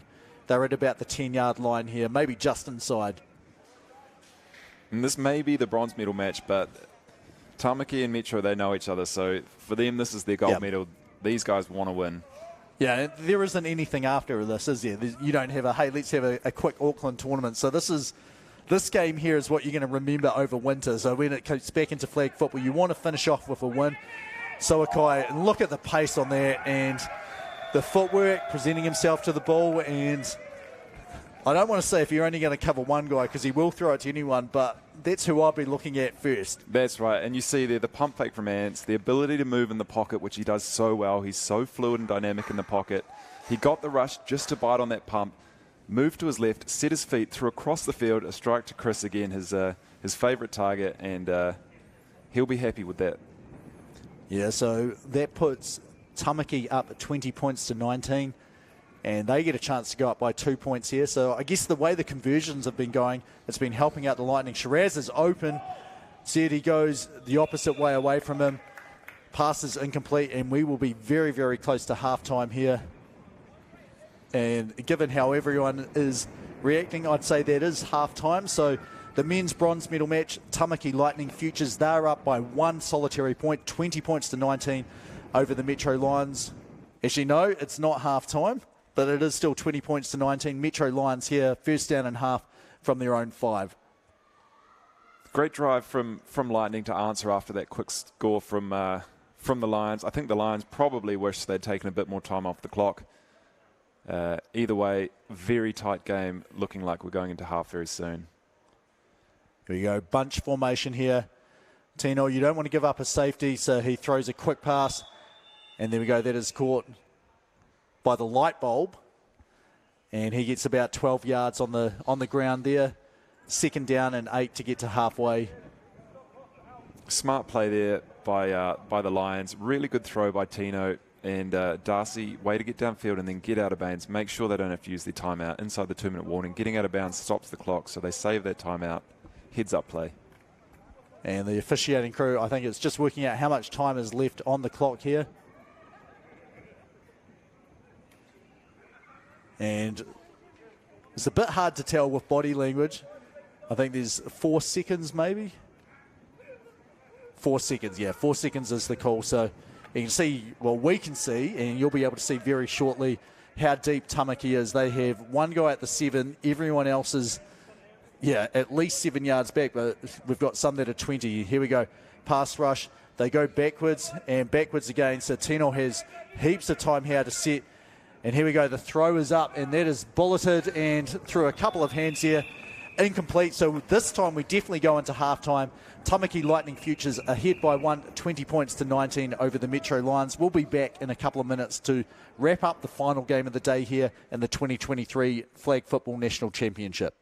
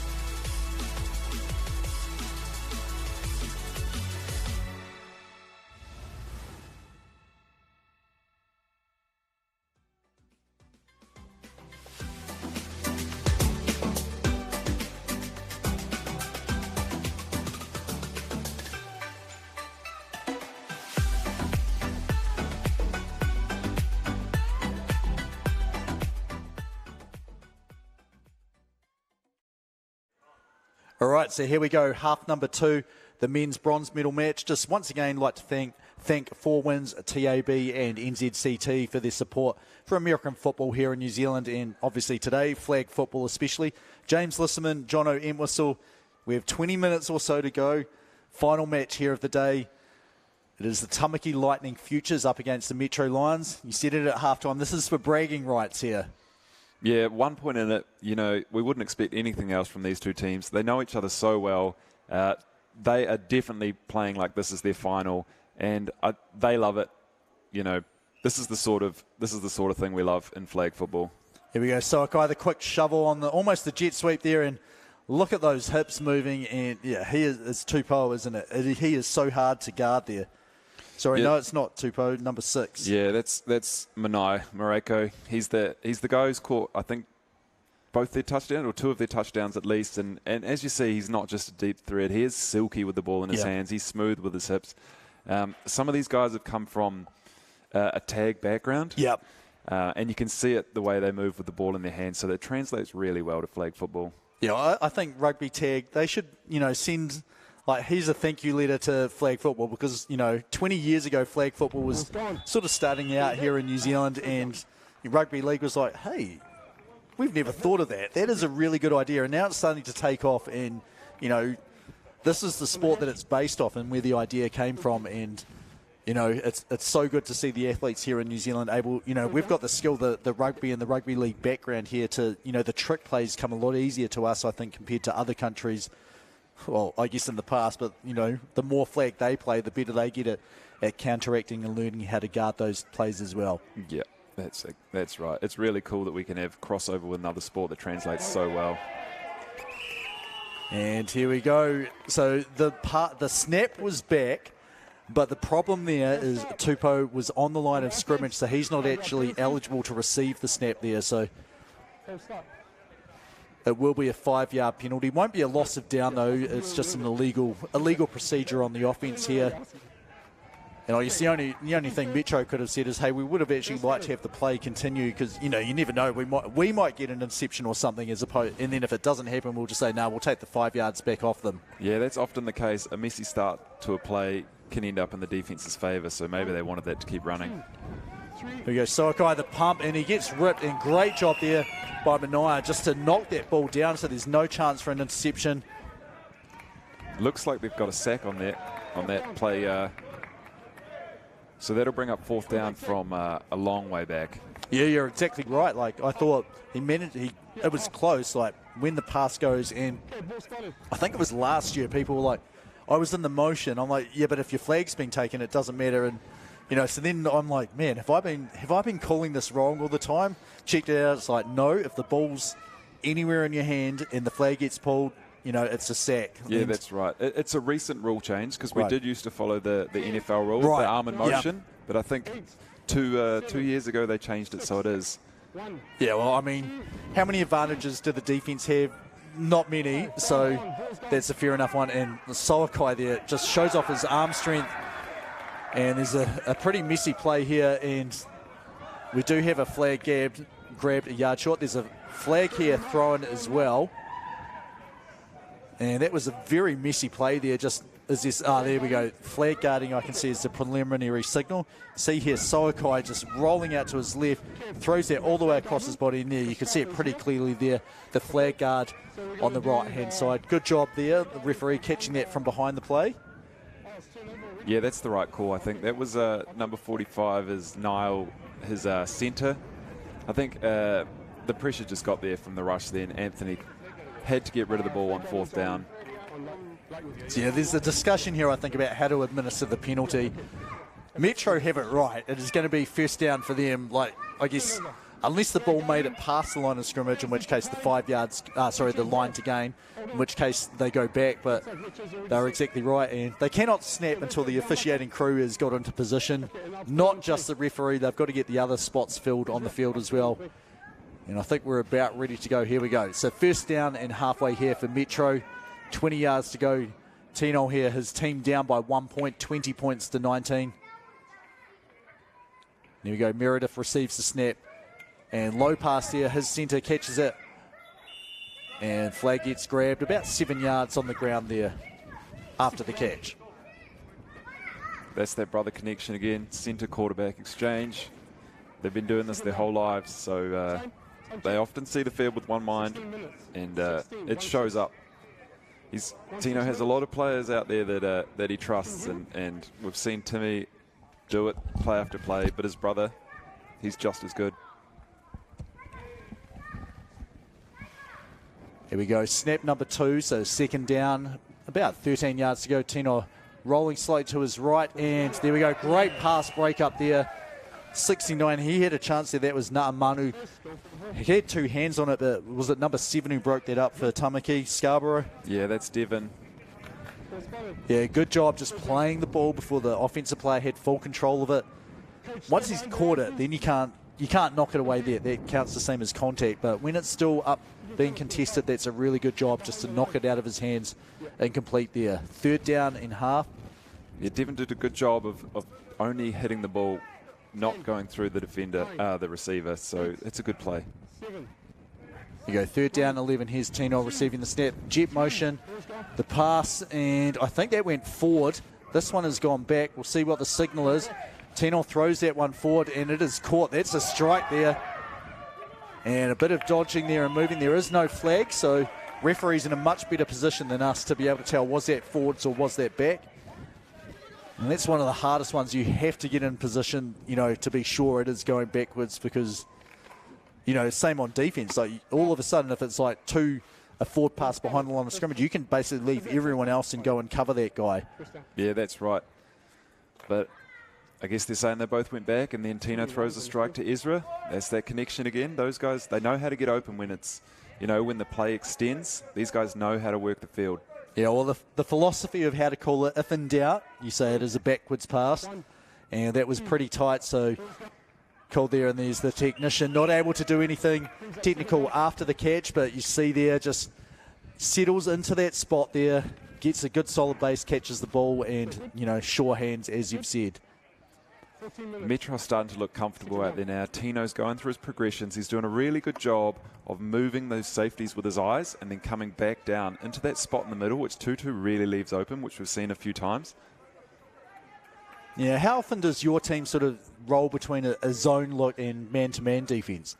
It depends how they line up and what down we're at. Yep.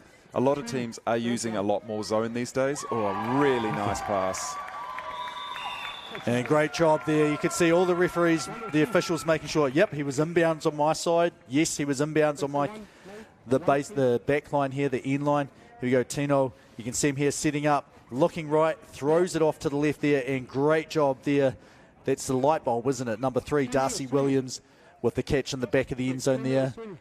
Lions here, so they're up 5. You reckon going for 1 will be the right way to go here? Yeah, I think at this point, it's sort of up to their philosophy what they want to do. If they get the 1 point and then stop Tamaki's conversion, then it's a tie game. So I think taking the points here, I don't have a problem either way. But again, an amazing pass from Tino, and then Darcy, he's a legend on both sides of the ball. Yeah, it was great awareness of the field there. Tino just sets up, throws, and look at that, just the catch. And I know I've got to swing it across the line there. All you have to do is break the plane. Good job there. Metro Lions up 26-20 here. And I reckon we're at about 13 minutes or so to go in this half. Just a clinical drive, and this is what Metro does so well. They've been playing flag a long time, and Tino's been playing quarterback a long time. He trusts his guys, and they can move down the field at pace, or like you saw there, they can move down methodically. He knows how to work the defense. That was just a really, really smooth drive. Yeah, you could see there on the sideline camera, a couple of smiles there from guys coming back in.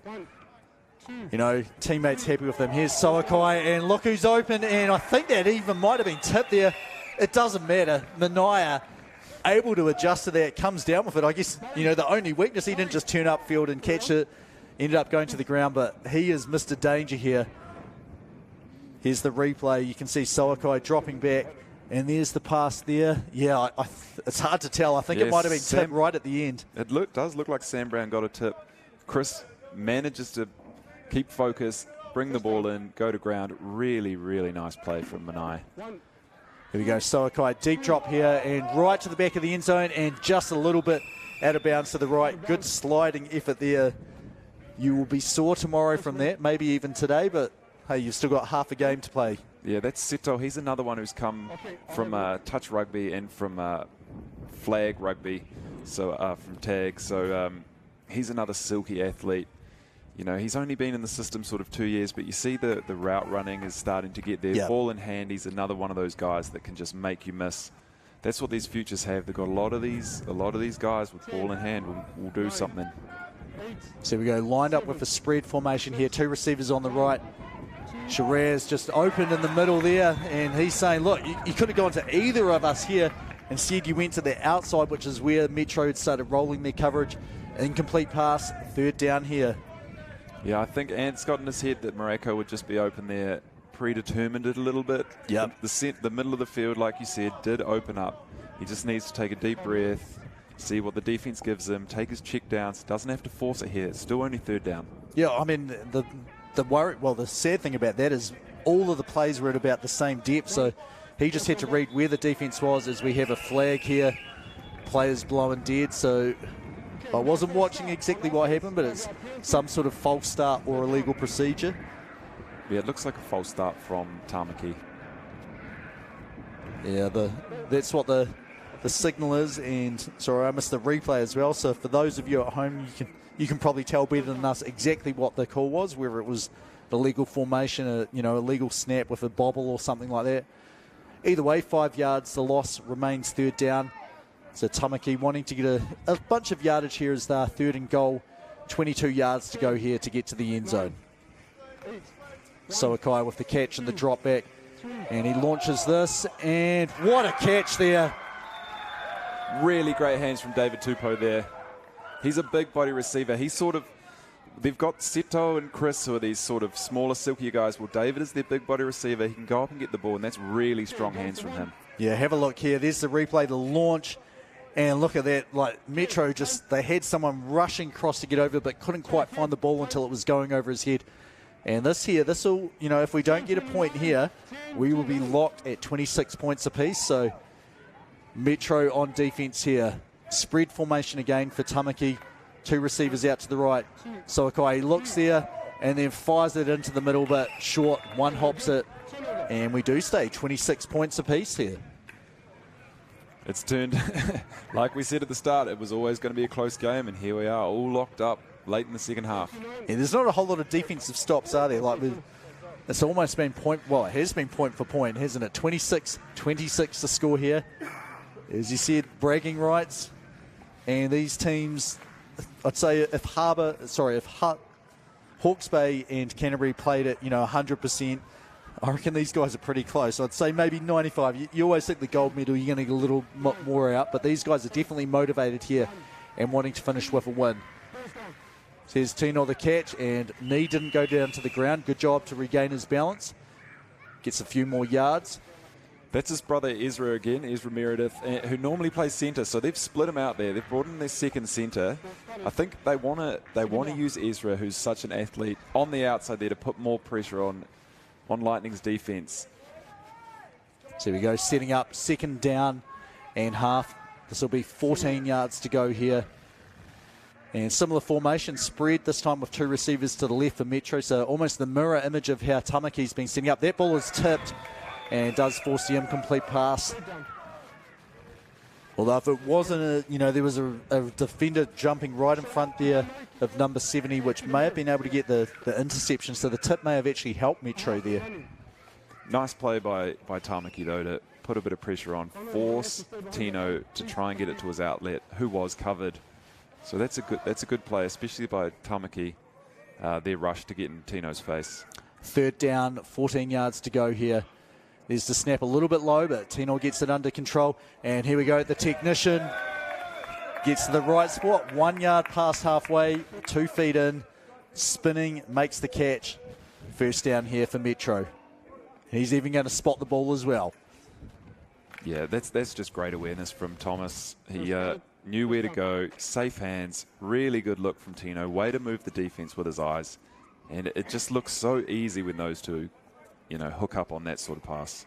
All right, tight bunch formation here. 1st down and goal. about 25 yards to go here for Tino, and it looked like a change of snap count. Fakes the shovel there to Tommy, and there we go. He finds his centre this time, and he's still going, and I think there may be a flag there. That looked like number 70 went straight at 00. And there is some discussion. That's a big play from their centre. That's a great play from him to catch that kind of a contested ball and then get his eyes downfield and start rumbling downfield. He made it very hard for the defence to get a flag. So that's a really big play for Metro from their centre. Oh, you know, this is back in my old days. We had, you know, pick up flag football games. So this is 20 years and less ago. We had a guy, not quite the size of that guy, but his name was Jumbo, and he was so hard to stop because he'd catch and lean forward. So you couldn't just stand in front of him to pull the flags. You had to go from the side. And then I've, read the rules, like you can't, the offense has to avoid them. I'm like, oh man, if only we had those rules when we were playing that long ago. And look at that. Oh, Darcy wants that one back. Yeah. Well, Kynan there on the back pole, he was like, yep, his feet were in. This is going to be a great catch. We'll see it here on the replay. Darcy, have a look at this here. Just a little wiggle here, the tight post, and then back out. One hand, he was trying to get his feet in, maintain possession of the ball, but it does go incomplete. 3rd down and goal from about 4.5 yards. Coming back to Jumbo. Well, he had an arm too. He did, yep. He could just launch it. He was a complete football player. Yeah, I think that ball just a little bit behind Darcy. Tino had him. I think Darcy feels like he should have made the catch. I think Tino wishes he put the ball right on the numbers there. Here we go, there's the blitz, Tino the fake, and this time it's a bit too deep, and that was a pretty smart play there by the technician. He was out of bounds first, so it doesn't matter anyway, but knew he couldn't make the catch, tried to jump out of bounds and bat it back towards the teammates. So, he's young, as you said, 20 years old, but to have that sort of field awareness to know, hey, I can't catch it, but maybe I can bat it back to a teammate. Yeah, he's just doing everything he can to keep the play alive. That's just a guy who wants it for his team. I think if we get the replay on that later on, we'll see that Darcy came open early, and I think he wanted the ball there. Yeah, sideways snap here, Darcy, and it wasn't the smoothest pass, the hardest pass, but great placement there, and that is a touchdown. I think, yep, the referees are coming in, but everything looks good for them. So 32-26 to score here. Have a look at this. There's the pass, the snap to the side, and then great job, Gia, just to wait for the defense, the first receiver to clear, pulling the defense, and then passing it back in. So 6 minutes here to go on the clock. That's Darcy now with an intercept, a touchdown reception, and now a touchdown pass. He can do it all. Right, so you're going to say he's going to have a rushing touchdown soon. That's what we're going to see next. That'll be coming now. We go 1 point try here for Metro from the 5. This must be a forward pass. There we go, it goes back, so they still need to cross the line of scrimmage. There we go, and Devon was looking the other way on that one. It was only an extra point, so we would have had to run the whole length of the field if he wanted any points, but he wants that. He doesn't want to put that down. No, 2 points here. That could be a big thing here if he had managed to hold on to that, although, you think Lightning, the way they've been moving the ball, they should score here, and then it really is that 1 point try. Those could be the deciding factors here. But I feel like we're heading for overtime here. I thought it was going to happen in the gold medal match. We had a big turnover here late in the game by AFC Tamarins, and that gave Hawke's Bay basically the chance to go ahead. And now we have Soakai here, and he escapes. That was almost a safety there. And look at that, the heels are clean, and he turns what is a pretty worrying play for Tamaki into probably about as good as you could possibly hope for there. Rushes for 12 yards when he probably should have lost 6. Well, I think is that Darcy's first mistake of the game. He had it. I think his eyes went wide. He thought he'd got him in there. And Anthony, he's just a little too elusive sometimes. Darcy will be thinking about that one tonight. If it comes down to a 1 point game, and that could have been a safety. Here we go. 2nd down and half. They have about 8 yards to go here. Long time to get this plan, so I think they've got to hurry to the line here, or we may see a delay of game. All set now. There's the snap, the fake shovel. Soakai, he does have to throw it. He can't run this time. And look at that. he got a lot under that with virtually no way to step into it or to move to the side at all. Great defense by Metro. Incomplete pass, 3rd down here. 8 to go still. It's just incredible that Anthony can throw that off platform, jumping backwards.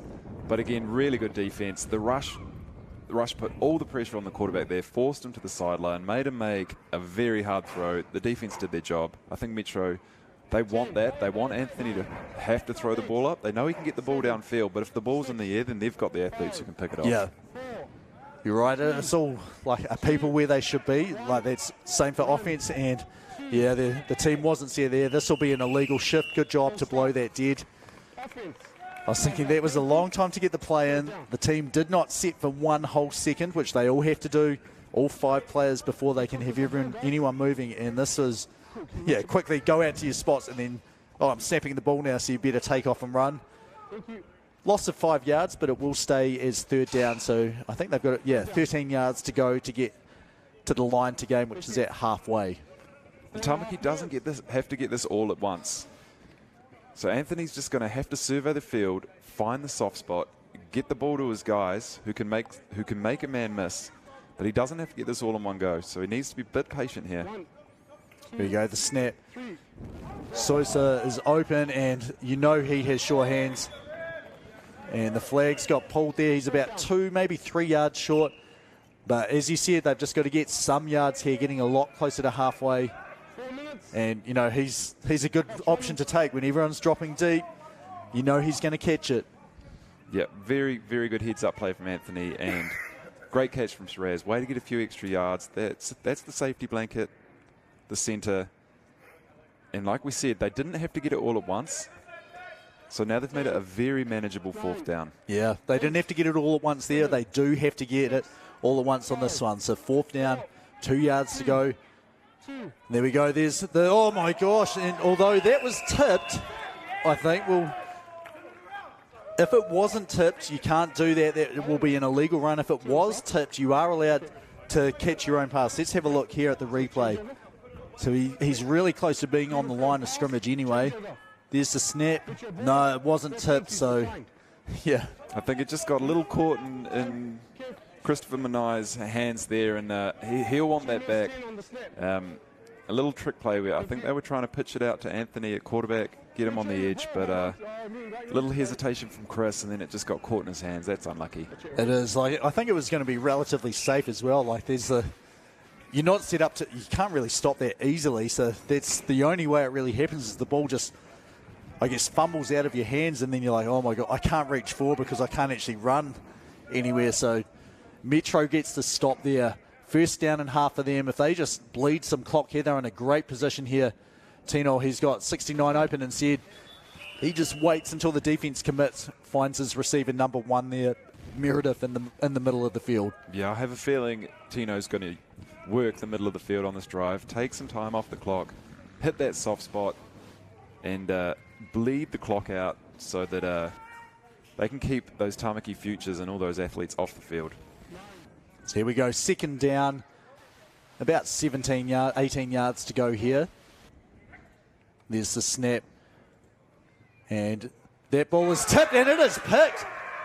47 comes up with a great job there, just getting exactly where he needed to go. And, you know, and that's the one thing that couldn't happen. We thought Metro was going to be safe, and the ball picked. That's the break Tamaki needed, and that's Zaire. He's one of the Tamaki's international players. So right. he's a contact player who's playing, I believe, in Germany this year.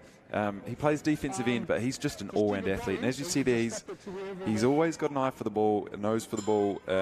He knows where to be, capitalizes on that. So he's just an athlete who made a play there. So great job by the rush to get the tip there. And here we go. Sideways snap, Soakai, he can run, and said he fires it out, and the flag is pulled at about the 3-yard line here. So 2nd down and goal, the clock is still running. I missed it, we were watching the replay, so we missed if the referee said it was the 2-minute warning, but indications are that we're very, very close to that if we're not already past it. And, you know, you've got to expect Tamaki's going to score here, and then it will be that 1-point try. Is that going to put them in the lead, or is it going to be tied? You know, they do have to get the 6 first here.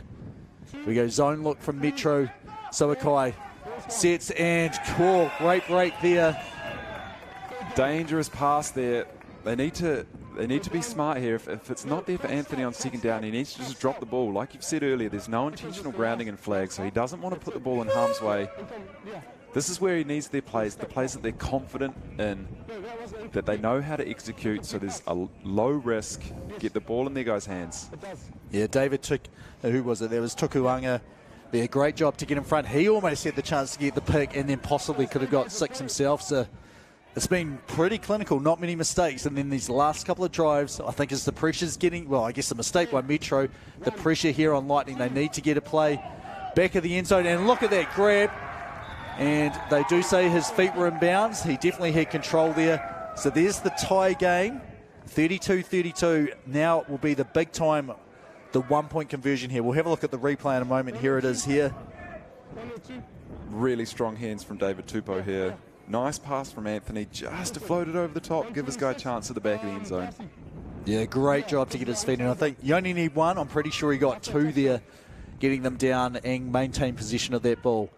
So here we go, 1-point try here. Big play here for Tamaki. What would you do? Trick play? Just let Soakai.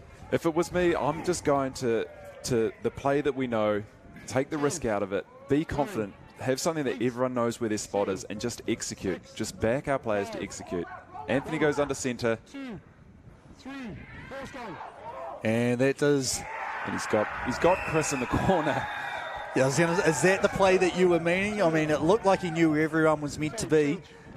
I don't think he thought the defense was going to play that aggressively. But, hey, it's 1 point there for Tamaki, and that is a big 1-point conversion there, 33-32. You see him rolling out here under pressure, and it's just, I'm hopeful that there's the guy where he's meant to be, the back corner, the opposite side of the field, does make the catch there.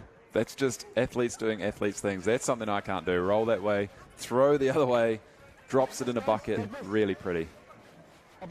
Well, I mean, you know, it gets picked off a number of times, but hey, sometimes it's better to be lucky than good. And Soakai is not only lucky, he is also good as well. Here's Tino, and he finds the technician, a chance to run after the catch. And look at him go here. Makes one man miss, and I think just short of halfway. Second down, 1 yard to go. Clock is still running. There can't be a lot of time left here, so. Still huddling, though, so that implies is, yeah, they are going pretty quick, though. They're trying to get it as fast as they can. Tino needs to get the ball first down here. That'll stop the clock. That's what he'll be looking for here. No, they're looking for something deep, but the light bulb says, I'm just going to get the first down stop here. Darcy Williams. Darcy playing both sides of the ball. When it gets in this crunch time, we'll see him out there. If Lightning has the ball, he's out there on D. Crunch time inside 2 minutes, it looks like, then he's out there on offense. And you see there, here's a threat to throw the ball as he's throwing that one touchdown, but there he just runs it for the first. Backs himself. Well, he should have run for the touchdown. That would have given them the whole set, wouldn't it? That's all he needed. I mean, a fumble return, that's pretty hard. I've seen one of them where it's just a muffed handoff and the ball stayed in the air, but as soon as it hits the ground, it is dead. Here's Tino over the middle. What a pass! And there he is, Ezra again. Again, Ezra Meredith from Tino Meredith. Just a strike. Just the way Tino stands in the pocket, surveys the field, and then throws a dart across the middle to Ezra. I mean, as a Tamaki fan, that's hard to watch, but as a quarterback, yeah, you're going to love it, right? Beautiful, just beautiful. I mean, that catch was not easy. He's sort of twisting. I think it was below his hip, so you've got to catch it while you're running. I think Lions are here just checking how much time, well, maybe they're checking what the score is, and I saw Lani saying, have a look at the scoreboard. It's 33 to something. We know it is 33-38 here, because that goes into the decision. Do you go for 1 or 2? They are going for 2 here, so they're up 5. They want to go up by 7 points here.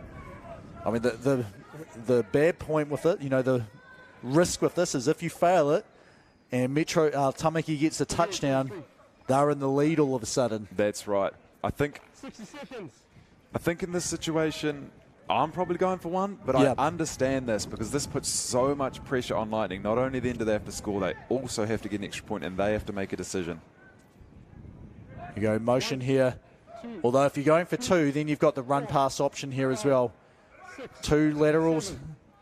Here we go. He's going back again.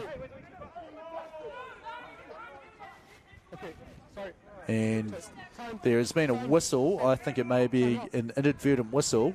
Yeah, it looks like the centre and coach Raz Soyce is out there chirping at the refs. He's not known for that. But, I feel like there's a hint of sarcasm there. No, Shiraz knows the rules, so we'll see what we've got.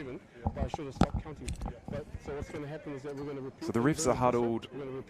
I'm not quite sure what it is. I'm not sure why Shiraz would be out there if it was on Metro, so maybe inadvertent whistle gives them another shot at it. Yeah, I think it's an inadvertent whistle there. You know, I think they kept the 7-second count going and then realised, oh my gosh, I've blown the whistle. You know, there's been 92 games here. Most of these referees will have done at least 15 over 2 games, which is really, really hard to, you know, sometimes you're just like, oh my God, that's taking too long. I'm blowing it dead, and then realising, whoops, that shouldn't have happened. Different formation here. So 4 straight across, bunched here. So this looks like just a regular pass play. Tamaki showing their 2-2 shell here. Tino pumps. That ball is tipped, and this time it is picked, and the flag is pulled. So Tamaki's got a shot. We don't know how much time's on the clock, but they have the ball. The extra point's no good, so all they need to do is score here, it looks like. Yeah, we'll try and get the time. Hopefully someone gives us some sort of indication, but we reckon there's, possibly 30 seconds. This is where Tamaki's going to have to take some risk. Now, I mean, if there's enough time to get the ball to the sideline and out of bounds, do that. If there's not enough time, then they're just going to have to take a shot. And Anthony has the arm. He can get it all the way down the field. So we'll see what they do here on first down. Well, it looks like Manai is getting ready to take off and launch himself. And here he goes. Soisa the catch, and great job there grabbing the flag. The clock will continue to run unless there's a timeout. Yeah, it looks like Shiraz called the timeout instantly. Heads up play from him. So Metro left the middle of the field open because they know if the Tamaki catches it in the middle, the clock will keep running with the flag pull, but Shiraz heads up play to instantly call the timeout. All right. And it looks like everyone is ready on the field. The referee's just making sure they're set to go. Here we go, second down. They can snap any time now. There's the snap, and this is looking like a pretty deep pass. Shiraz catches it, and I believe he made it out of bounds, which will stop the clock. Yeah, it looks like that's what they've called. Third down and half to go here. 6 yards to go. No, the clock is still running is the signal. So Shiraz didn't get out of bounds, so they're really going to have to pick up the tempo here. A first down stops the clock, so if they can get over that line to gain, then that helps them. Ball out of bounds doesn't stop the clock. And I saw a signal for stop the clock. 4th down is the call, so the clock has stopped. It wasn't game over just yet, but given the intensity here, we reckon this is probably the final play of the game, pending no flag, no flags pending. So this is going to be a bomb, you reckon? That's what we're thinking. I mean, Anthony's got the arm. They've got the receivers. David Tupou's caught those contested ones. We know Manai can catch those ones. Seto just as good as anyone. He's dropping back deep. Bombs it up. He's got Seto. Oh, that was just about an amazing catch. Metro Lions, they are extremely happy to get 3rd place here. That wraps up the on-field action for the men's bronze medal match. Thanks for coming up here with me, Jono. I am going to send you down. You might as well get a final interview of the day, just to ask them what it means. Is that was probably a pretty good illustration about how good flag football is here in New Zealand, and especially I suppose there's not as much riding on the game when it's not for the gold medal match. So great illustration there. Oh no, we still have time here on the clock. It looks like, but I think it's going to be dead pretty soon here. Metro was celebrating like the game was over, but we're going to send Jono down anyway, so I'll be going here by myself. This looks like this is probably going to be a catch, a snap, and just being super safe with the ball here, which I think will run the clock out. Here we go, the easy pass there. And there is the quick run. Clock is still running, second down. And Metro Lions, I think, you saw the celebration before. They will have another celebration after the game goes official. And there we go, full time here. Metro Lions, bronze medalist winners here, the 2023 NZAFF Flag Football National Champions. We've got to thank once again 4 Wins, NZCT, New Zealand Community Trust, and the TAB for all they do to help support grassroots American football and American flag football here in New Zealand. There's been a pretty exciting day. 5 games here on field number 1, and I think 4 of them came down to the final possession. 3 of them at least did here, just to see how good we've got it here in New Zealand here. So we're going to have Jono down on the field pretty soon. He's going to be talking to Darcy Williams, captain of the team from the Metro Lions, just about that win there. And we'll see, you know, a little how friendly they are. Jono from the Tamaki Lightning, that's his club that he plays for, and then Darcy Williams, obviously the captain there for the Metro Lions, and then Tino Meredith, the quarterback there who made the passes when they need to. Had that one mistake, that tip pass, which got intercepted. But here we go. We're heading over to Jono Entwistle, and he's with Darcy Williams now. Darcy Williams, look, I know bronze medal game, that's not where you want to be. Third and fourth, but when it comes to Tamaki and Metro, there's always a little bit of heat. So for you guys, that's the final. Sweet. You had the touchdown throw, the touchdown catch, and the intercept, almost the safety. How you feel? Quite a few new boys in the team, and just proud of them, really, really proud of them. They came together today. There's the water down the neck. It's captain of the Metro Lions. That's Darcy Williams. They take our long-time rival, Tamaki Lightning, futures for the bronze medal game. Well done, Darcy. Thanks, Jono. Yep. See you next year, bro. All right. Jacko. All right, thanks, Jono. Guys. Back to you, James. Thanks, Jono, there. So that wraps up. I said there'd be about 6 hours, just over 6 hours here of action. We've got to, you know, congratulate the 4 teams that won the games. I'll do my best to remember. We had I think it was the Takanini Giants, the Jedi Masters winning the Legends. Then we have the AFC Canterbury Redbacks. They won the youth grade. The Papatoetoe Wildcats won the women's. Hawke's Bay Heat in a thriller came back to beat the AFC Canterbury Tamarins. And then the bronze medal match here, great, you know, coming down to the wire. Metro Lions come on top there to win. So I'm James Lissam, and I've been joined by a whole raft of people here. And we've also got people behind the cameras. Ash Khan helping out produce. He's been here more than 6 hours straight as well, making sure that everything's running smoothly. So thank you all for tuning in. We'll be back, I guess, in around about a year's time. The date's to be confirmed, but fantastic illustration of New Zealand flag football here. So thank you for spending the time with me today.